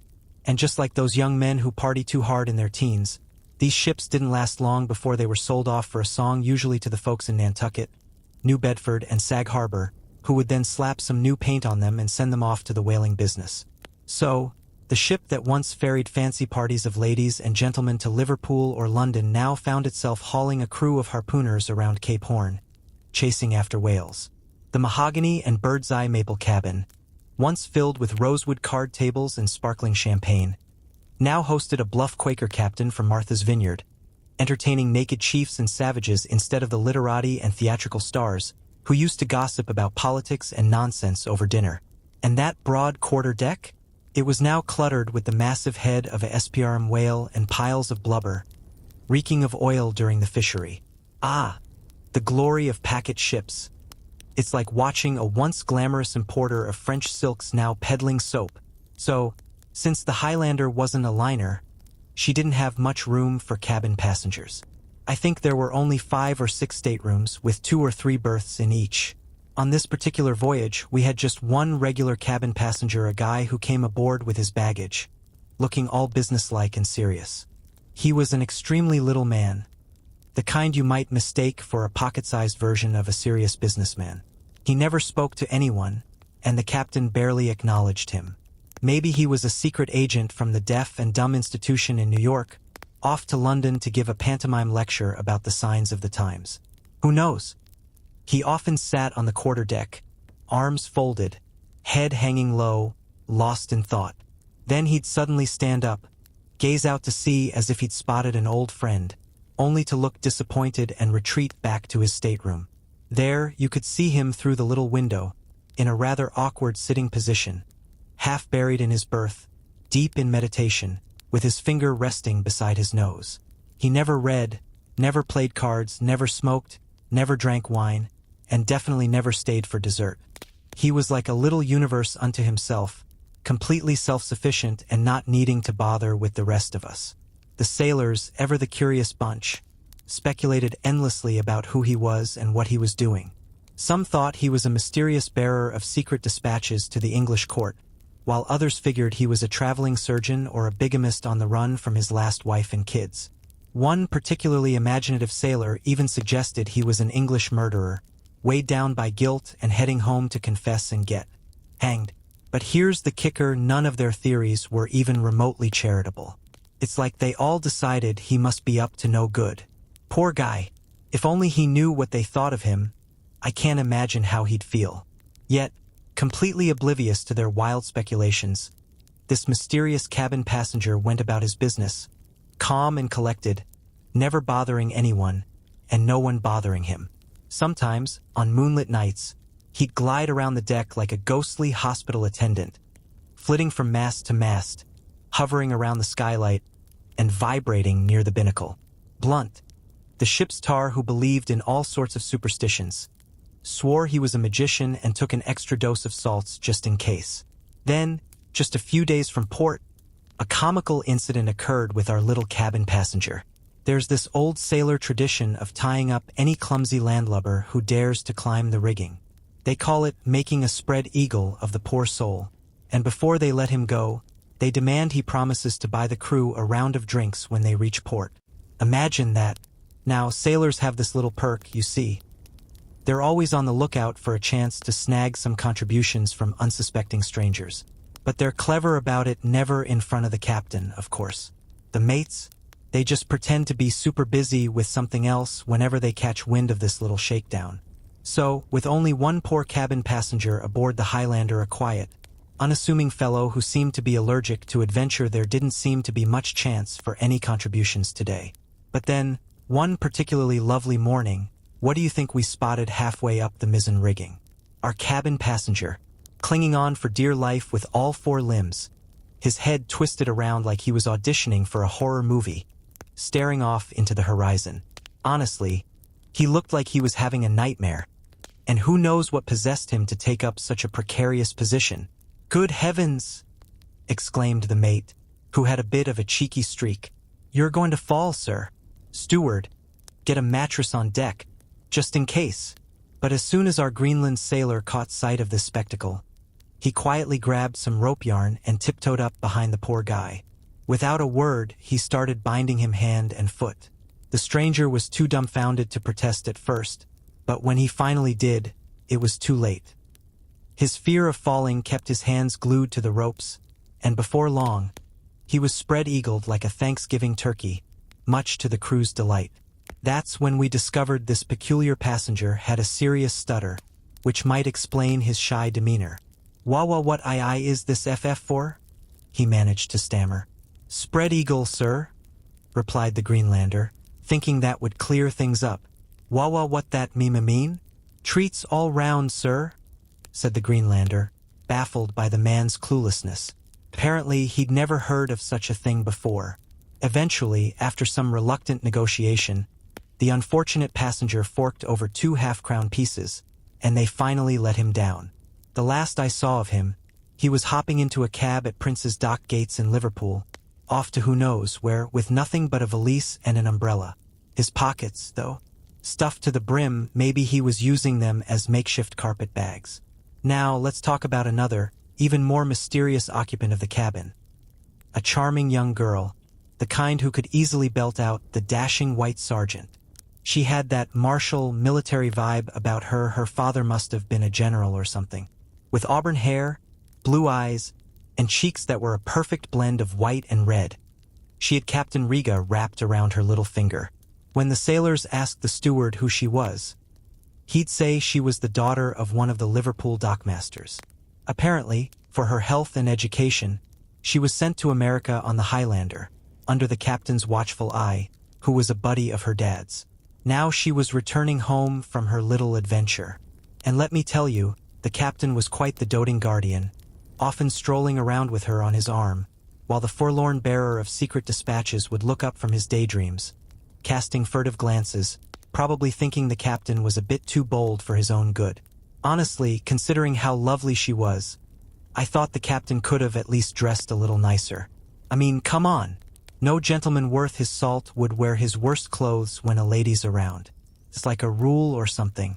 But this Captain Riga? Not a true gentleman by any stretch. Maybe he wore his shabby attire to prove he was just her guardian, not a suitor. You know how guardians can be completely indifferent to their appearance. Still, the journey was one long, awkward flirtation between this spirited girl and the poorly dressed captain. If her mother had been alive to see her, she would have given her an earful about her behavior and probably handed her a copy of Mrs. Ellis's Daughters of England for good measure. But I digress. When we finally reached Liverpool, she emerged from her cabin in a stunning silk dress, complete with a lace hat and veil, and a fancy parasol that one sailor declared was spandangulous.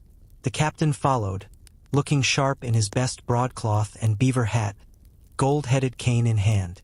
They hopped into a carriage, and that was the last we saw of her. I hope she's doing well, but I can't shake the feeling that something's a bit off. Now, let's not forget about the steerage passengers. There were only about 20 or 30 of them, mostly mechanics heading home after a successful stint in America, eager to reunite with their families. These were the only steerage folks I knew of until one foggy morning, just as we were making Cape Clear, the southern tip of Ireland. A tall Irishman in a shabby bed-ticking shirt emerged from the fore hatchway. He leaned on the rail, gazing longingly at the land, scratching his back with both hands. We all jumped at the sight. None of us had ever seen him before. And when we realized he'd probably been burrowing in his bunk all this time, the reason for his back scratching became all too clear, and a bit gross. Oh, and I almost forgot about another passenger, a little boy, not even 4 feet tall. He was an English lad who, about 48 hours from New York, suddenly appeared on deck, asking for something to eat. Turns out he was the son of a carpenter, a widower who had come to America on the Highlander 6 months earlier. Sadly, his father had taken to drinking and passed away, leaving the boy an orphan in a foreign land. For several weeks, this little boy roamed the wharves, scraping together a meager living by sking molasses straight from the casks that had just been unloaded from West India ships. Talk about a sticky situation. He'd occasionally treat himself to the odd orange or lemon that bobbed around in the docks like a floating treasure. Nights were a real adventure too. Sometimes he'd crash in a market stall. Other times he'd curl up in an empty hogshead on the piers. And once, just for kicks, he even spent a night in the watchhouse. Imagine him darting out the next morning, slipping right between the doorkeeper's legs like a little ghost, while the poor guy was busy scolding another vagrant for his repeated attempts to mooch off the public charities. Then, one fateful day, while wandering the docks, he spotted the Highlander, the very ship that had ferried him and his father from England. It was like a scene straight out of a movie. Without a second thought, he decided he'd hitch a ride back on her. He approached the captain, laid out his case, and asked for a passage. Spoiler alert, the captain wasn't having it. But our little hero wasn't about to let a little thing like rejection stop him. No. He hatched a plan to sneak aboard before the ship set sail, hiding himself in the between-decks. Picture this. He wedged himself between 2 massive casks of water, popping his head out for air like a periscope. One night, a steerage passenger mistook him for a particularly large rat and poked around with a stick, thinking he was just another stowaway trying to sneak across the Atlantic. And let me tell you, there are plenty of those types hopping between Liverpool and New York. Once he finally revealed himself after making sure they were far enough from land, the captain wasn't exactly thrilled. He gave the boy a good shake and threatened to toss him overboard as a snack for John Shark. But then, in a surprising twist, he told the mate to send the boy forward to live among the sailors. And guess what? They welcomed him with open arms. But first, they gave him a good scrub in the lee scuppers.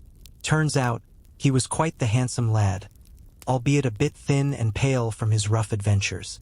With some good food and care, he quickly plumped up, looking as sprightly as a kid from Queen Victoria's nursery.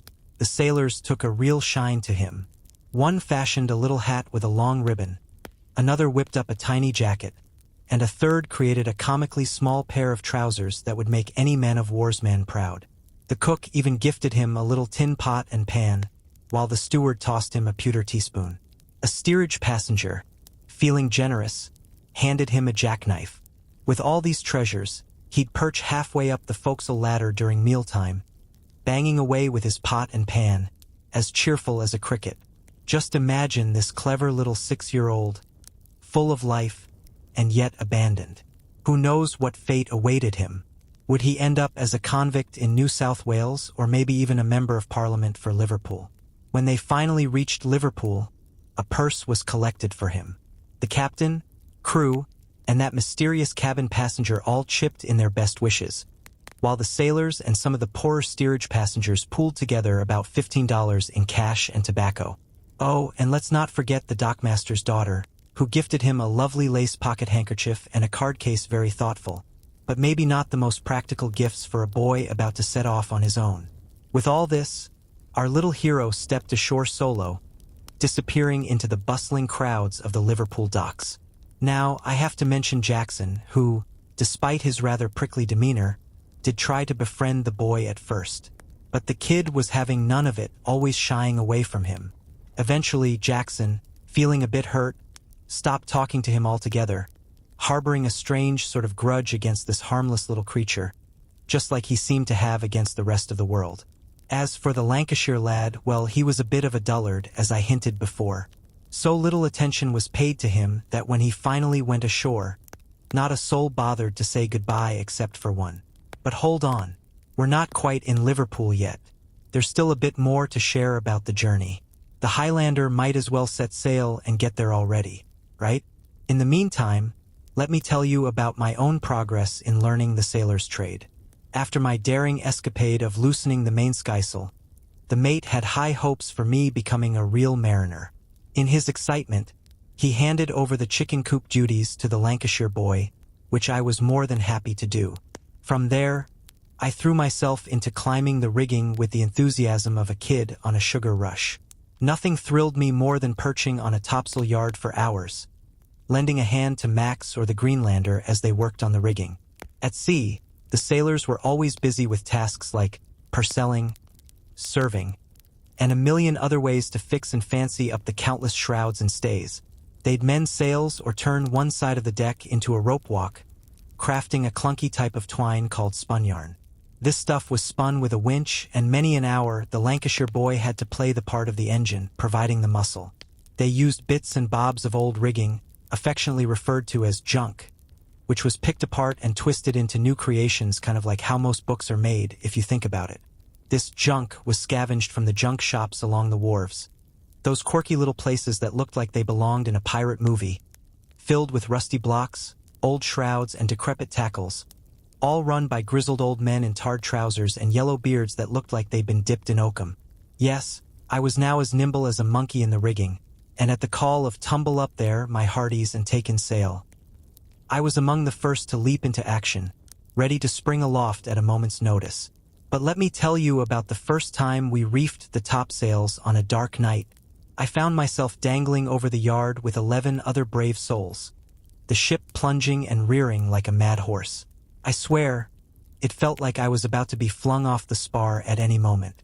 In that wild moment, all I could think about was a cozy featherbed back home, and I clung on for dear life, with no chance of snoring, mind you. But after a few more rounds of this nautical rodeo, I got the hang of it. Before long, I was tying my reef point as quickly and expertly as the best of them, never once tying what they call a granny knot. I'd slipped down to the deck using the bear stays instead of the shrouds. It's surprising how quickly a boy can shake off his fear of heights. My nerves became as steady as the Earth's diameter, and I felt as fearless on the Royal Yard as Sam Patch at the edge of Niagara Falls.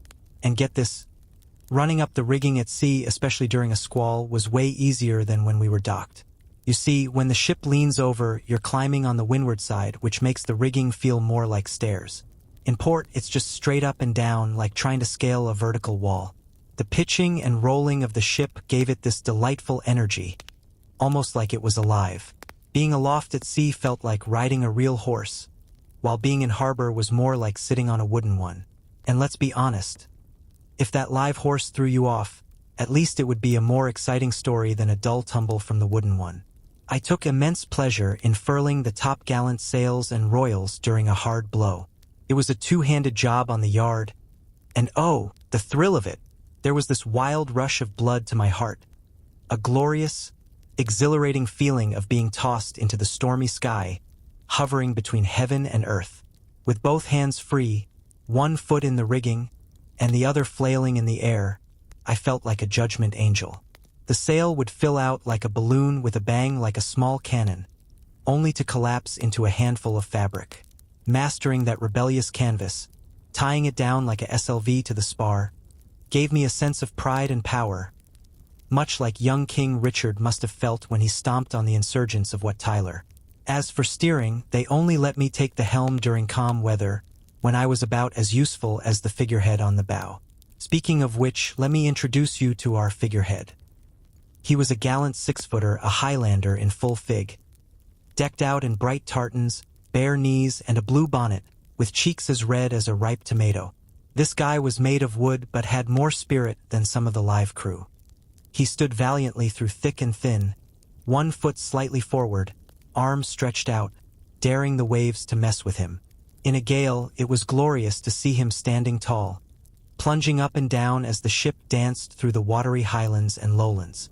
He was a veteran of many sea battles, but when we reached Liverpool, a figurehead builder gave him a makeover, amputating his left leg and replacing it with a wooden one that didn't quite fit. Poor guy looked like he was limping after that. Then, the figurehead surgeon gave him a new nose touched up one eye, and patched up his tartans. Finally, a painter came along and dressed him in a brand new plaid that was simply stunning. I have no idea what happened to Donald after that, but I like to think he's safe and sound, enjoying a nice pension at the Sailor's Snug Harbor on Staten Island. Now, the reason I didn't get much of a chance to learn how to steer was simple.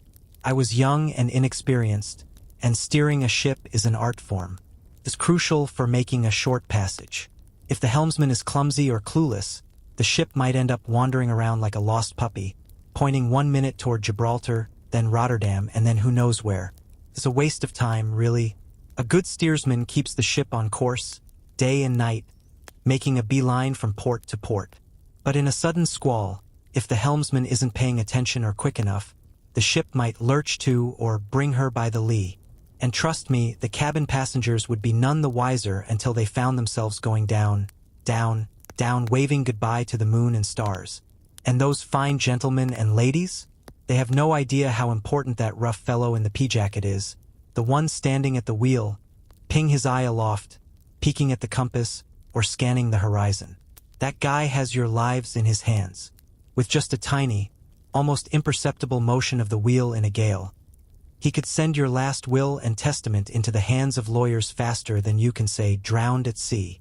So you might want to give him a good look. He doesn't seem like the type who'd be playing into the hands of an heir-at-law, does he? But that's the reality. Keep an eye on him, maybe take him down to your stateroom after a stormy watch and make a friend of him. A little cordial goes a long way. And if you or your heirs have any interest in underwriters, you'd better keep a close watch. If you notice that the crew members who take the helm are careless or inefficient, and if you hear the captain yelling things like, "Luff, you rascal, she's falling off," or "Keep her steady, you scoundrel, you're boxing the compass," then you might want to hurry down to your stateroom. If you haven't made a will yet, get your stationery out and get to work. Seal it up in a bottle like Columbus log, and who knows, it might just drift ashore when you're lost to the depths in the next gale. Though, for reasons I won't bore you with, they wouldn't let me steer the ship. I found solace in studying the compass. Every morning, like it was my multiplication table. I mean, who doesn't love a good compass, right? I'd sneak peeks at the binnacle, that little box where the compass lives, and marvel at how that needle always pointed north. Why north? Why not south or west? It's a mystery that has baffled many. You'd think, with everyone heading west since the dawn of time, the needle would follow suit. But no, it stubbornly points to the pole, where the only thing waiting for sailors is a whole lot of ice. Perfect for mint juleps, if that's your thing. Speaking of the binnacle, let me tell you about this charming little contraption. It was about the size of a birdcage, with sliding doors and 2 cozy little rooms inside. Picture it perched right in front of the helm, like a proud little house on a hill.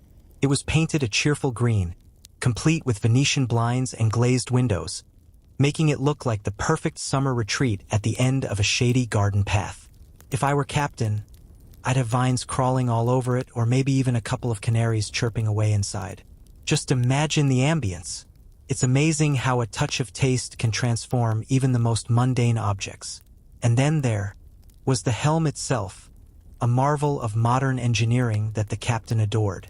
It was a shiny mess of cogs, wheels, and spindles, all polished brass, resembling a printing press or a power loom. The sailors, however, weren't fans. You see, their fingers had a knack for getting caught in the intricate machinery, which was less than pleasant. And on those calm days when the ship would sway, the helm would lurch unexpectedly, sending the helmsman spinning like Ixion, which, let me tell you, was not a fun ride. Talk about a rough break. Now, let's not forget the HRNSS cask, a fancy name for a meat safe where we stored a week's worth of salt pork and beef. It was oval-shaped, adorned with silver-gilt hoops and a padlock that looked like it belonged on a treasure chest. This was the captain's favorite perch, where he'd sit in the afternoon, sporting a tasseled Chinese cap and puffing on a fragrant Havana cigar. Captain Riga sure knew how to enjoy life. And then there was the capstan, the pride and joy of the ship, polished to perfection by the cook, who treated it like a prized teapot. It stood proudly in the middle of the quarterdeck, shining with brass and decorated with diamond-shaped veneers of mahogany and satin wood. This was the captain's lounge, and the chief mate's little office, complete with paper and pencil for jotting down important notes. I could go on about the boobay hatch, which served as a makeshift settee for the officers, or the fife rail around the mainmast, which enclosed a little green canvas ark where a small white dog, decked out with a blue ribbon, would take his morning stroll. It was like a tiny version of the New York bowling green, but with more barking and less bowling. As I started to learn my sailor duties and climbed the rigging with a bit more confidence, the crew treated me with a smidge more respect. But let's be real, they still held onto that air of superiority. Knowing the names of the ropes and where to find them in the dark is just the tip of the iceberg. Could I strike a topgallant mast and bring it down during a gale? Could I turn in a dead-eye or properly seize the mainstay? What about passing a gammoning or clearing a foul hawse? The list goes on, and trust me, it's a lot more complicated than it sounds. Being a sailor is a special kind of job, just as much a trade as carpentry or locksmithing. Takes a whole lot of skill and versatility. In the English merchant service, boys serve a long apprenticeship of 7 years. Most start out on the Newcastle colliers, getting their sea legs with some serious coasting work. I remember reading in an old copy of the Letters of Junius that coal could be dug at Blackheath and sold for half the price Londoners were paying. But the government wouldn't let them open the mines, fearing it would ruin the nursery for British seamen. Isn't that a fun little tidbit? A thorough sailor, you see, has to be a bit of a jack of all trades. I mean, he's not just tying knots and hauling ropes. No. He's got to dabble in embroidery, crafting fanciful collars of hempen lace for the shrouds. And weaving? Oh, he's got to whip up mats of rope yarns for lashings to the boats. It's like a bizarre craft fair out there on the high seas. He's got to have a flair for millinery too, tying those graceful bows and knots. Think Matthew Walker's roses and Turk's heads. And don't forget the music. A sailor needs to belt out a tune at the halyards like he's auditioning for a sea shanty. Jewelry, carpentry, sewing, you name it, he's got to do it. If he's not crafting dead-eyes for the rigging, he's making a jury mast out of a yard in case of an emergency. It's like a never-ending DIY project, but with more salt and fewer Pinterest boards. Now, if you're wondering how sailors distinguish the real pros from the ones who just hand, reef, and steer, they've got a phrase for that. A true mariner is a sailorman, someone who doesn't just know how to reef a topsail, but can practically dance in the rigging. But alas, I was not initiated into this art and mystery. Nope, my stint on the Highlander was just a short voyage, and they didn't see the point in teaching me anything that wouldn't benefit the next poor soul who boarded. All they wanted from me was the goodwill of my muscles and the use of my scrawny backbone, just a lever for the real artists to employ. So, when it came time for embroidery in the rigging, I was assigned the most glorious tasks, like swinging over the bows with a club hammer to pound the rust off the anchor. Thrilling, right? There was a certain fatality to the hammers I carried. They had a knack for slipping right out of my hands and plummeting into the sea. But somehow, the supply of replacement hammers was endless, as were the colorful blessings from the chief mate for my clumsiness. Then there were the delightful moments spent picking oakum, which felt a bit like being a convict, thoughts of gallows and halters creeping in, or whittling belaying pins like some down east lumberjack. But I tried to take it all in stride, like a young philosopher, while gazing through a porthole and reciting Lord Byron's Address to the Ocean, which I had once performed on stage back home. Yes, I got used to it all, adopting a cool demeanor in the spirit of Seneca and the Stoics, except for one thing, the turning out when the watch was called at night. Oh, that was a miserable business. Imagine this.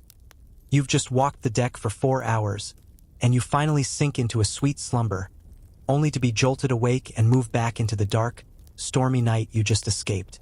It's like a cruel joke. Really? To cope, I made a little arrangement with a lad from Lancashire in the other watch. He'd come below and whisper, "Watch below, buttons. Watch below." A gentle nudge to remind me of my duties. Then I'd roll over and steal another nap, enjoying several complete watches in my bunk while he toiled above. I highly recommend this strategy to anyone contemplating a sea voyage. But, of course, the dreadful reality couldn't be avoided. 8 bells would eventually ring out, and the crew on deck, all chipper and ready to swap places, would call us below in the most infuriatingly cheerful way. "Starboard watch, ahoy! 8 bells there. Below. Tumble up, my lively hearties." Steamboat alongside waiting for your trunks. Bear a hand with your knee buckles. My sweet and pleasant fellows. Fine shower bath here on deck. Hurrah, hurrah. Your ice cream is getting cold. And the old-timers, still fumbling into their trousers, would grumble back, "Oh, stop your gabble, will you? Don't be in such a hurry now. You feel sweet, don't you?" It was amusing to see how the tables turned after the next watch. Suddenly, we were the wits and jokers, while those below transformed into grumpy bears. Now, let's talk about the Highlander. She wasn't exactly a speed demon, more like a tortoise in a race. While some packet ships zipped through in 15 or 16 days, we took a leisurely 30. Finally, one morning I came on deck, and they told me Ireland was in sight. Ireland, a foreign land actually visible. I squinted hard but saw nothing more than a bluish, cloud-like spot on the horizon. Was that really Ireland? If that's how a foreign country looks, I might as well have stayed home. Now, what did I imagine the shore would look like? Honestly, I can't say for sure, but I had this hazy vision of something strange and wonderful. And there it was, coming into view as the light grew brighter and our ship sailed closer. Ireland. Suddenly, my mind was racing with thoughts of Robert Emmet and that dramatic last speech of his before Lord Norbury. I thought of Tommy Moore and his swoon-worthy verses, and then I got lost in a daydream about Curran, Grattan, Pluckett, and O'Connell. Oh, and let's not forget my uncle's ostler, Patrick Flanagan. And then there was the gallant Albion, shipwrecked right on this very shore. I couldn't help but think how much I wanted to hop off the ship and explore Dublin and the Giant's Causeway. Just then, a fishing boat bobbed into view, and I rushed to get a look. But honestly, it was just your average, run-of-the-mill boat, doing what boats do, bobbing up and down like a cork in a bathtub. Yet, when I realized the lone fisherman was a native of this land, probably never having set foot in America, it struck me that he looked a bit peculiar. He was quite the chatterbox, and as soon as we were close enough to hear him, he shouted, "Ah, my fine sailors from Ameriky, ain't ye my beautiful sailors?" Then he asked us to stop and throw him a rope. Thinking he might have something important to say, our mate backed the main yard, and we tossed him a line. The fishermen started hauling it in, all the while calling out, pay out, my honeys." But you're noble fellows." Finally, the mate asked, "Why don't you come alongside? Haven't you got enough rope yet?" "Sure, and I have," he replied, with a grin that could only be described as Kilkenny-esque. Then, with a swift slice of his knife, he cut the rope and sailed away, leaving us with a good 15 fathoms of our tow line. "And may the old boy hurry after you, and hang you in your stolen hemp, you Irish blackguard," the mate yelled, shaking his fist at the disappearing boat, still recovering from the shock. Well, there's a lovely introduction to the Eastern Hemisphere, robbed before we even set foot on land. This little trick certainly outdid all the tales I'd heard about wooden nutmegs and basswood pumpkin seeds from Connecticut. If there were more Hibernians like our friend Pat, those Yankee peddlers might as well pack it in. The next land we spotted was Wales. It was high noon, and a long line of purple mountains stretched across the horizon, looking like fluffy banks of clouds. Could this really be Wales? I thought of the Prince of Wales and wondered if a real queen with a shiny crown ruled over that very land I was staring at, with the same pair of eyes I had. Then I remembered a grandfather of mine who fought against the ancestor of this queen at Bunker's Hill. But honestly, the mountains looked a bit too much like the Catskill Mountains back home. With a light breeze, we sailed on until the next day, when we reached Holyhead and Anglesey. Then the wind died down to almost nothing, and the little breeze we had was right in our faces. So we kept tacking back and forth, gliding through the water, always catching glimpses of a distant snow-white tower. Was it a fort? A lighthouse? I found myself lost in thoughts about who might live in that lonely place and whether they had any clue about us. On the third day, with a good wind at our backs, we got close enough to our destination to take on a pilot at dusk. Now, this pilot and everything about him was a far cry from our New York pilots. The boat that brought him was a hefty-looking sloop with flat bows, wheezing through the water, a stark contrast to the sleek little schooner that waved us goodbye off Sandy Hook. Aboard were 10 or 12 other pilots, all with shaggy brows and bundled up in shaggy coats, looking like a cozy little family of bears hibernating in a rustic. They must have had a grand old time cruising the Irish Sea, searching for Liverpool-bound vessels, smoking cigars, sipping brandy and water, and spinning tall tales. Then, one by one, they'd scatter onto different ships, only to reunite later by a roaring sea-coal fire in some Liverpool pub, ready for another adventure. When this English pilot boarded us, I stared at him like he was some exotic creature just escaped from the zoo. Here was a real live Englishman, fresh from England, but as he started barking orders and swearing like a sailor, oh wait, he was a sailor, I quickly realized he was just another run-of-the-mill bore. After sailing until about midnight, we hove to near the mouth of the Mersey. The next morning, just before dawn, we caught the first of the flood tide and, with a fair wind, entered the river, which at its mouth felt like an arm of the sea. As we glided through the misty twilight, we passed enormous buoys and caught sight of distant shapes on shore, vague and shadowy, like ghosts from some long-forgotten tale.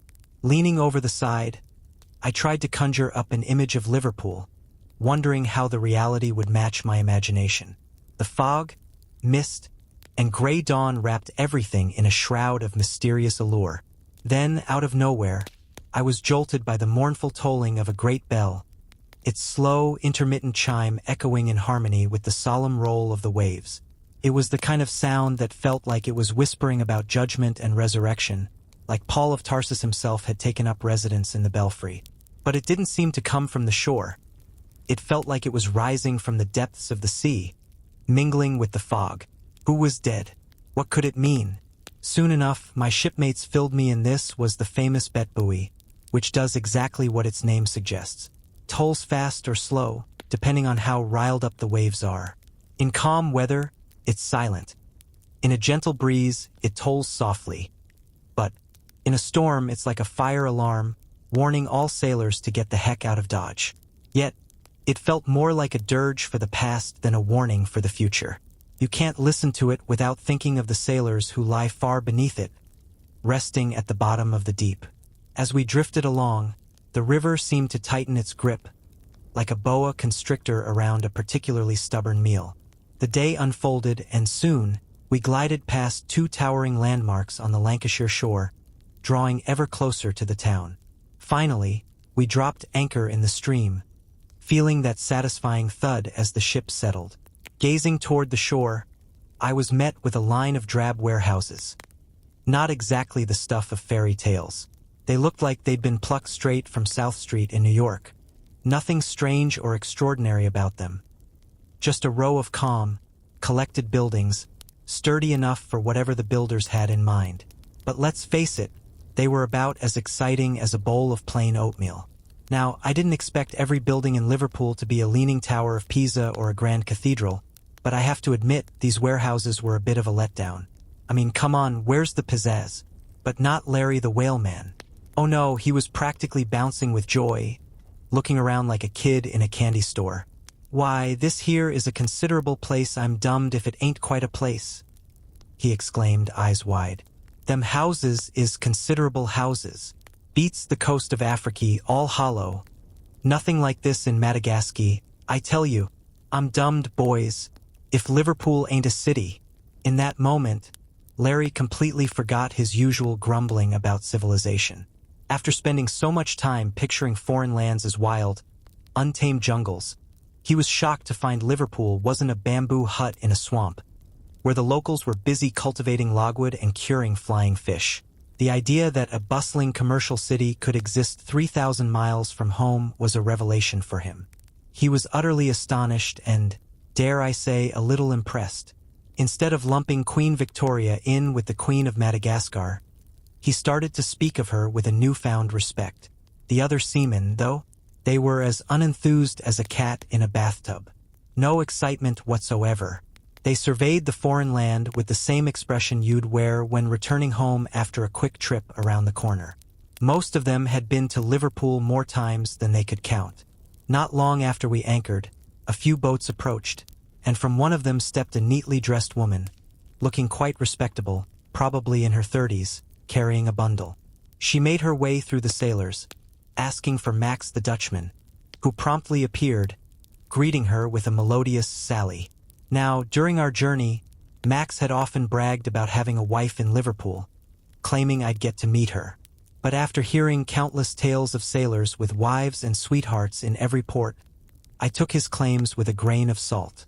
Imagine my surprise when I saw this genuinely decent woman arriving with a neatly packed bundle of Max's shore clothes, all fresh and ready for action. They stood apart for a few moments, basking in that kind of joy that only comes from reuniting after a long separation. After a flurry of questions about how he'd behaved in New York and the state of his wardrobe, she even took a trip down to inspect his quarters. Then, with a swap of clean clothes for soiled ones, she departed, just like the New York wife had done not 30 days prior. Sally visited the Highlander daily while we were in port, proving to be a whiz at whipping up duck frocks and trousers. She was a fantastic seamstress and, from what I could see, a well-behaved and respectable woman.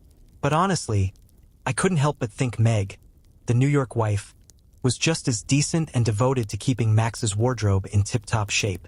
When we finally left England, Sally bid Max farewell just like Meg had.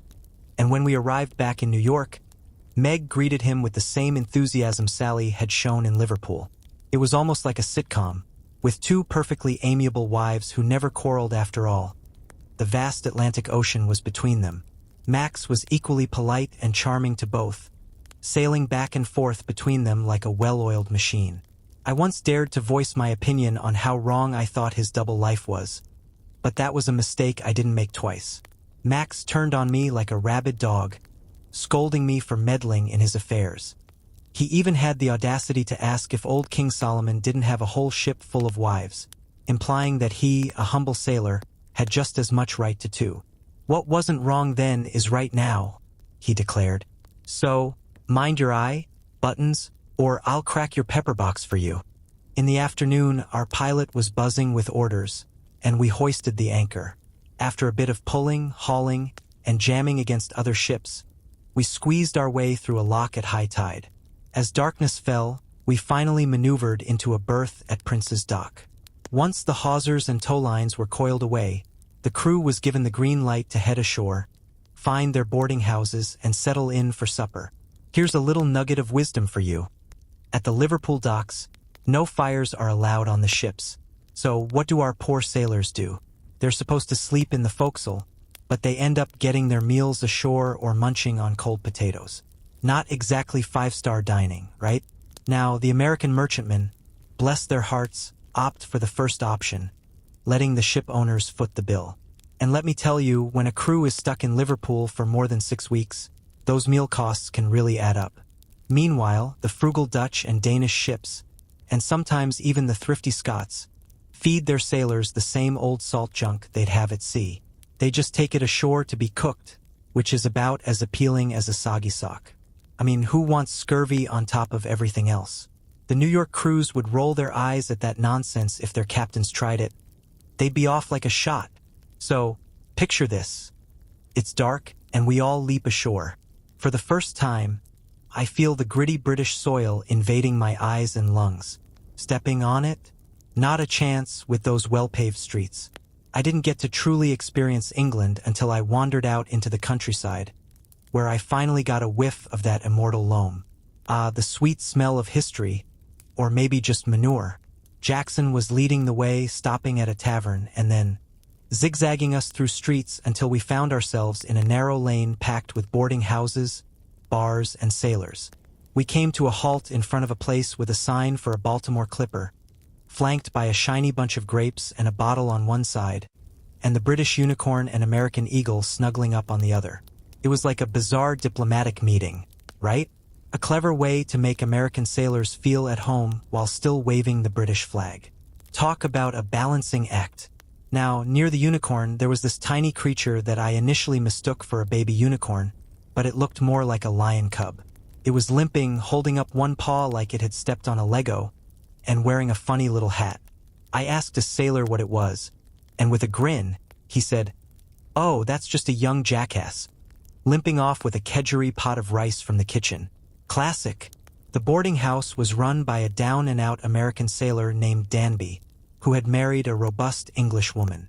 She was the real boss, running the show while he lounged around like a cat in a sunbeam. Her name? Handsome Mary. And let me tell you, she was a good-looking woman, probably in her 40s.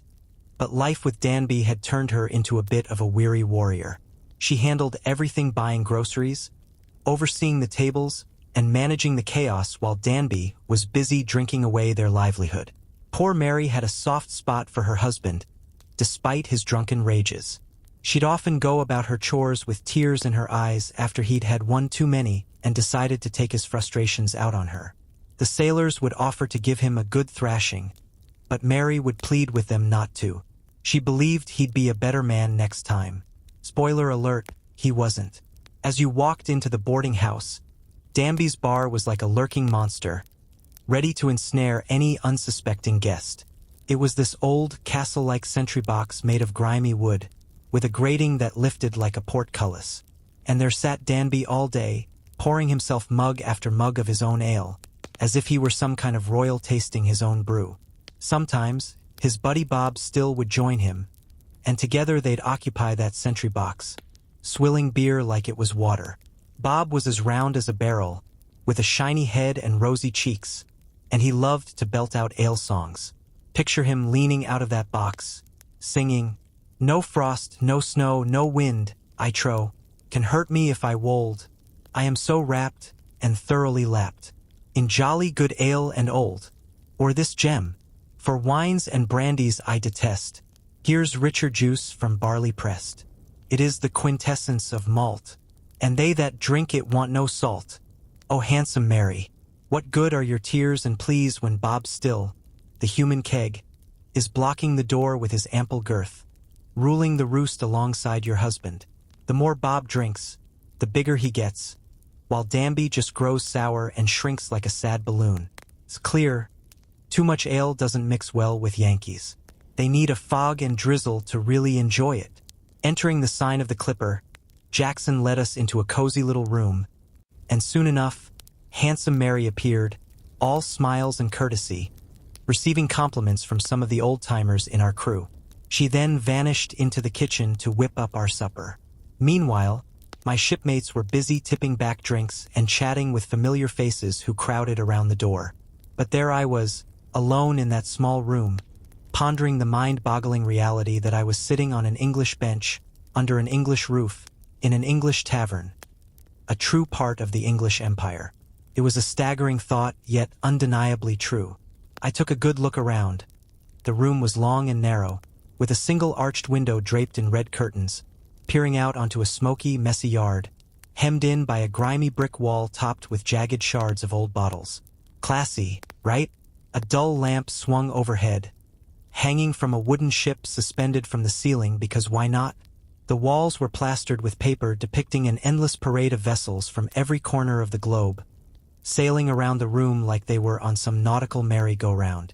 And there, as if to add a splash of color to the chaos, a faded map hung on the wall, showcasing the flags of all nations. Outside, the street was alive with a cacophony of ballad singers, rowdy women, wailing babies, and drunken sailors. And this is England? But where were the grand abbeys, the York minsters, the Lord Mayors, the coronations, the maypoles, the fox hunters, the derby races, and all the dukes and duchesses I'd read about? Not a single one of them was in sight. Alas, Wellingborough, I thought, your chances of seeing the sights are looking pretty grim. You're just a poor sailor boy, and I doubt the Queen is sending a delegation of noblemen to whisk you off to St. James's anytime soon. It dawned on me that my dreams of seeing the world as a sailor were, in reality, a bit of a stretch. Sailors only go around the world, not into it. Their travel tales are just a hazy recollection of a string of taprooms circling the globe, skimming the edges of the earth like a stone skipping across water. They barely touch land, only landing on wharves and pierheads. The idea of venturing inland to see Kenilworth or Blenheim Castle seemed as far-fetched as sending a car overland to the Pope when they docked in Naples. My daydreaming was interrupted by a servant girl rushing through the rooms, her voice ringing out, "Supper! Supper ready!" We climbed a rickety staircase and entered a second-floor room.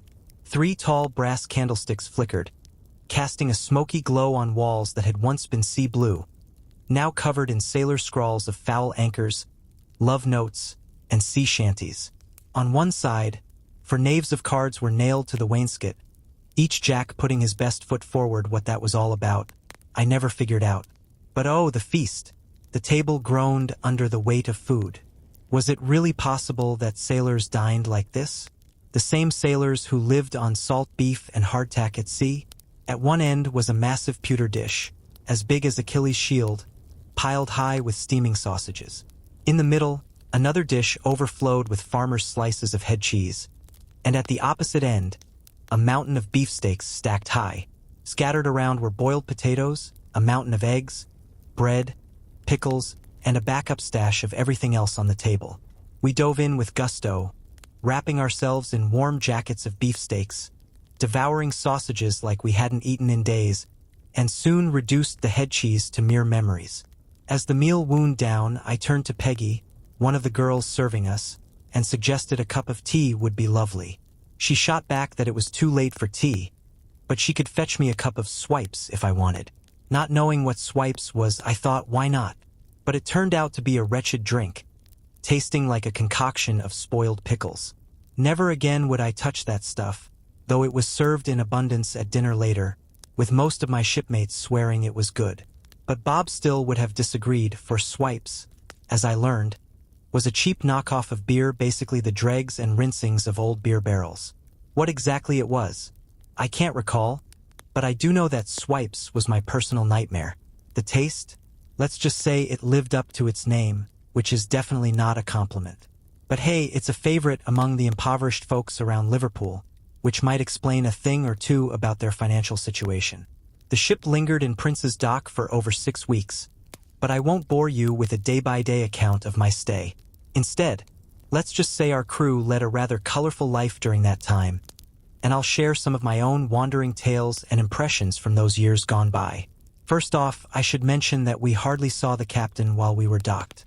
Sometimes, cane in hand, he'd saunter down on a pleasant morning from the Arms Hotel, where he stayed, and after lounging around the ship, barking orders at his chief, mate, his prime minister and grand vizier, if you will, he'd drift back to his drawing rooms. From a playbill I spotted peeking out of his pocket, I gathered he was a theater-goer, and from the rosy glow on his cheeks, it was clear he had a fondness for the fine old port wine that Liverpool is famous for. Occasionally, our friend would spend his nights aboard the ship, and oh, what mad, roistering nights they were. Picture this: a gathering that would make even the rare Ben Jonson raise an eyebrow in delight. Around the cabin table, he'd have 4 or 5 whiskered sea captains, each one more boisterous than the last, keeping the steward busy with a never-ending stream of corks popping and glasses filling. One memorable night, they all found themselves under the table at 4 in the morning, snugly tucked in by the 2 mates. I had to agree with our woolly doctor of divinity, the black cook, that they should have been ashamed of themselves. But let's be real, some sea captains only blush after the 3rd bottle. Now, every time Captain Riga visited the ship, he'd always throw a kind word to a gentlemanly, friendless custom house officer who practically lived aboard while we were docked. Can you imagine the boredom? This poor guy was stuck trying to kill time in the cabin, flipping through a newspaper and tapping his knuckles on the transom like it was a drum solo. He was there to prevent smuggling, but honestly, he often smuggled himself ashore, probably just to escape the monotony. I mean, who wouldn't want to escape a job worse than herding geese to water? Now, let's talk about the crew's daily grind. At the crack of dawn, all hands were called, and the decks were washed down. Then we had a glorious hour to go ashore for breakfast. After that, it was all hands on deck for rigging, picking oakum, or some other trivial task until noon, when we'd finally get to eat again.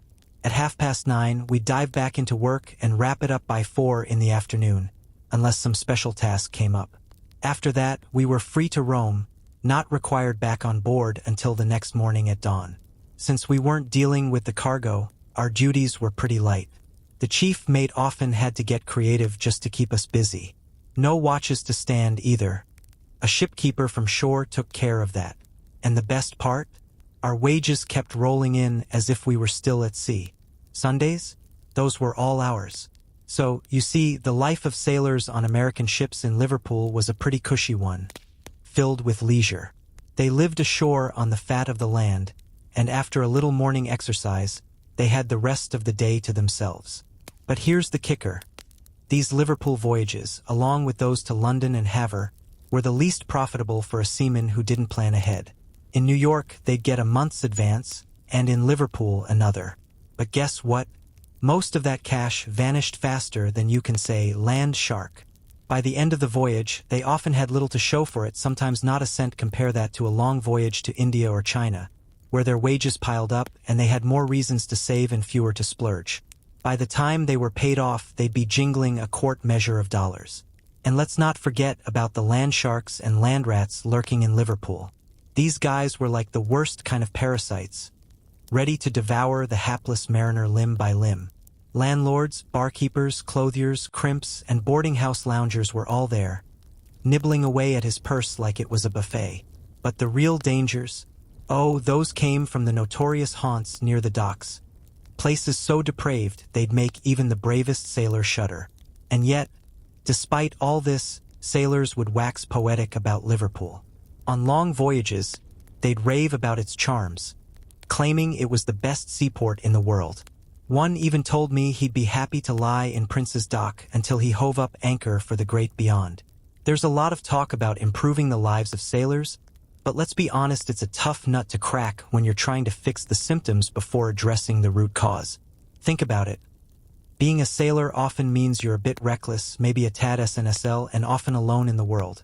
Even if they have friends or family, they're usually out of reach, and after enduring the hardships of a voyage, they're tossed into a foreign port with temptations that would test even the most virtuous soul.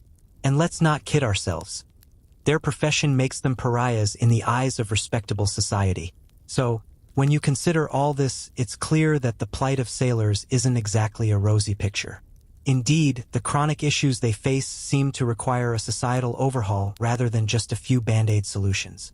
Sure, old ships are turned into chapels, and clever religious tracts are handed out like candy. Clergymen preach from the pierheads, and chaplains read sermons on the gun deck. There are even evangelical boarding houses and temperance societies trying to wean them off their beloved grog. But despite all these efforts, the reality for most sailors hasn't changed much in 100 years. It's a funny thing, isn't it? We often think of progress as this shiny, special thing, like a new gadget that just dropped. But really, it's more like a slow-moving train that everyone hops on, whether they want to or not. Take sailors, for instance. The ones steering the Hibernia or the Unicorn across the Atlantic today are a far cry from those larger-than-life characters of the past, like the sailors in Smollett's Tales or the brave souls who fought alongside Nelson at Copenhagen. Sure, today's sailors have ditched the shaggy jackets and the infamous Lord Rodney Q, but let's not kid ourselves. They're still just drifting along with the tide of society, not exactly leading the charge into a brave new world. Now, think about it this way. There are certain folks in this world who are like the wheels on a coach essential but often overlooked. You can have the fanciest interior, the plushest seats, and the shiniest door panels, but without those wheels turning through the muck and grime, you're not going anywhere. And guess what? Sailors are those wheels. They're the ones crisscrossing the globe, bringing us all the good stuff. Peas, silks, fruits, wines, and even the occasional opera singer. They're the lifeblood of commerce, the true importers and exporters. If they all decided to pack up and head to the moon, well, good luck getting your Amazon packages delivered on time. But let's get real for a second. What do we really think about sailors? Picture that guy stumbling down the dock.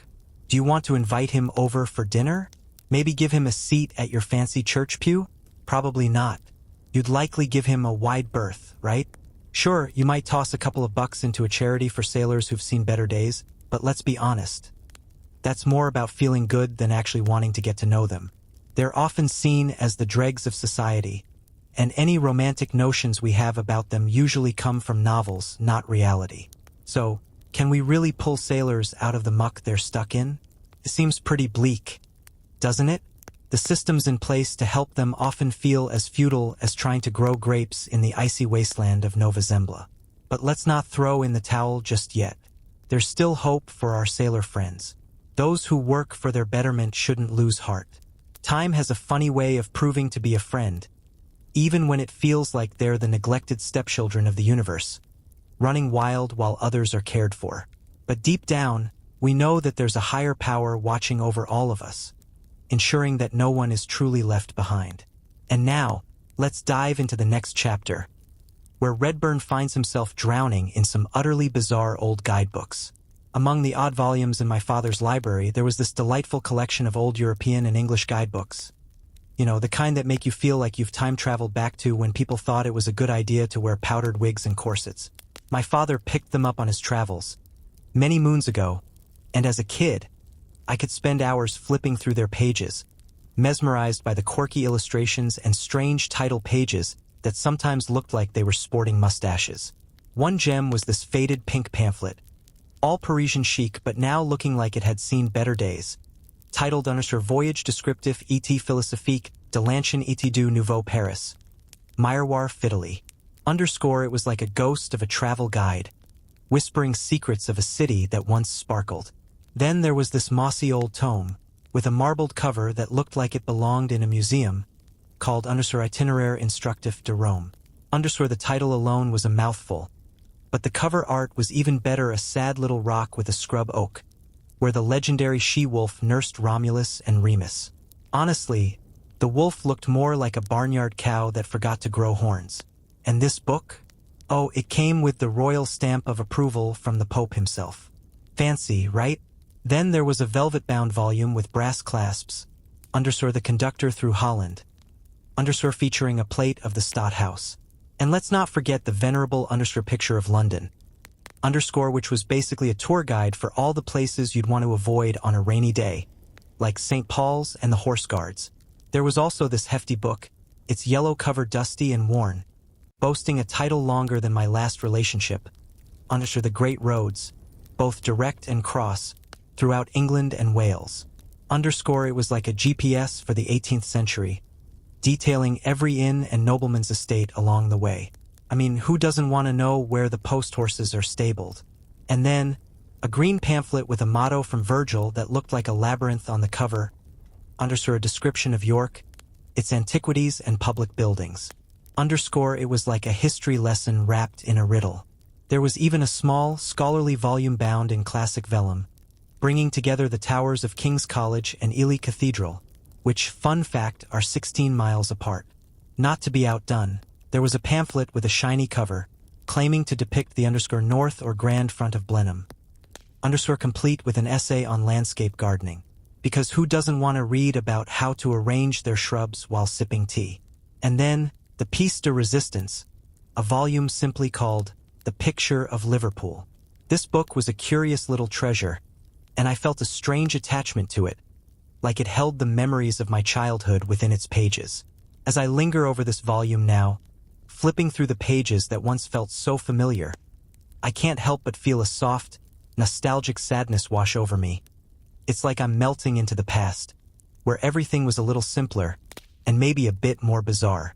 Dear book, I'd trade my Shakespeare and even my old Hogarth before I'd let you go. I'd rather auction off my own socks than see you tossed aside. You'll have a cozy spot on my shelf until the very last page falls out, even if I have to sit on the floor. This little gem is what the booksellers call an 18mo, bound in green morocco that's seen better days, with corners that look like they're sporting tiny red hats. And some unknown barbarian has inflicted a wound on the spine that's beyond repair. There's no title on the outside, so it's like a secret waiting to be discovered by anyone brave enough to open it. But let's dive in, shall we? What are these scrawls in the flyleaves? Who was the mischievous little artist doodling wild animals and castles in the air?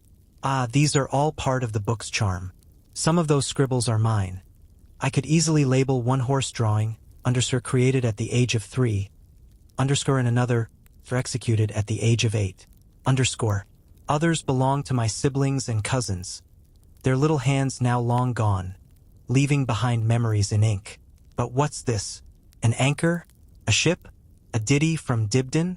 Did this book fall into the hands of a salty sea captain? Nope, that anchor and ship are mine, drawn during my own voyage to Liverpool. But hold your horses. I'm getting ahead of myself. In the midst of all these doodles, in faded ink that's still legible, is my father's handwriting. Walter Redburn, Riddowa's Royal Hotel, Liverpool, March 20th, 1808. Turning over that leaf, I stumble upon some half-faded notes in pencil typical of a methodical mind, definitely my father's handiwork from his time in Liverpool. These little jots are like a treasure trove of strange, subdued, old midsummer vibes for me, even if deciphering them feels like a game of crosswords gone wrong. Let's see what gems I can pull out at random. 3 shillings and 6pence for a guidebook. Not too shabby. Dinner at the Star and Garter for 10 shillings. I hope the food was worth it. A trip to Preston, 31 miles away, for 2 shillings and 6pence. And gratuities adding up to 4 shillings. I mean, who doesn't love tipping for a job well done? A hack for 4 shillings and 6pence. And Thompson's Seasons for 5, whatever that is. A library visit for 1 shilling. And a boat ride on the river for 6pence. And let's not forget the port wine and cigar for 4 shillings. Because nothing says, I'm on vacation, like a good buzz and a puff. Flipping to the next page, I can just make out some plans. Dine with Mr. Roscoe on Monday. Fancy. Call upon Mr. Murill the same day. Sounds like a busy schedule. Leave a card at Colonel Digby's on Tuesday. Because, you can't just show up unannounced. Theater Friday night, Richard III and a new farce. A little Shakespeare and some laughs? Count me in. Present letter at Miss L's on Tuesday. Call on Sampson and Wilt Friday. Get my draft on London cashed. Write home by the princess. And letter bag at Sampson and Wilt's. Quite the social butterfly, wasn't he? Turning the page again, I uncover a map, proudly declaring, a plan of the town of Liverpool. But honestly, it looks more like a toddler's scribbles than a plan. The streets twist and turn like a maze, and the docks are scattered along the Mersey like lost socks in a laundry basket, just a peaceful stream of shaded lines. In the northeast corner, there's a blank space, a Sahara of yellowish white, a desert where I once tried to draw all sorts of weird creatures with crayons. I bet that spot is now bustling with buildings in Liverpool, but back then, it was just my imagination running wild. Tracing with my pen, I spot dotted lines radiating from the foot of Lord Street, where Riddowa's Hotel is marked the very place my father stayed. These lines map out his adventures through the town, winding through streets and alleys, across broad squares, and into the tiniest nooks. And look at that. He didn't forget his religion while gallivanting in a foreign land. He attended St. John's Church near the Haymarket and other places of worship. I see he visited the newsroom in Duke Street, the Lyceum in Bold Street, and the Theatre Royal. He even paid his respects to the illustrious Mr. Roscoe, the historian, poet, and banker. Quite the cultured fellow, wasn't he? As I reverently fold the map, I come across a plate of the town hall, and then the title page adorned with a landscape. Picture this. A lady in sandals, sitting pensively on a bleak rock by the sea, one hand supporting her head, the other holding out a salver with a strange bird on it. The motto around it reads, Deus nobis haec oscia fecit. That bird? It's part of the city arms, a mythical creature called the liver, said to have once lived in a pool that covered much of the ground where Liverpool now stands. And from that bird and that pool, Liverpool got its name. In the distance, there's a ship sailing away, and on the beach, a little man is struggling to roll a huge bale of goods. Classic. At the top and bottom of this design, the title is complete, but I fear the printer's not up to the task of a perfect replica. The picture of Liverpool, or Stranger's Guide and Gentleman's Pocket Companion for the town, embellished with engravings by the most accomplished and eminent artists. Liverpool, printed in Swift's Court, and sold by Woodward and Alderson, 56, Castle Street, 1803. Then there's a brief, reverential preface, as if the writer's bowing the whole time. It talks about how well previous editions were received and quotes testimonies of respect from places like the British Critic and the Beauties of England and Wales. It wraps up with a hope that this new edition will be less unworthy of the public notice, and less unworthy also of the subject it is intended to illustrate. A nice, dapper little preface, solemnly dated at Hope Place, 1st of September, 1803. But wouldn't it be nice if the writer had included the exact hour of the day? and what timepiece he was using, or maybe even his age and name. But alas, all is lost.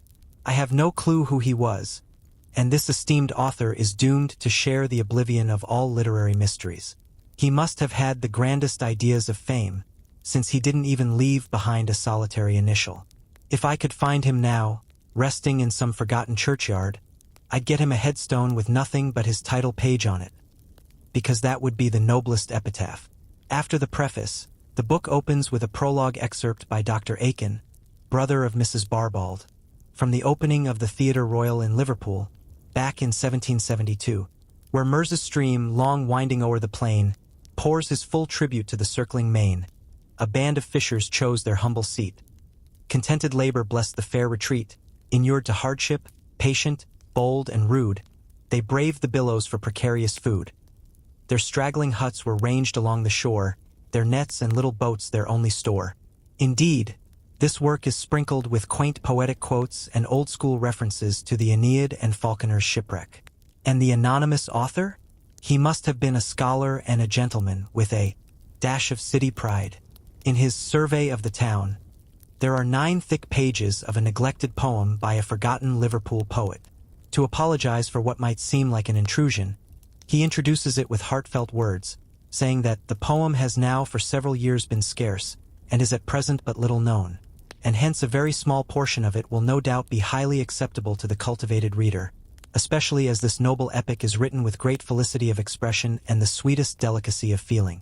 Once, just once, I had a fleeting, uncharitable thought that the author of the guidebook might have penned that epic. But that was ages ago, and I've never let such a thought creep back into my mind since. This epic tale, right here in front of me, unfolds in that grand, old-fashioned way, rolling along like a fancy coach and four.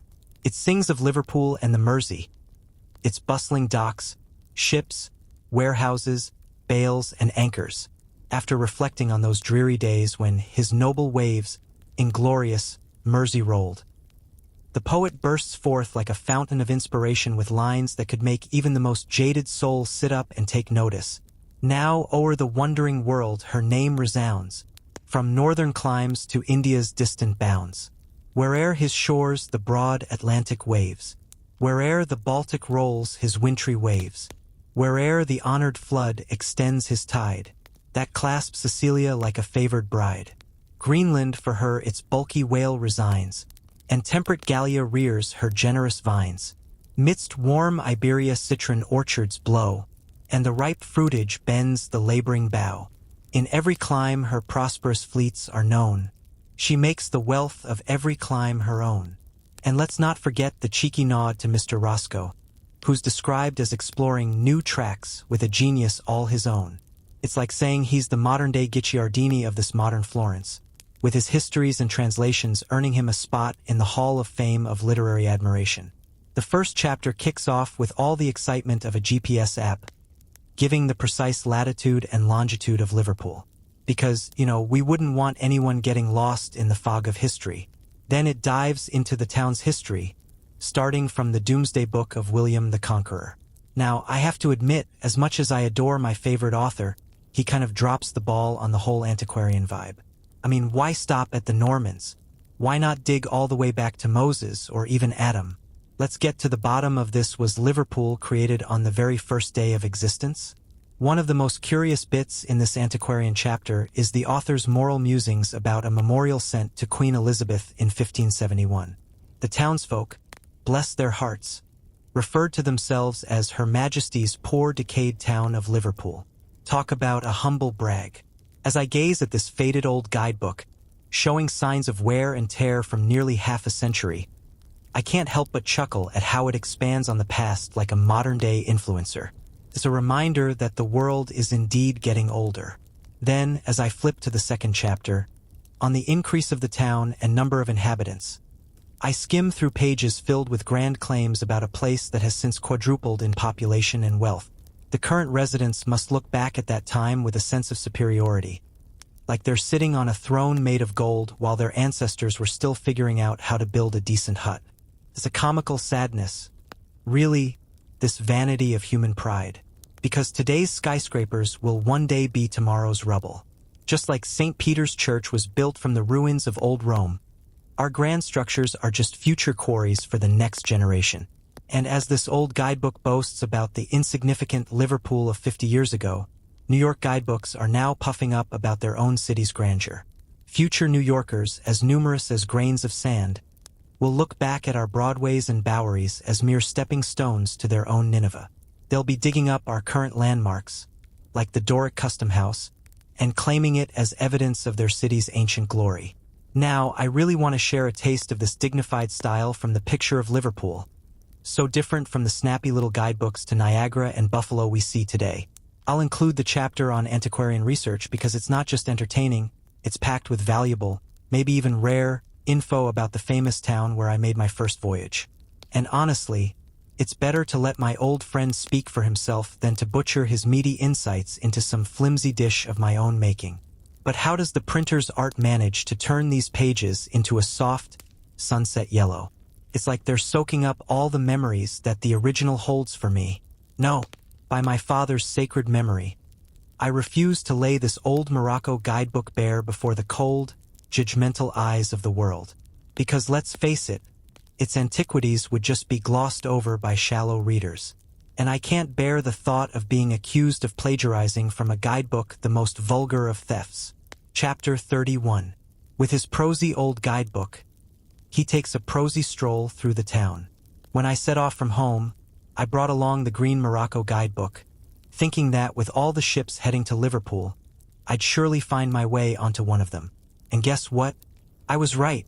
My boyish excitement bubbled over at the thought of visiting a place, with the ultimate key to its secrets right in my hands. On the way out, I found myself diving deep into the pages of my guidebook. It was like a treasure map, but instead of gold, it was filled with history and quirky tidbits about the town. I really wanted to get a handle on the history and antiquities of Liverpool, especially the chapter 1 was planning to quote. I studied the population statistics like they were my old multiplication tables because, nothing says fun like crunching numbers. I was determined to know this place inside and out, not just skim the surface like most guidebook readers do. I meticulously compared the text with the engravings, making sure they matched up, because who doesn't love a good visual confirmation? There were 17 plates in this guide, and I had memorized every column and cornice. I was so sure I could spot the real thing in a heartbeat. And let's not forget, my dad had used this very guidebook.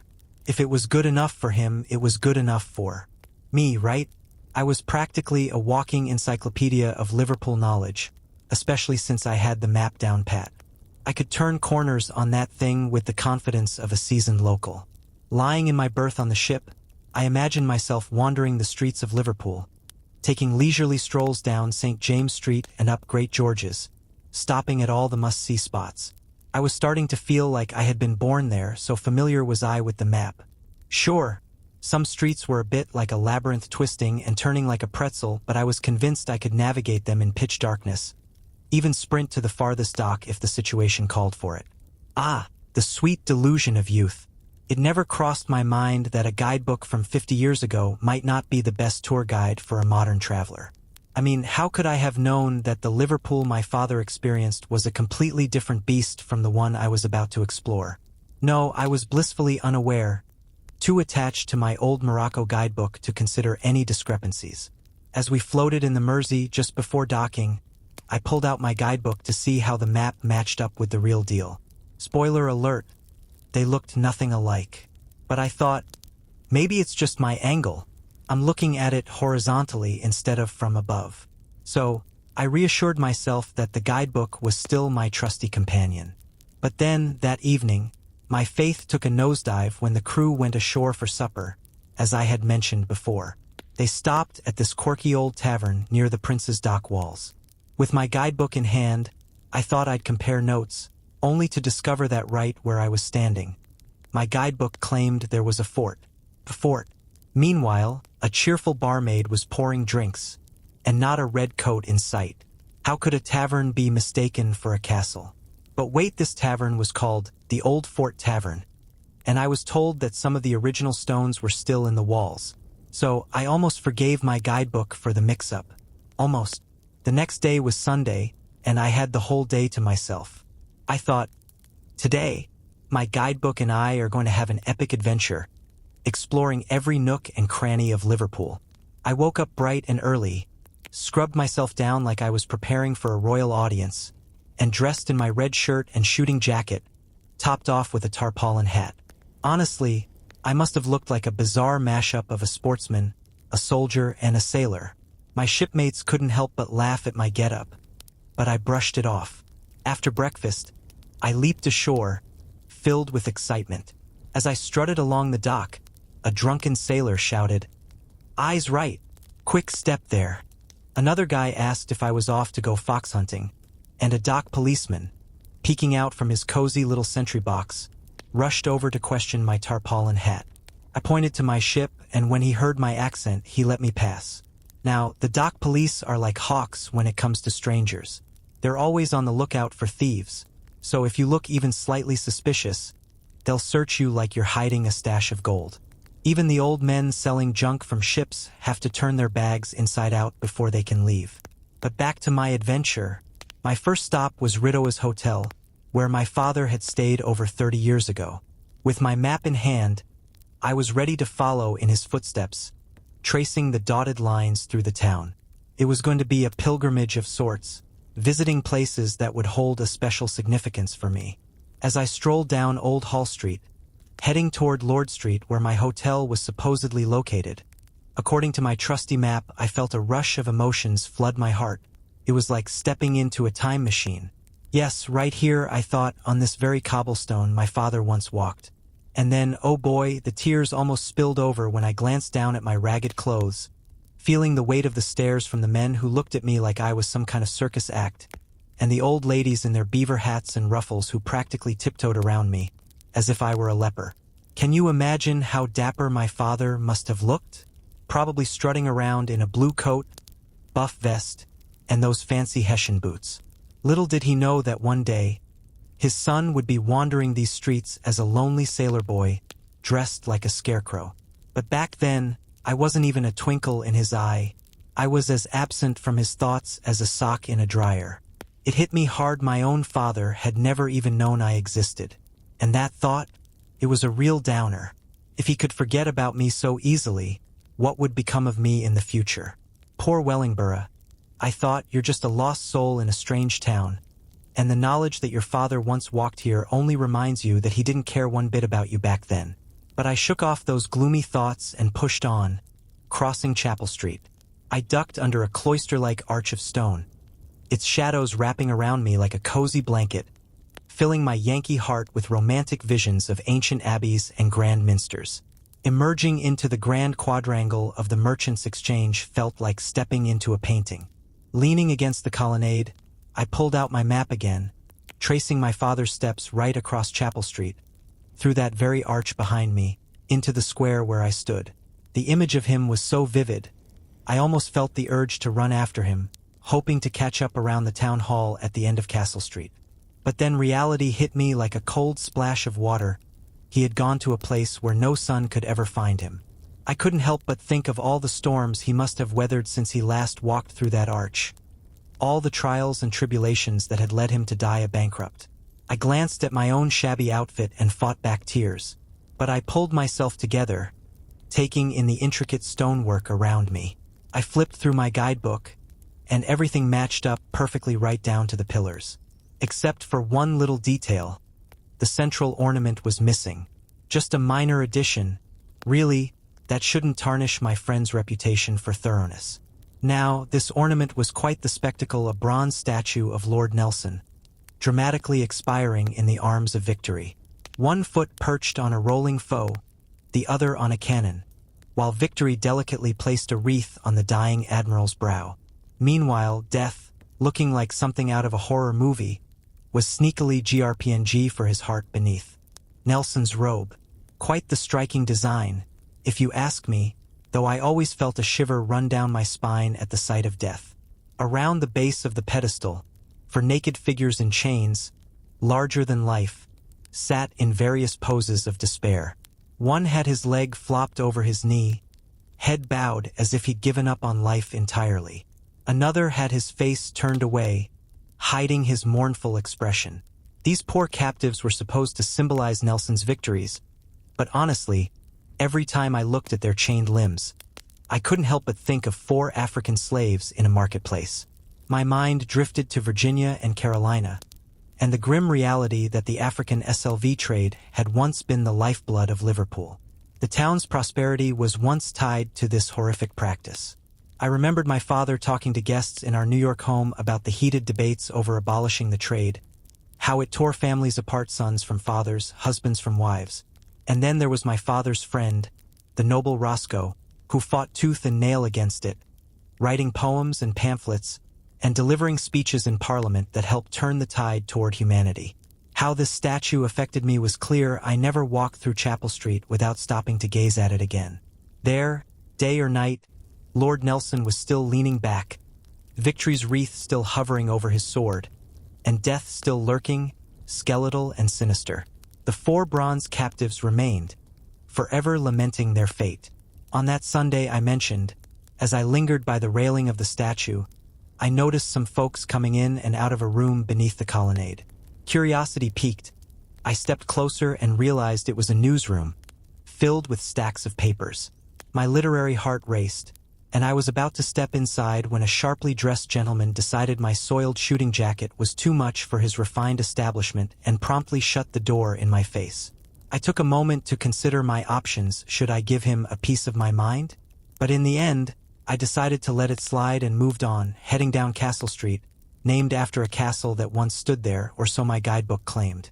Arriving at the foot of that street, I looked around, searching for the hotel. Oh, the disappointment! Can you imagine? I was so eager to see the very place where my father had stayed, where he'd slept, dined, puffed on his cigar, opened letters, and read the news. I asked a few gentlemen and ladies about the missing hotel, but they just stared at me like I was speaking Martian and moved on. Then, I stumbled upon a mechanic who, bless his heart, paused to hear my questions. "Rideau's Hotel?"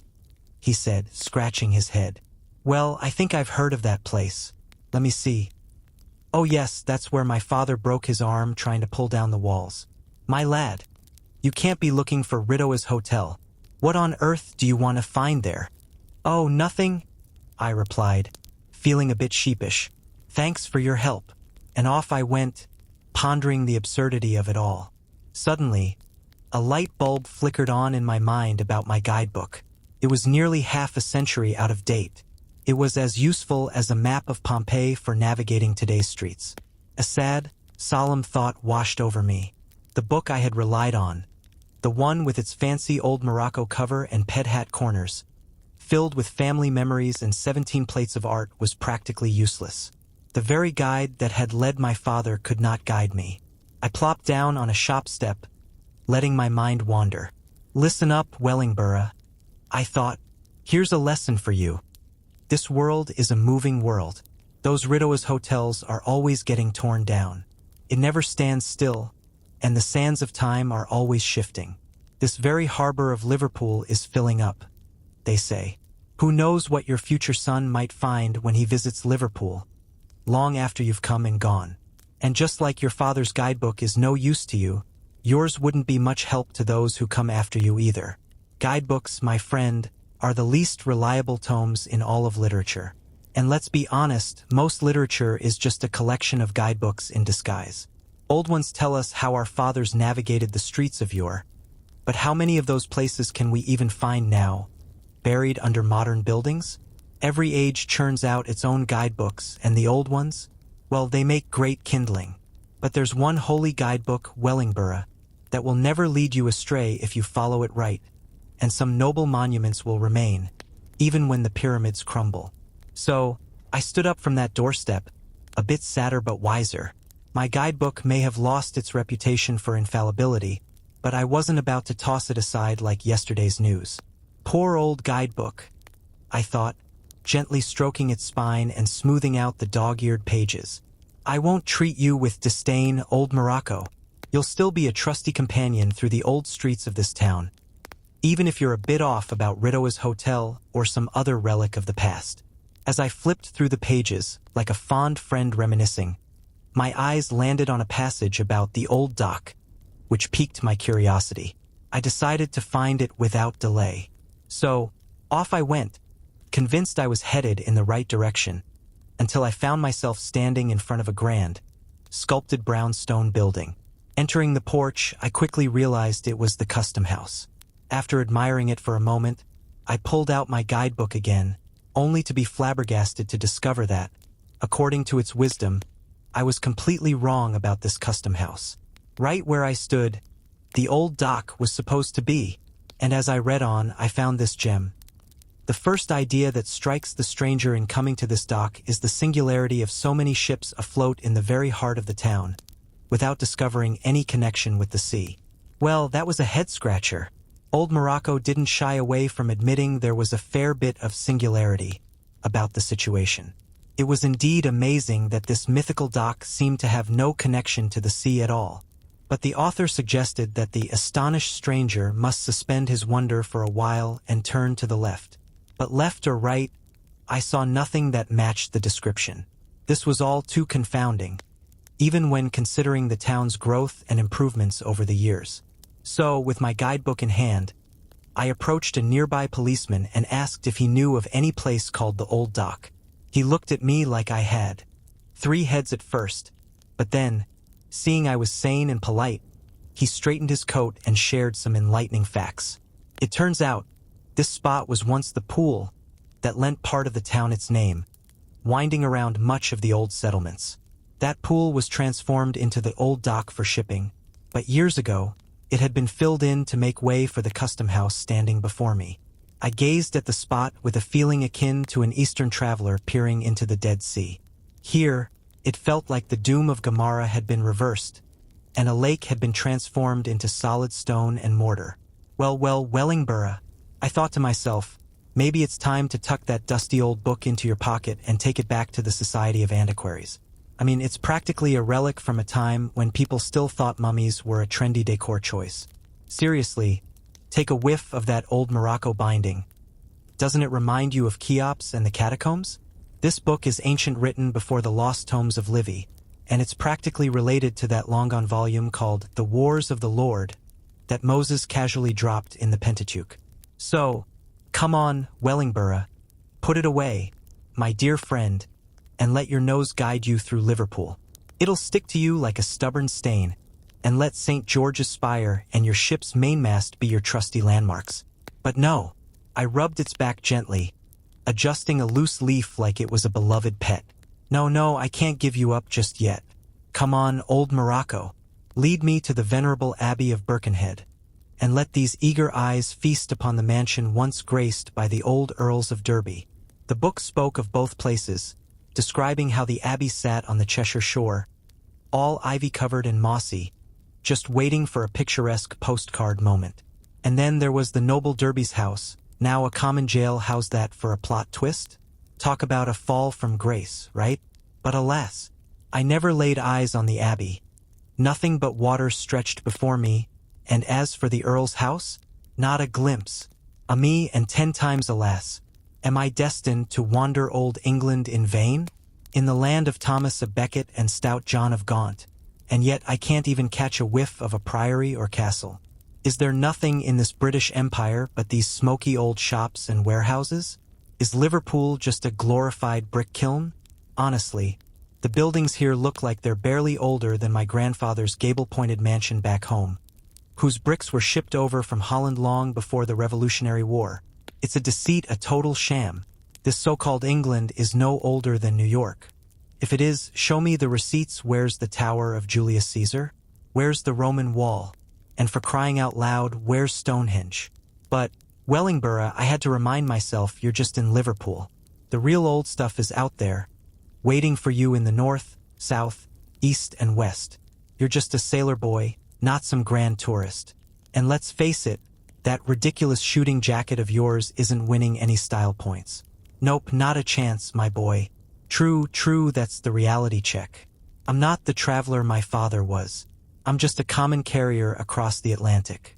After a long, weary day of wandering, I finally stumbled into the Baltimore Clipper for supper, where handsome Mary poured me a brimming cup of tea, drowning my melancholy in a sea of warmth. And that's where we'll leave things tonight. Just enough unfairness, questionable hygiene, or historical discomfort to drift off with. If you're still awake, thank you for keeping me company this far. Don't forget to like the video if it lulled you a little closer to sleep, and subscribe if you'd like to wander through more curious corners of history with me. Sweet dreams, stay cozy, and may your night be far more comfortable than theirs ever were. Good night.